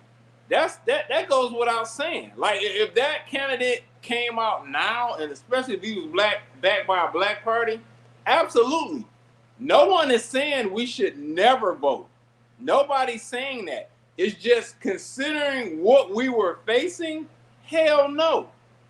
That's all that we were going with that. Let them take that L, that ass kicking they got, regroup, lick their wounds, and then let's see what they talking about this time. That's how you play that. You don't just keep giving it to people and they not serious about it. Look, as far as the Trump situation is concerned, opposite of Ice Cube, what I was trying to tell a brother last time, and I got over talk. What I was trying to tell him was this: look, they had that Black MAGA thing going with Candace Owens, Charlie Kirk, and they were all at the White House and stuff. Then Roland Martin pulled up. Look, they were there at the end trying to ask Trump about a Black agenda and everything. It was shut down then. The Ice Cube Platinum Plan was years after that, man. It's been tried multiple times. They not serious. This administration is not serious about it. I don't know what else proof is needed. Do they need to mail you a letter that say, hey, forget you N-word? I don't know, man. Damn. Hey, I'm going on mute, man. Okay, I'm gonna get EV in. What you got, EV? Welcome up. I was trying to stay away for a second. I really was. No, you wasn't. I was, Ninja. I was, man. So it's a lot to unpack. First of all, no one's studying Steelers. I'll just start off with that. Number two, our problem in our community is that we don't vote like a business.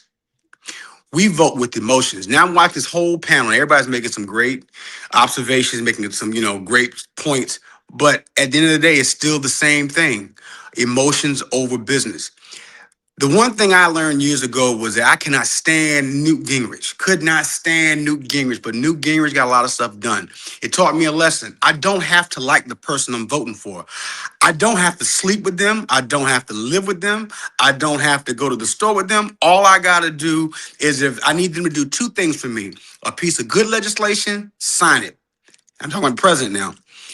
A piece of bad legislation, veto it. I have watched other communities get so much stuff with less than we are. I watched the Philippine community in Virginia Beach when I was living there. They got everything they wanted. How did they end up getting it? Because they're not counted on one side. What y'all are talking about, the currency you have is to flip from either side. That's how you do it. It's not sitting home and not voting this time or not voting for the candidate we like. Because if that's the case, Black folks should have voted for Cornel West for president. You had a woman playing in your face. She kind of halfway resembled Black. She didn't talk Black. She put collard greens in a bathtub, and we still voted for her. Not we, but I say all of us collective. But at the end of the day, you had a Cornel West, a person you've known for years from Princeton University. You know who Cornel West is. Agree with him or not, but he's a black man. He's a all the way black, nappy-headed man. But you didn't vote for him. You went after the woman who had the goofy ass laugh. So my point is, yeah, when you say vote blue no matter who, what happens is, what incentive do I have to give you any plan? And if I'm on the other side, what incentive do I even have to listen to your plan? Because at the end of the day, you ain't gonna vote for me no way. Or if I go in your church, you're not gonna be receptive to me. If I go in your community, you're not gonna be receptive. All you want to see is that I'm a Democrat. But if you go to them Asian communities, you never know how they're gonna vote. You never know which way they're gonna swing.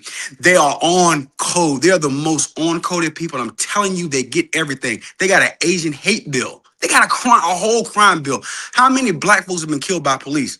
How many black folks have been killed with racial, with racial undertones? How many on video camera? We can't get a crime bill. Why not? Because once they know if you don't vote for me, you ain't black.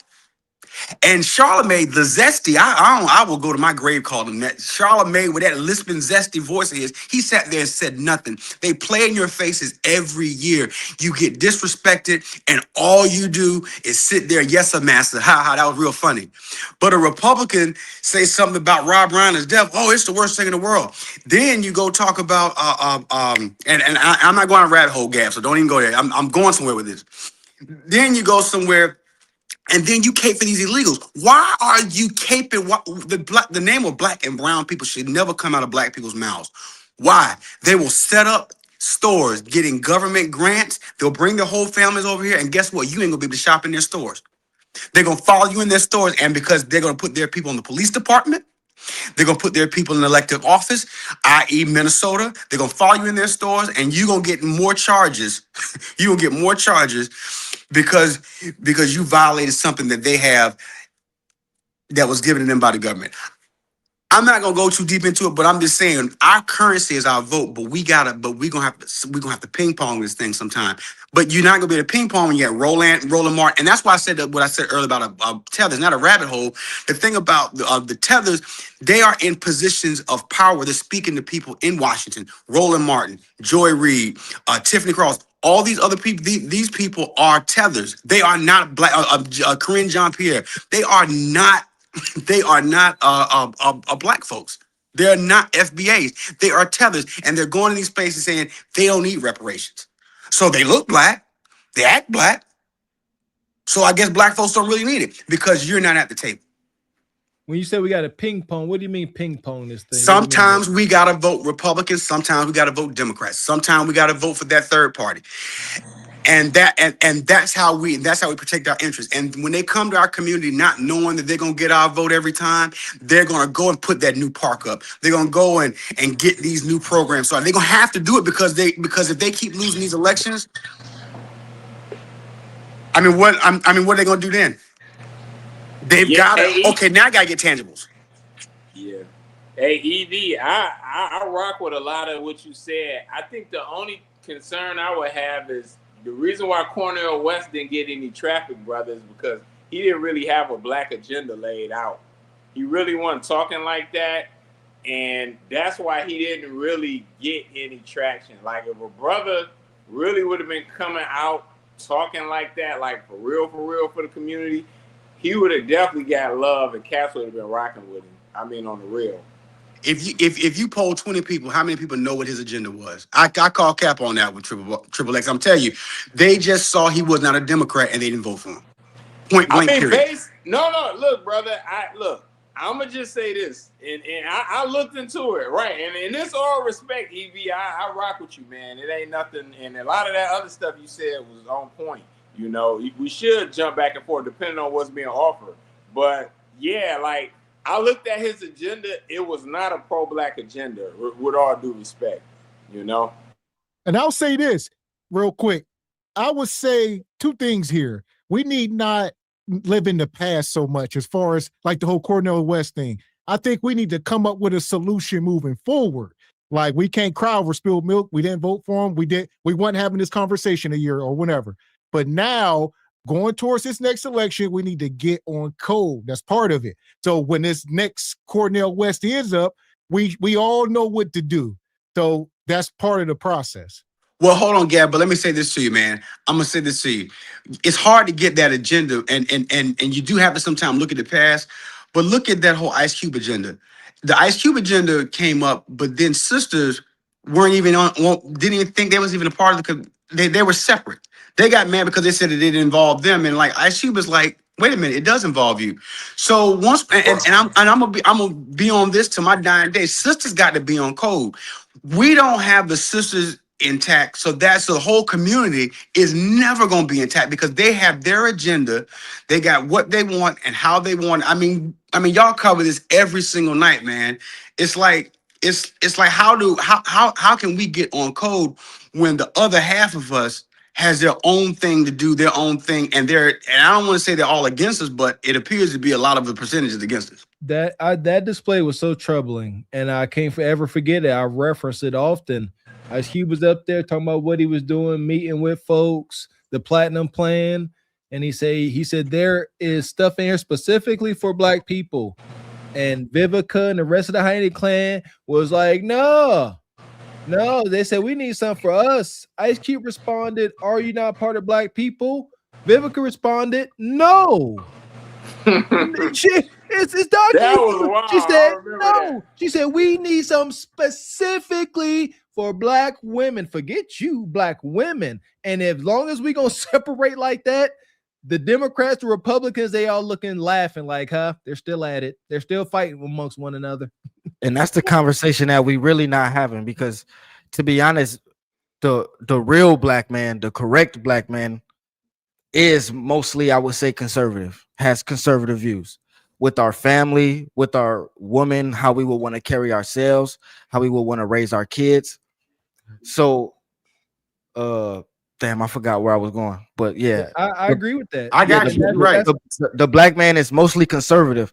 So, the woman in the Black community, mostly, they want to be able to do what they want to do when they want to do it.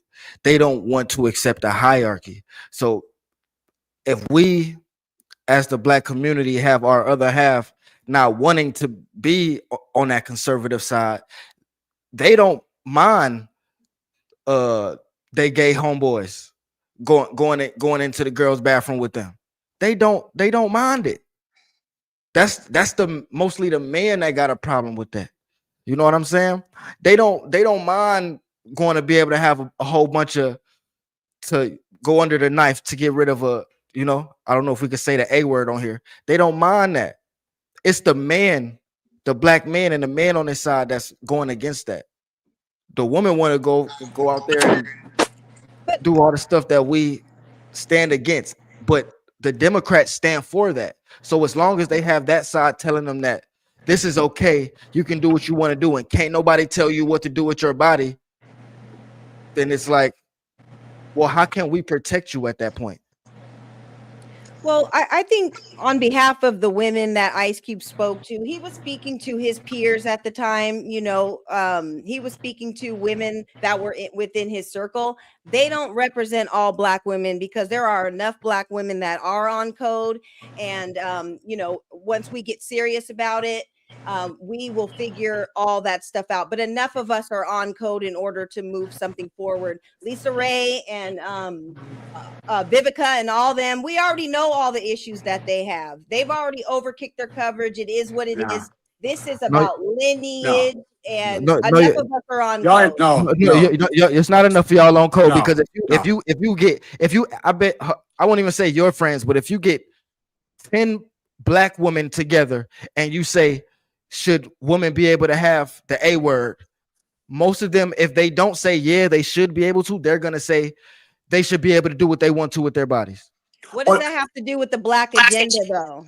We're talking about let you ask the question. Let me answer it. Because there was a white woman who actually brought that idea up and said it was basically, her idea was it was too many Black children going on. That's what it has to do with the Black community, and they trick us psychologically into killing our fetuses. That's what it has to do with the Black community, and it's highly, highly unhealthy for our young ladies to believe that they can let him sleep with the man, let him come inside of her, and she can just go to the clinic in a couple days and she be okay.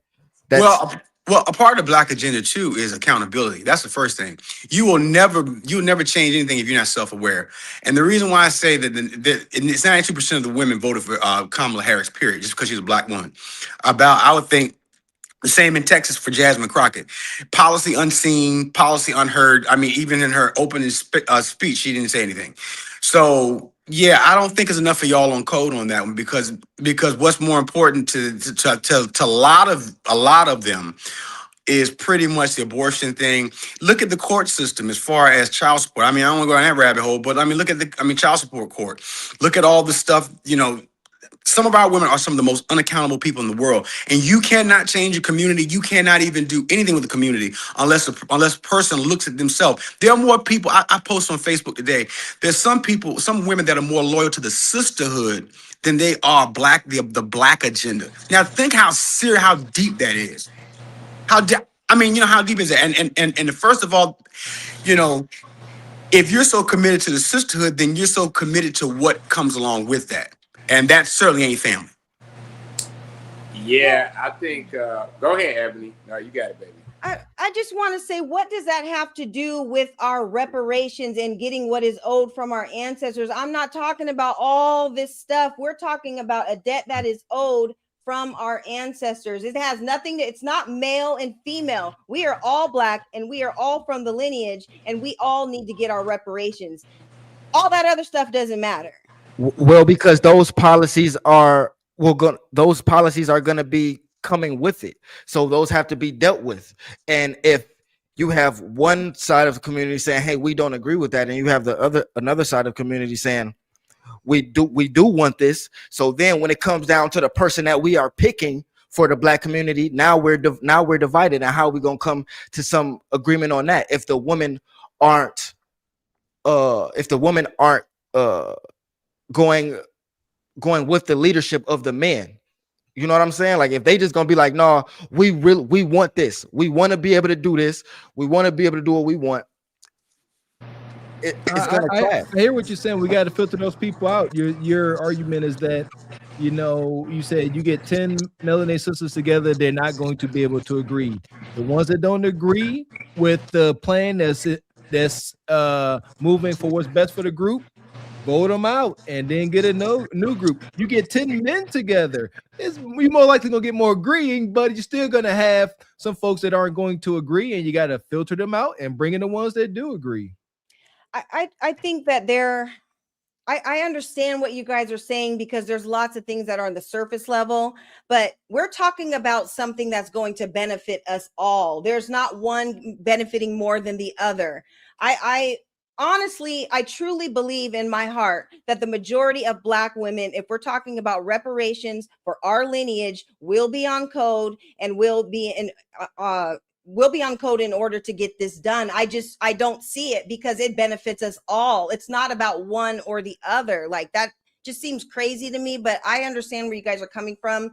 I think that we can figure it out because it's for the betterment of our people. This isn't about gender, it's about lineage. No, I get what you're saying. I think you're right. If we're only talking about the issue is reparations and we're just gonna get this person in here for the issue that they fix is reparations, I don't think you're gonna have no Black people that disagree with that. Right. But there are other policies and issues that come along with somebody being voted in, and I'll yield there.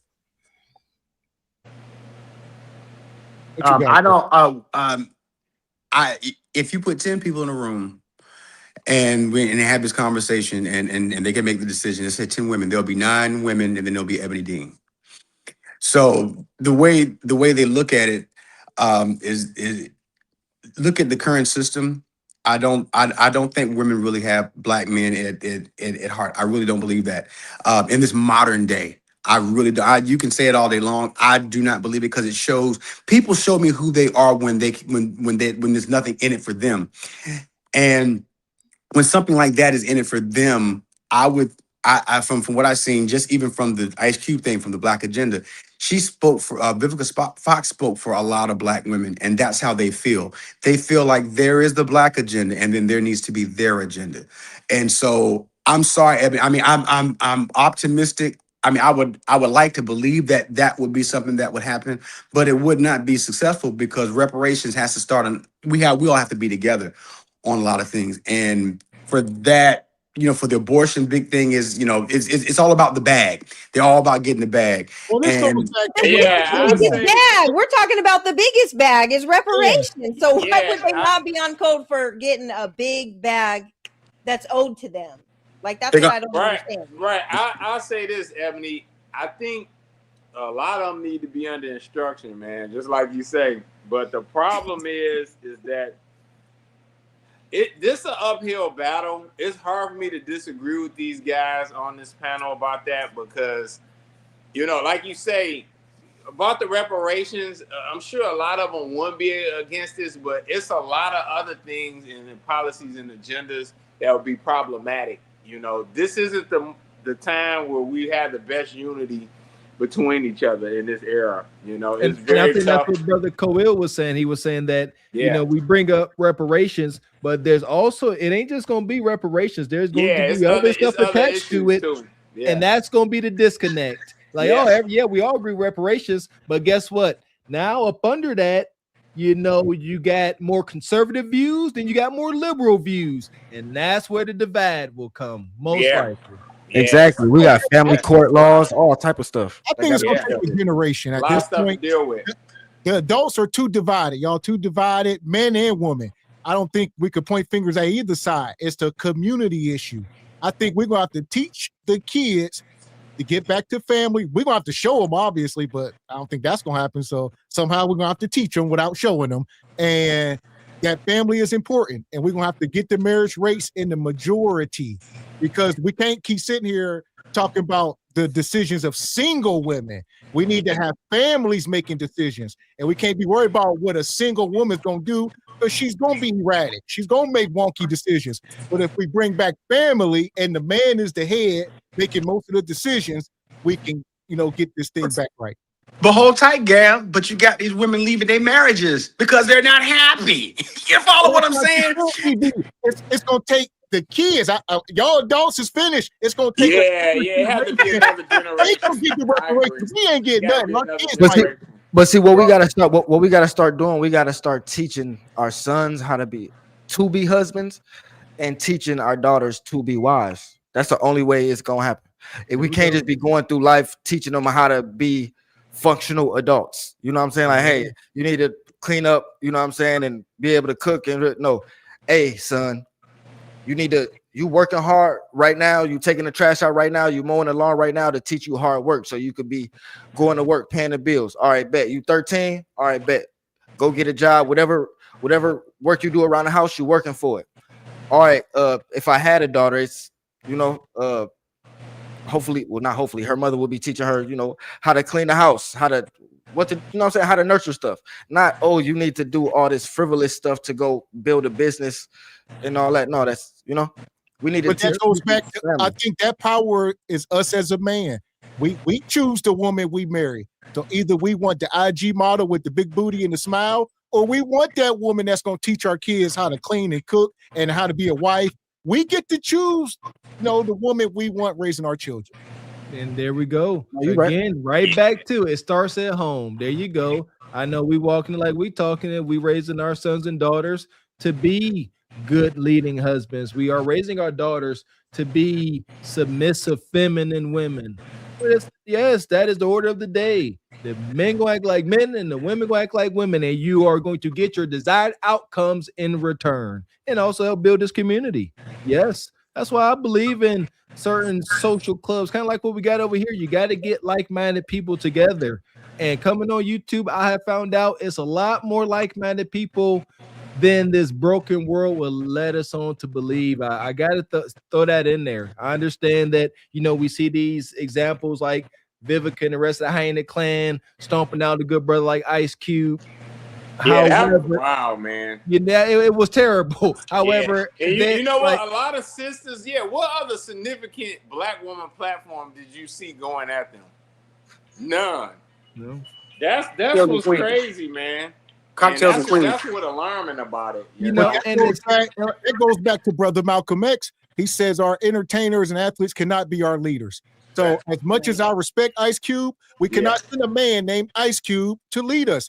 Like, we can't do that, as much as respect I got for the man. But it is what it is. That's why I be so hard on the rap culture and all this stuff. Because you started out as Ice Cube. Granted, that's things all that made your family change, but that's what people perceive you as. So we need to have more respectable. We need to teach our kids. We don't need no more Ice Cubes and LeBron Jameses. We need more police officers, congressmen, lawyers, doctors, all this stuff to change the culture.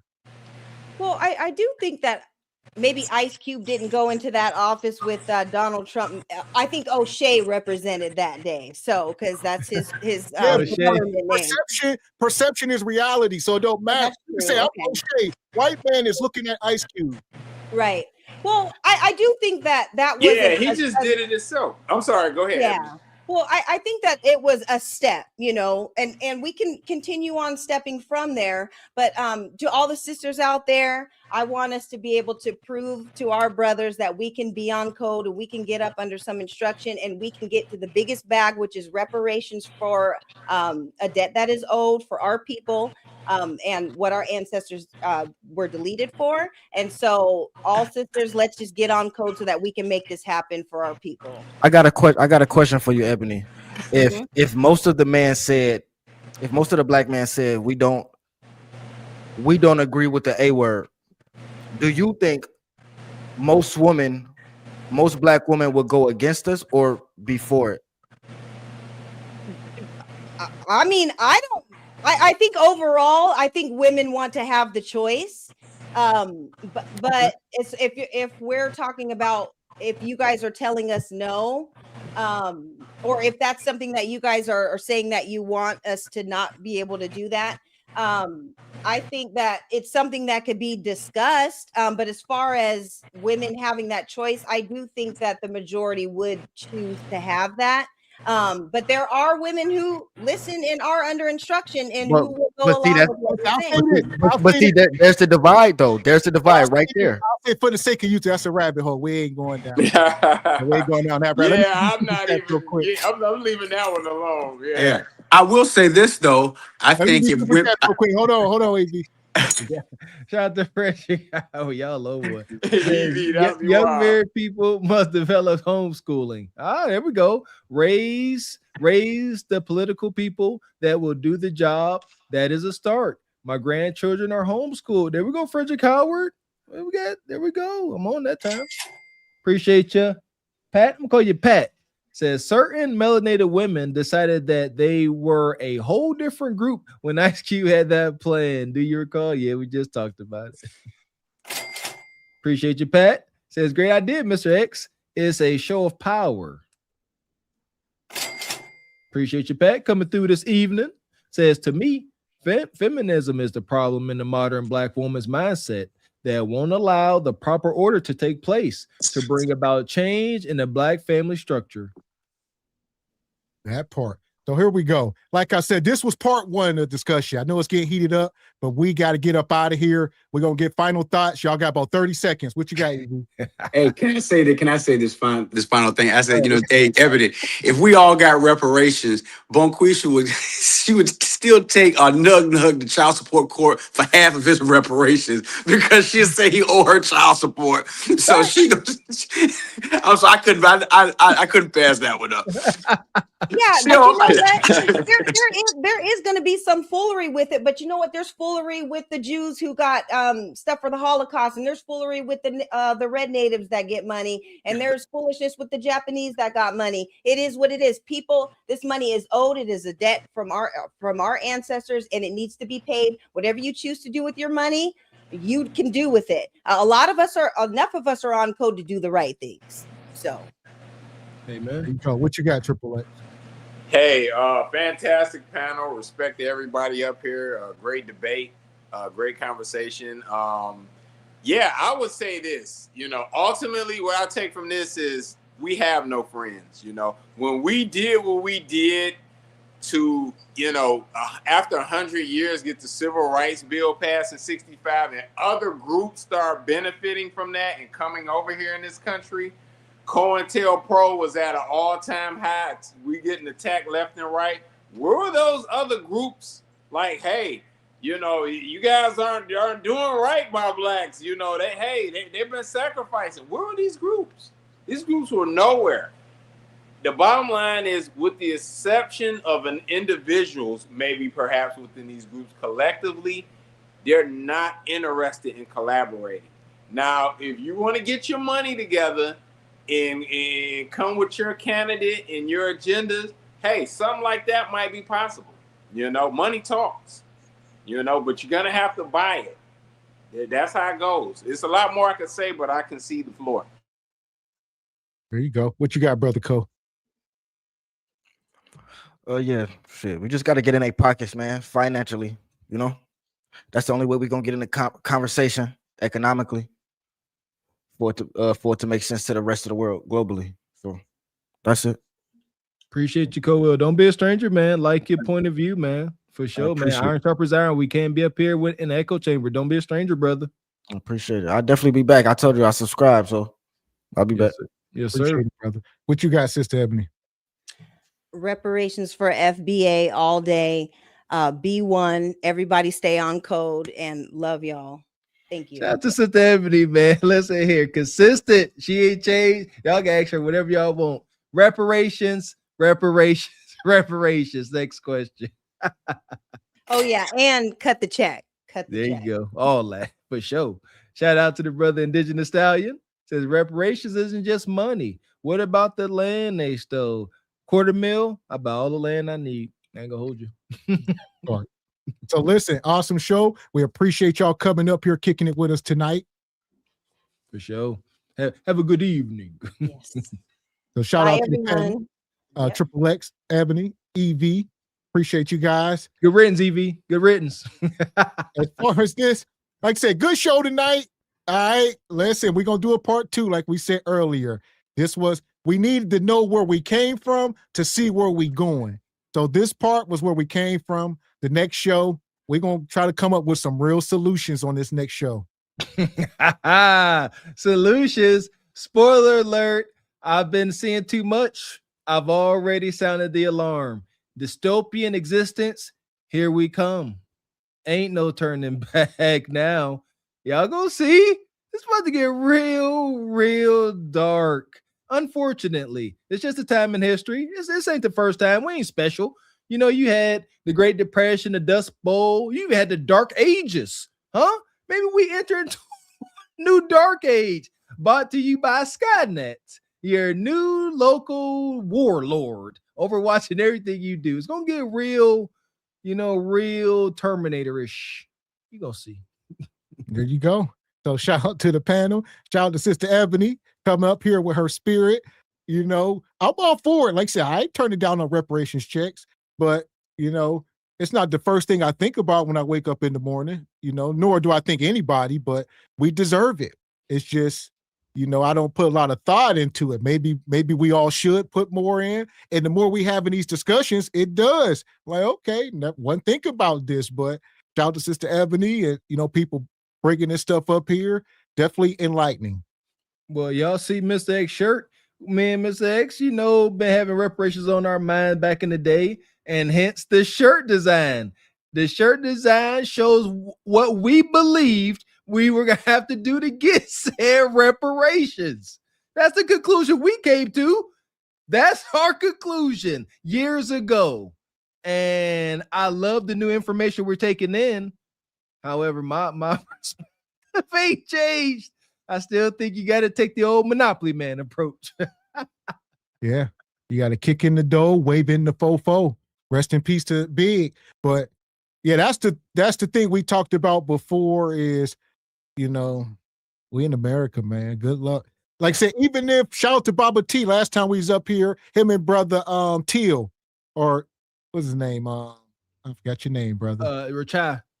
No, the brother 10. Him and brother 10 was up here, and they said we got to go to international court and all of that. And I say, even if we win in that court, they still got to cut the check. So it's just, OJ lost in that civil court, and he owed them people 30-something million, but they was having a hard time getting that money up out of them. Same thing with Tasha K and Cardi B. So civilly things is different. All right. You can win some civil ones, still have a hard time getting your prize. There you go. And see, it's stuff like that that will hinder the process. I don't know if any of you have the misfortune of trying to file some paperwork in the court system, but if you don't file it correctly, they'll just throw it out. They're like, you didn't file this correctly, do it over. And these are the type of obstacles we up against. Like Mr. X said, you got to file it civilly. There's obstacles. I'm not saying it's cool. It's just what it is. We got to make sure we identify ourselves right. Black, FBA, African-American, whatever, Native. We get all these things. They're like, you got to check all these boxes in case y'all want us to consider. And so here we are. We're working, we're learning, and we're taking the steps. Shout out to International Courts. Where they located at? I'm gonna walk in, knock on the door, talk to somebody. Yeah, that part. So there's people out there much smarter than us that's working on this stuff, and hopefully somebody can lay out a real plan. So a lot of us is just, we spitballing right now, but somebody that's really intelligent. I know we say Ice Cube had a plan and, different things, but we need to get behind it then. I know y'all was talking about Cornel West was an independent. Nobody, like I said, we need to gather this data and get prepared for the future. We need to, understand the past and what has happened, but we can't live there. I'm not living in the past. I live in the future. That's part of my problem, so I can't stay in the past. I don't. That's one of my strengths. I move forward. I'm always trying to move forward. Amen. Same here. Like rest in peace to my grandmother. She lived in the past. Every time I would go see her, she talked about stuff in the past. And I would try to make her stop. And she wouldn't. And she would just keep going back to the past. What coulda, shoulda, woulda.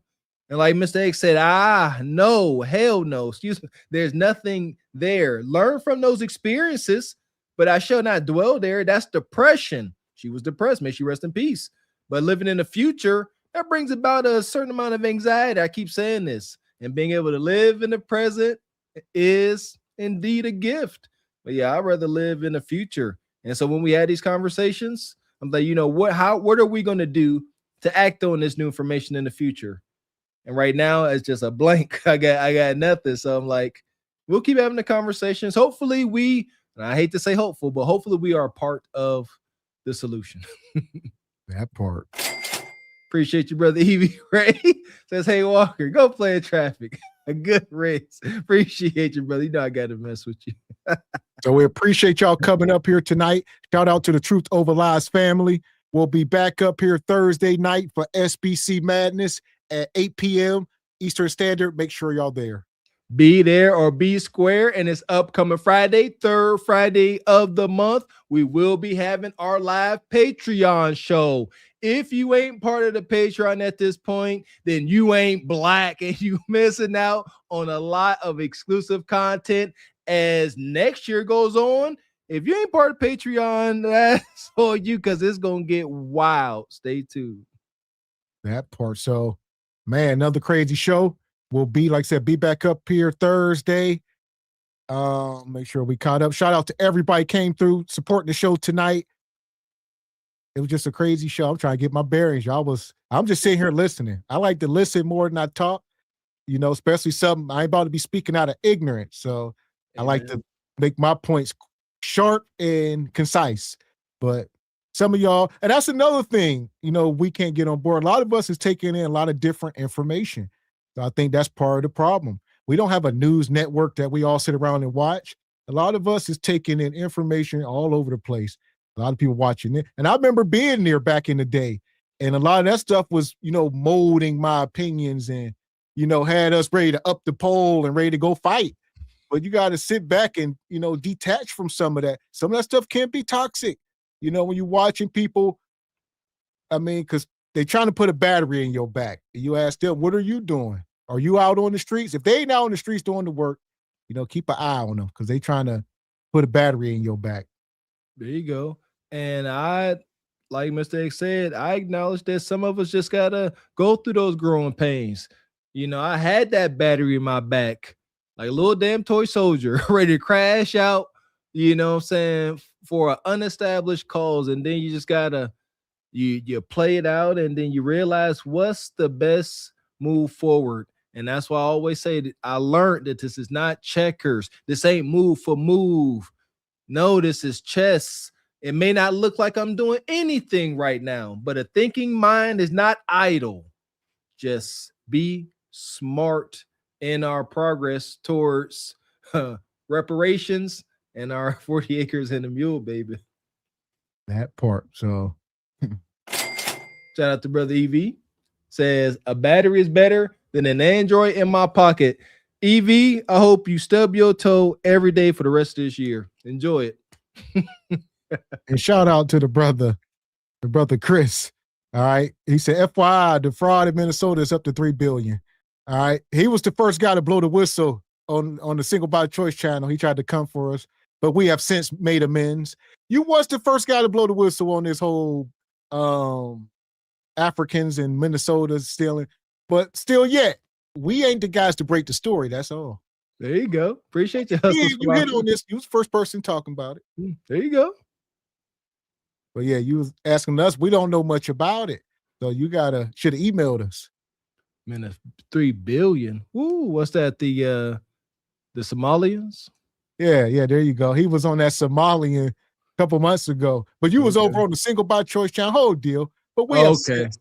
Yeah, we have since. Yeah, he came up. He's on the panel. Yeah, he came up here a couple weeks ago. Yeah, appreciate you, brother. Don't be a stranger, man. Come back up. But nonetheless, make sure y'all subscribe to the Patreon. We'll be back up here Thursday. Until then, I'm Gavin X. I am Mr. Walker. And we are Carpet for the Horse Productions. A good evening.